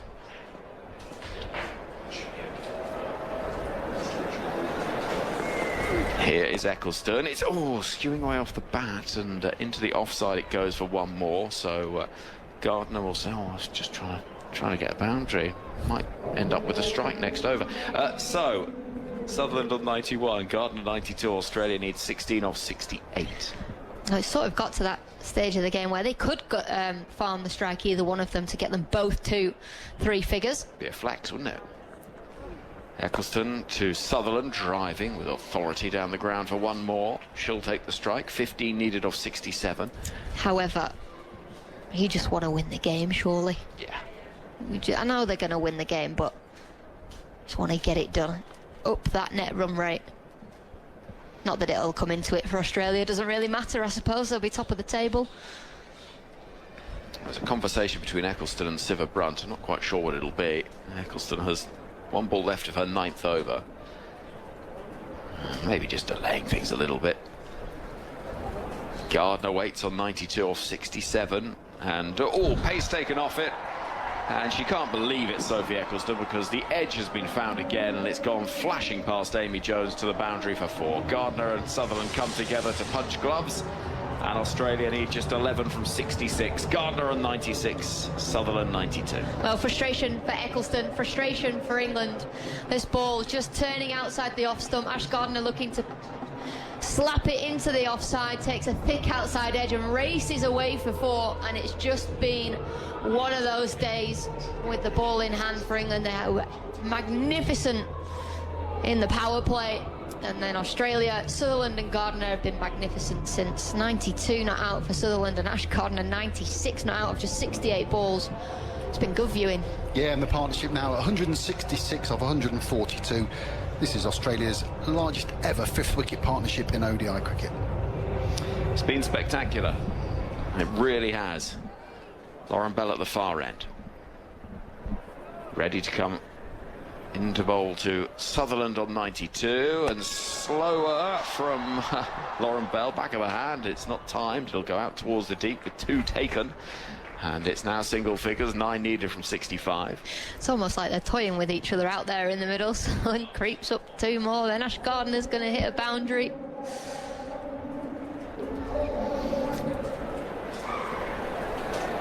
Lauren Bell at the far end. Long on is out, as is deep mid wicket, and deep square leg is a deep cover as well. Sutherland on 94.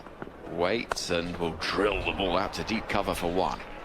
Lindsay Smith fumbles, but they won't get back for 2, so Sutherland will be on 95 and Gardner 96. Australia need 8 to win.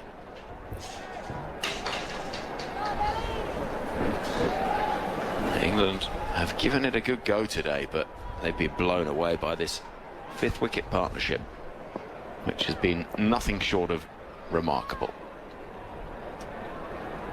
Lauren Bell at the far end. Runs in towards us, and that is going to fly off the outer half of the bat, down to the boundary, and there is Ash Gardner's 100.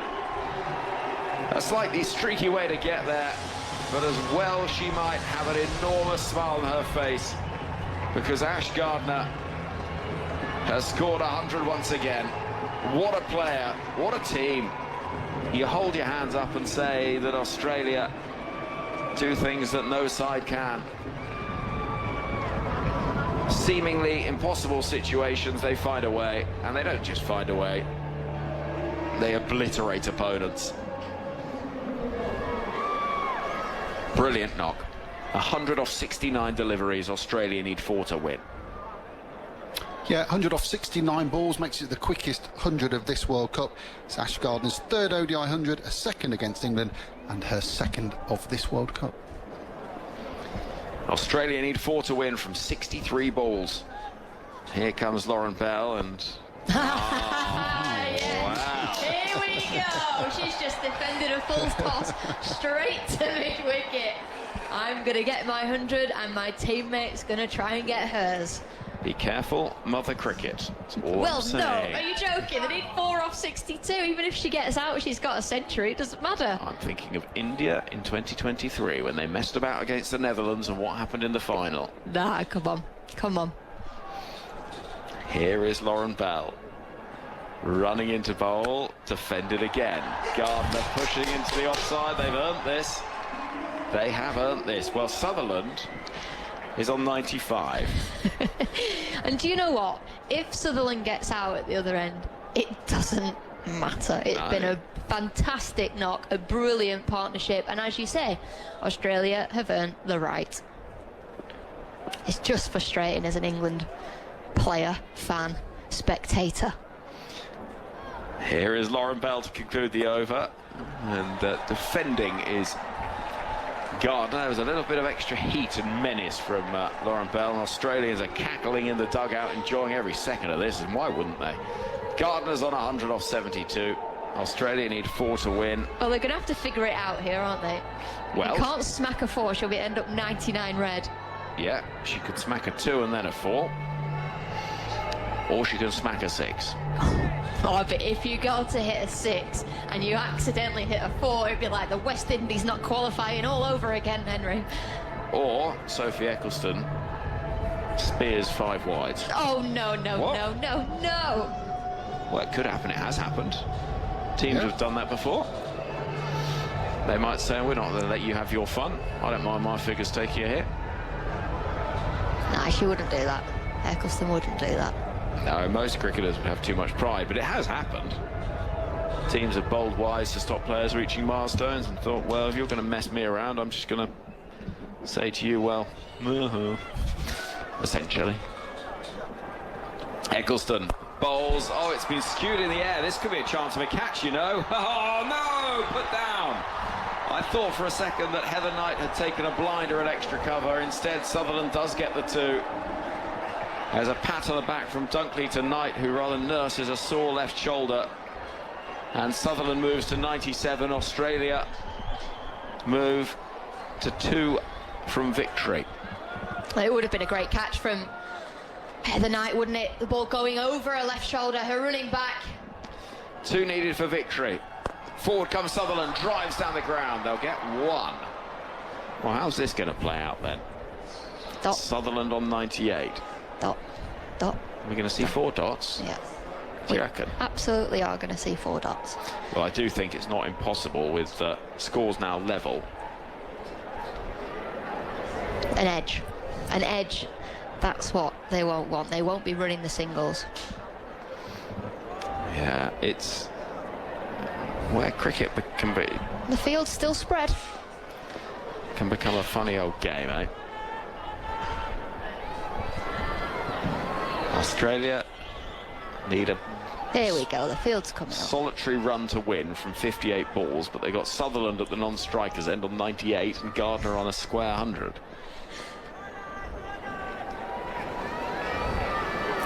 Eccleston bowls. Oh, it's been larruped away through the offside for 4. Gardner said, no, come on, let's get this done. And I think Annabelle Sutherland probably said to her, come on, you go for it.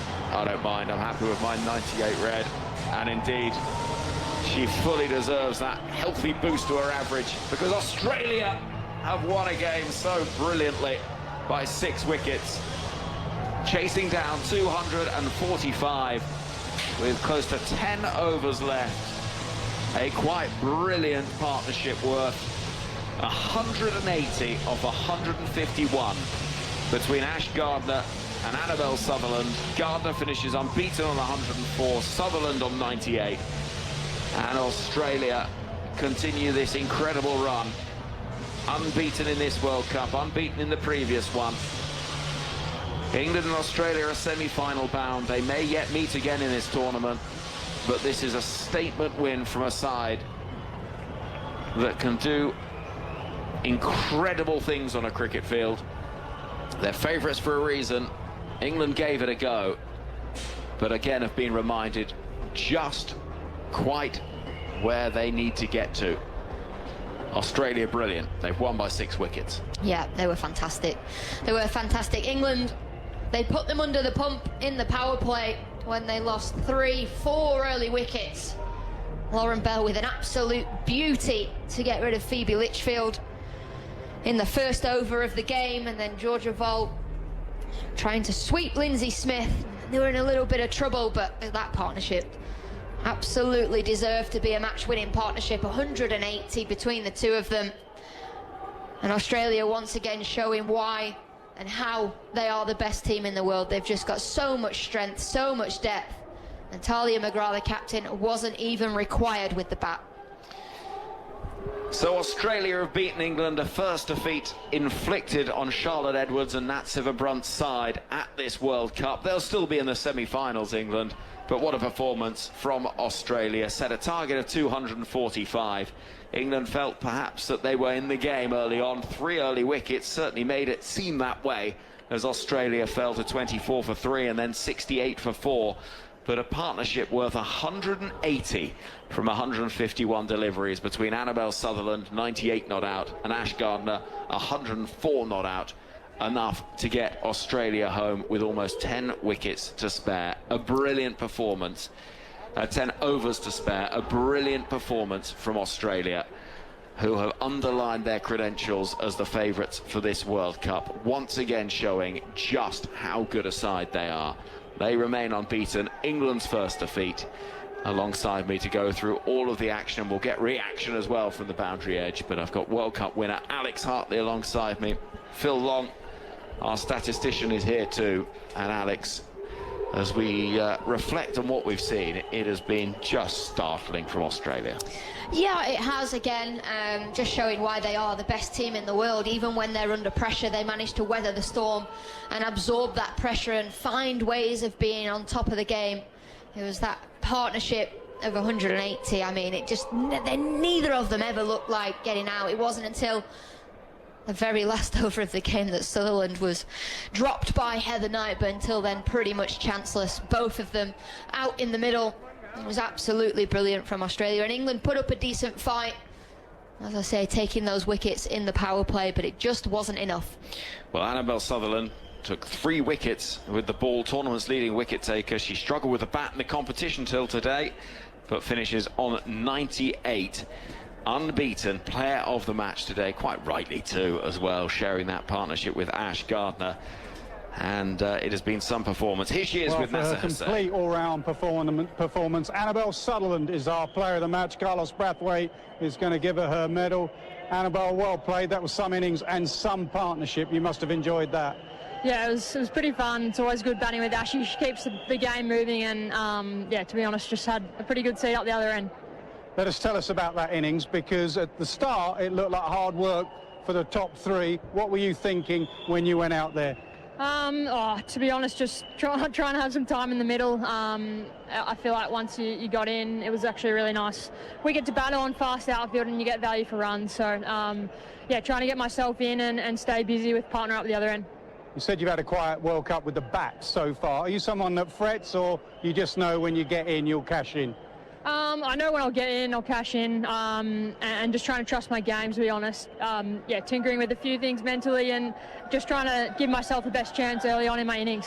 And in Ash Gardner, she's not someone that puts you under pressure. She's also looking to hit boundaries, and you never have to worry too much. Yeah, exactly, and we knew the game was going to keep moving, such a hard ground to defend on, and we just had to keep batting, really.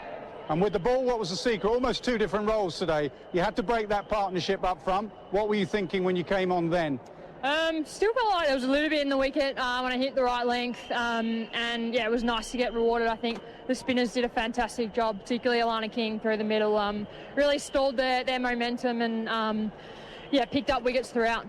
You picked up wickets throughout the tournament. Personally, yourself, you're the leading wicket taker. You're death bowling. Is there a gut feel, like with that Tammy Beaumont dismissal? Did you have a gut feel she was coming and you changed to that slower ball? Yeah, a little bit of just trusting your instincts.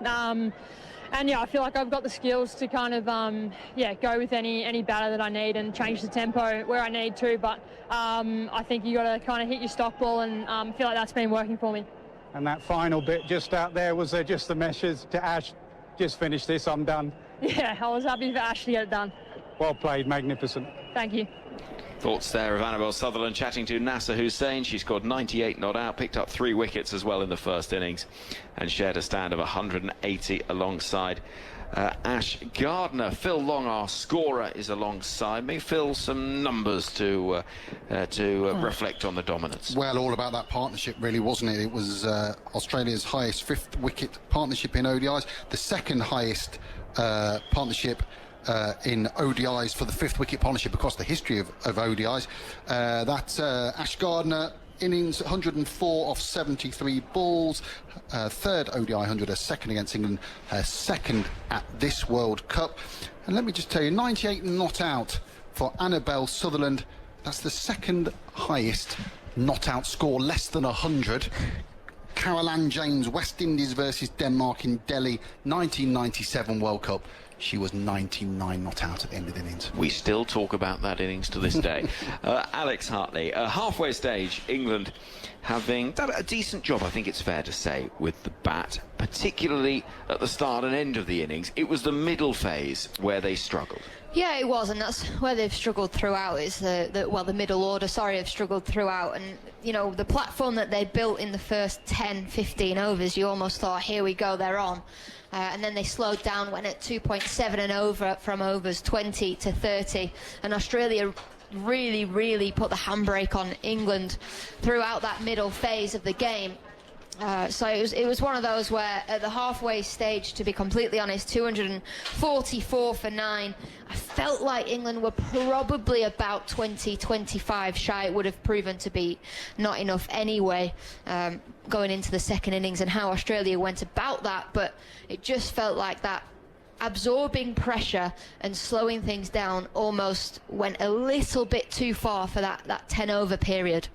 Yeah, and it was just a struggle to find a way to keep the scoreboard moving in the way that Australia were able to. Yeah, and having said that, though, they didn't lose consistent wickets, and they did give themselves that platform to be able to accelerate towards the back end. In the past, against Australia and against the best teams, we have seen England collapse from those situations. So on the other hand, there was, okay, we're absorbing the pressure, and then on one hand, it was almost like maybe we've gone slightly too slow, you know. Tammy Beaumont going really nicely for her 78, but then Sophia Dunkley maybe just putting the handbrake on a little bit too much and adding a bit of pressure to Tammy out there in the middle. Yeah, and that's the problem, isn't it? When that pressure builds, it's quite hard to find a way then to keep the scoreboard moving. It's what that partnership did so well between Sutherland and Gardner, was that, as we just heard from Annabelle Sutherland, both of them found a way to keep things moving. Daniel Norcross is here as well. Daniel, what did you make of what we saw today? Well, I made of it that yet again, whenever Australia find themselves in bother, a different person comes and gets them out of it. I mean, Ash Gardner has got previous in this tournament already, but Annabelle Sutherland's been in woeful form with the bat, but she was brilliant today with both bat and ball, and just recovering from that start. 24 for 3, 68 for 4. Speaking to Tammy Beaumont, she kind of thought that there may have been, it got a bit easier to bat under the lights. There may have been a bit of that. There wasn't anything really in the way of dew. I think England were a little bit indisciplined if you compare the way that, for example, Sutherland bowling seam, and the way that Bell and Nat Silverbrunt bowled. They kind of lost their lines a bit. They weren't as accurate. They gave away wides. They were bowling in and around the leg stump. But you'd have to say that, you know, they're just very, very good players, aren't they? And England, I think, was stifled by two partnerships today. One with the ball, which was Sutherland and King, and one with the bat, which was Sutherland and Gardner. And we say that cricket's a game of partnerships. Well, those two partnerships did for England today. We'll be hearing from Tammy Beaumont in due course. Also, the England captain, Nat Silverbrunt, who is preparing to chat also. So we'll bring you those interviews in just a moment. But, yeah, you mentioned Alana King. 10 overs, 1 for 20. Oh, she bowled fantastically, didn't she? She really put the pressure on England. She was getting the ball to turn sideways. There was actually a review taken where Tammy Beaumont didn't get anything on it. The ball just turned so much. Then there was one a few balls later which spat past the outside edge and went away for 4 byes. So, yeah, she was brilliant. And England, you know, struggled against Alana King, not for the first time. Indeed, and is certainly going to be something they're going to, if they play Australia again, find a way of combating, because she managed to really tie England down in this game, and they just couldn't find a way in those middle overs, despite a really good start between Beaumont and also Amy Jones. Here's Nat Silverbrunt with Nat, where do you think that game got away from you? I suppose we didn't have enough runs. Alana King bowled very well in the middle overs and really restricted us, and it made it very difficult to get a partnership together. Tammy played very well for her score. But yeah, I suppose with the lights coming on, I think the conditions did change a little bit, although I guess we bowled well in patches, but it just showed the partnership that Ash and Belsley had there. It just took the game away from us, so yeah, I suppose we didn't have enough runs in the end. Let's talk about that. What do you think was a par score on that pitch, batting first? I think I mean, I don't really know, because I'm very bad at numbers. You got 244. Yeah. I'd be happy with 280, I reckon. And the other bit you mentioned there, the playing of Alana King, 10 overs, 1 for 20. What could you have done better when playing her? She's a quality bowler, but what could you have done? I guess being really clear on what shots that you did want to play, so probably playing off the back foot would be more useful. So then working out how to get her to bowl the length that you want to play off the back foot, I suppose. So either using her feet or little paddles or something like that. That would be something that I would be reflecting on myself. On a positive note, Tammy Beaumont finding some real intent and a bit of form with what lays ahead. That's very important to your team. Absolutely, yeah. Yeah, she's been battling really hard in the nets to put on a performance like that, and she was really focused today. And yeah, really pleased for her that she managed to get a score. And that partnership there, anything you could have done differently? 2 quality players on a pitch that was getting better, but could you have done anything different? Yeah, we just couldn't control with the ball. I thought we'd had patches of, I suppose, building pressure with dots and ones, but the 4 ball kept coming. So, yeah, we probably tried a few too many things, to be honest. Probably keeping it simple is probably the way to go.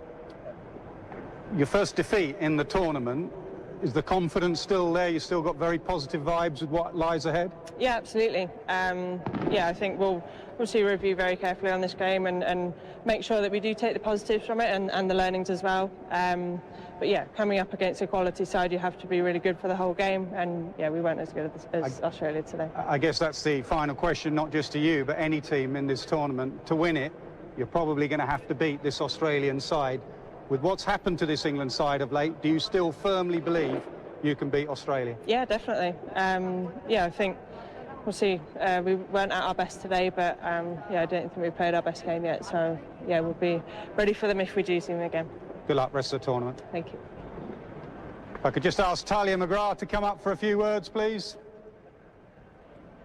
Talia, many congratulations. Your side, when put under pressure, are digging deep and putting in some performances. You must be thrilled. Yeah, very happy. Spinners did a fantastic job with the ball. A little bit of a shaky start with the bat, but then Bells and Ash just world class. So good to watch them. It was clinical, and I feel for Bells a bit, not getting 100. She thoroughly deserved it. Well, let's start with the bowling. Alana King is an absolute gem for you. As a captain, how do you plan her over? She comes on reasonably late, and today she bowled a long spell. Yeah, I knew she was our key matchup. She's got a really good record against England and matches up really well to pretty much their whole batting lineup. So at one stage I was tossing up whether it was 10 straight because she was on fire, and we decided to pull her back for some new batters. But she was so good today, hit her length, relentless, and found a bit of turn. As an Australian side and captain, I'm guessing you're always looking to improve. What did you think of the new ball spell before she came on and Annabelle Sutherland got that wicket before her? Yeah, I think we just missed our lengths a little bit early and got punished. So certainly a little bit to tidy up with the new ball. And then if we're being critical as well, I think they've probably got 20 too many at the end. We could have been a bit tidier at the death. But if you told me 244 at the start of the day, I would have been stoked.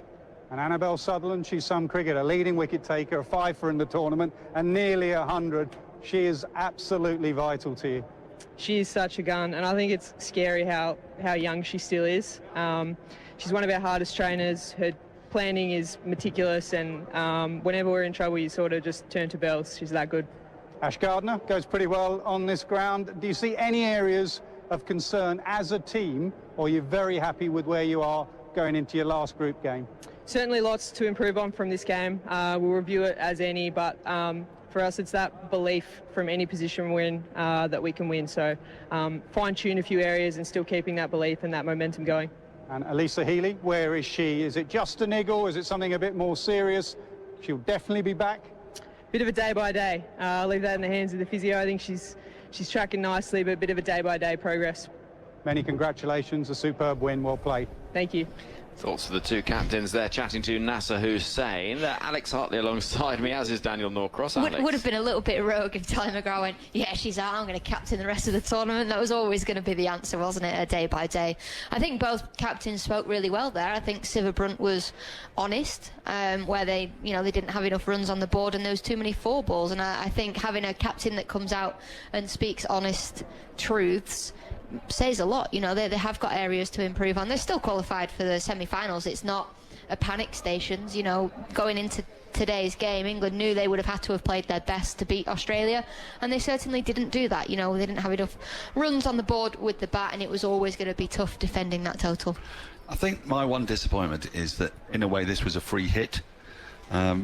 There was no reason to sort of, you know, go into your shell for England, and they got off to such a good start that I thought that that might be what would kickstart them into being really dynamic. And yeah, you know, look, if they end up collapsing in a heat and get bowled out for 180, they lose the game. But 9 times out of 10, people are losing games against Australia anyway. Once you've got that good start, I felt that because not a lot was really riding on this match, both sides had qualified, this was an opportunity to make a statement and to try things a bit different, and instead they kind of got becalmed against Alana King, who bowled brilliantly, but I didn't see a single reverse sweep attempt, didn't really see anybody coming down the wicket at her, didn't see anybody trying to disrupt her lengths, and it was about the runs.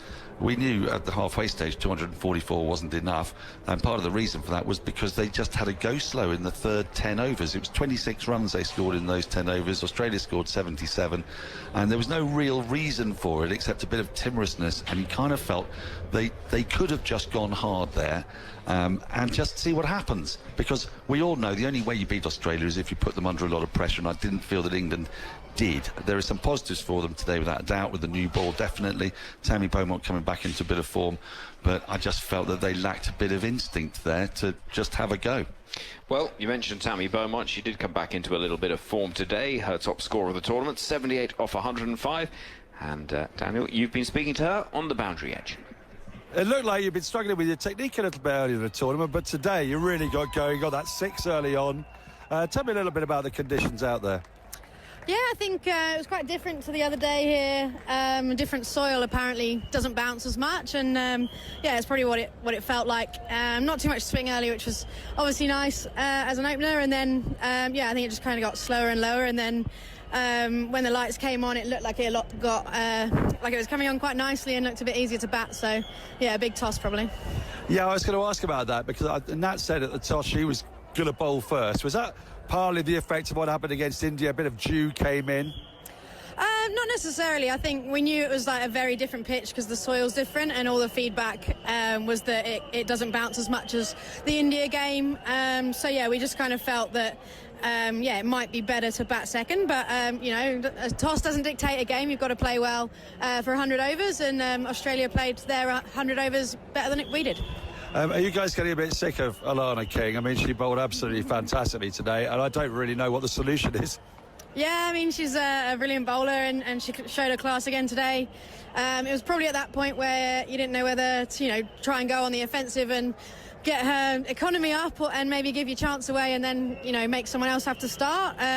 Probably why I went so aggressive when the seam did come back on, but that obviously didn't quite come off. So yeah, fair play to them. I thought they bowled well. She found the perfect pace, I think, to make the ball turn and hold in the wicket, and it's what bowlers are allowed to do, isn't it? So words for Sutherland and Gardner at the end there. I mean, it was a consummate performance, but as you said, it looked like it got a bit easier to bat by that stage.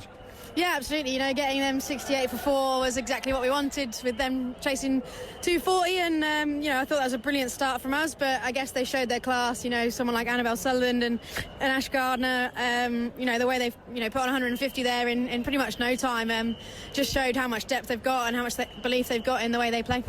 And lastly, it looks like you're going to be going to Guha for the semi-final. That's the most likely outcome. You've got some pretty fond memories of that. You've got some fond memories of thrashing South Africa there as well, who may very well be your opponents. Yeah, I guess we'll have to wait and see, and the ICC will have to confirm who's playing where and whether it's 1v4 or what. We're just going to have to get on with it and get on the plane to wherever it is. But yeah, obviously got a good record up in Guha. The bowlers will certainly love the pitch up there, and yeah, we'll have to wait and see. Commiserations on the result, but well done with the bat. Cheers.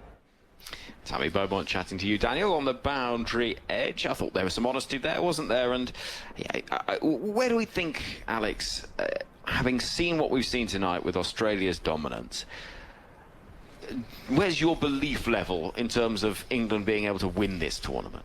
No, I think they can. I think they're going to have to play really well to win the tournament, and they're going to have to play better than they did today. But it's not, you know, they've not put together their perfect performance yet. I think in stages they could have applied a little bit more pressure to Australia with the ball. Having 4 out almost straight away seemed a little bit too easy. I personally would much rather see Ash Gardner go over mid-on and mid-off for 4 and have a catching opportunity than just being able to hit the ball back down the ground for single after single, and apply a little bit of pressure that way. I think they did brilliantly up top with the ball. Lauren Bell, fantastic alongside Lindsay Smith. But if you're going to beat this Australia side and you're going to bat first, you have to get up and around that 280. They've got to be more dynamic, and they've got to be braver, I'm afraid, because you've got to have a different attitude, and that attitude is here that Australia are the hot favourites to win. There's nothing to be lost by losing a game of cricket against Australia except the game, but there's something to be won if you do, which is utter glory. And I don't think that England really embraced those opportunities today in quite the way they needed to. I think Al's right about in the field, captaincy in the field could have been a little bit asking more questions. When Ash Gardner started her innings, he actually looked all at sea against off-spin, didn't she? It was quite strange. You thought she could be LBW at any minute. And perhaps if she'd been cramped a bit more and sort of forced to, you know, to play shots that she was uncomfortable with, that might have made the breakthrough. They're all ifs and buts, but fundamentally it comes down to just, I think England have got to be braver in what they do if they're going to beat the likes of Australia. It was all very well hanging in against India. That was the right thing to do, and it'll be similar again against South Africa if they find themselves in bother, if it's them that they're playing. But when you're playing Australia, I'm afraid you just have to come out swinging punches. Well, Anisha Ghosh, the journalist, has tweeted, yes, that familiar Women's Cricket World Cup phase when Australia make everyone else look like they're playing a different sport. We've reached that sacred moment when collective timelines agree. Just hand them the trophy and save us the suspense. Well, no. Let's not do that, because we've been at T20 tournaments and things have gone wrong, and you know, it would have taken a ball to break that partnership early. I know there were other batters still to come, so that, look, there are weaknesses there, there's still jeopardy, but you've got the attitude has got to be really fierce when you play them. Agree with that, Alex? Yeah, totally agree with everything Dad said. So, yeah, England will pick themselves up and they will try and, in the same way South Africa actually, try and park what's happened here, as South Africa did when they parked what happened against England. Exactly. They've gone on a brilliant run since. Exactly, they've been a brilliant team since that defeat, haven't they? And, you know, one defeat doesn't define your World Cup. We've had teams lose games before and go on to win World Cups. Australia obviously unbeaten in the last one, could go unbeaten in this one with that washout against Sri Lanka in Sri Lanka. But the top 3 teams that have qualified now have all been the top 3 teams in the competition. Yeah, so we shall wait and see. Right then, thank you very much to the two of you. That is Alex Hartley, World Cup winner, and Daniel Norcross as well. And we will continue bringing you cricket from around not just this World Cup, but around the world as well. Thursday morning, 4:05 UK time, is Australia against India's men in the second one-day international from Adelaide Oval. And then it's the big game for the Women's World Cup, 10:15. We are in Navi Mumbai for India against New Zealand. Could be a crucial game in the outcome of the semi-final places. It's been an extraordinary evening here in Indore, where it's Australia that have continued their unbeaten run of form. A partnership worth 180 of just 151 balls between Annabelle Sutherland, who was on 98 not out at the end, and Ash Gardner on 104 off 73, getting Australia over the line. England, well, it looked as though they'd burst that door open early on in the innings, but that partnership too good, and Australia win by 6 wickets with almost 10 overs to spare. Their unbeaten run continues. They may yet face each other again in this tournament. We shall wait and see. One thing we do know is it is a real marker put down by the reigning champions. Thank you to Phil Long, to Alex, to Daniel, also Ishiguro and Ffone Wynne, whose writing you'll be able to find on the BBC Sport website and app. Let me point you towards BBC Sounds, where you can listen to all sorts of podcasts that are well worth your time. No Balls to Cricket podcast is available with Alex and Kate Cross. We've got a Building a Combined Ashes 11 with Michael Vaughan, Phil Tufnell and Glenn McGrath, and From the Ashes with Stuart Broad chatting to Stefan Schemmelt about his Ashes memories. So do look out for all of those on BBC Sounds. England's next game is on Sunday in Visakhapatnam. Thank you ever so much for listening to us today, and we look forward to speaking to you again soon.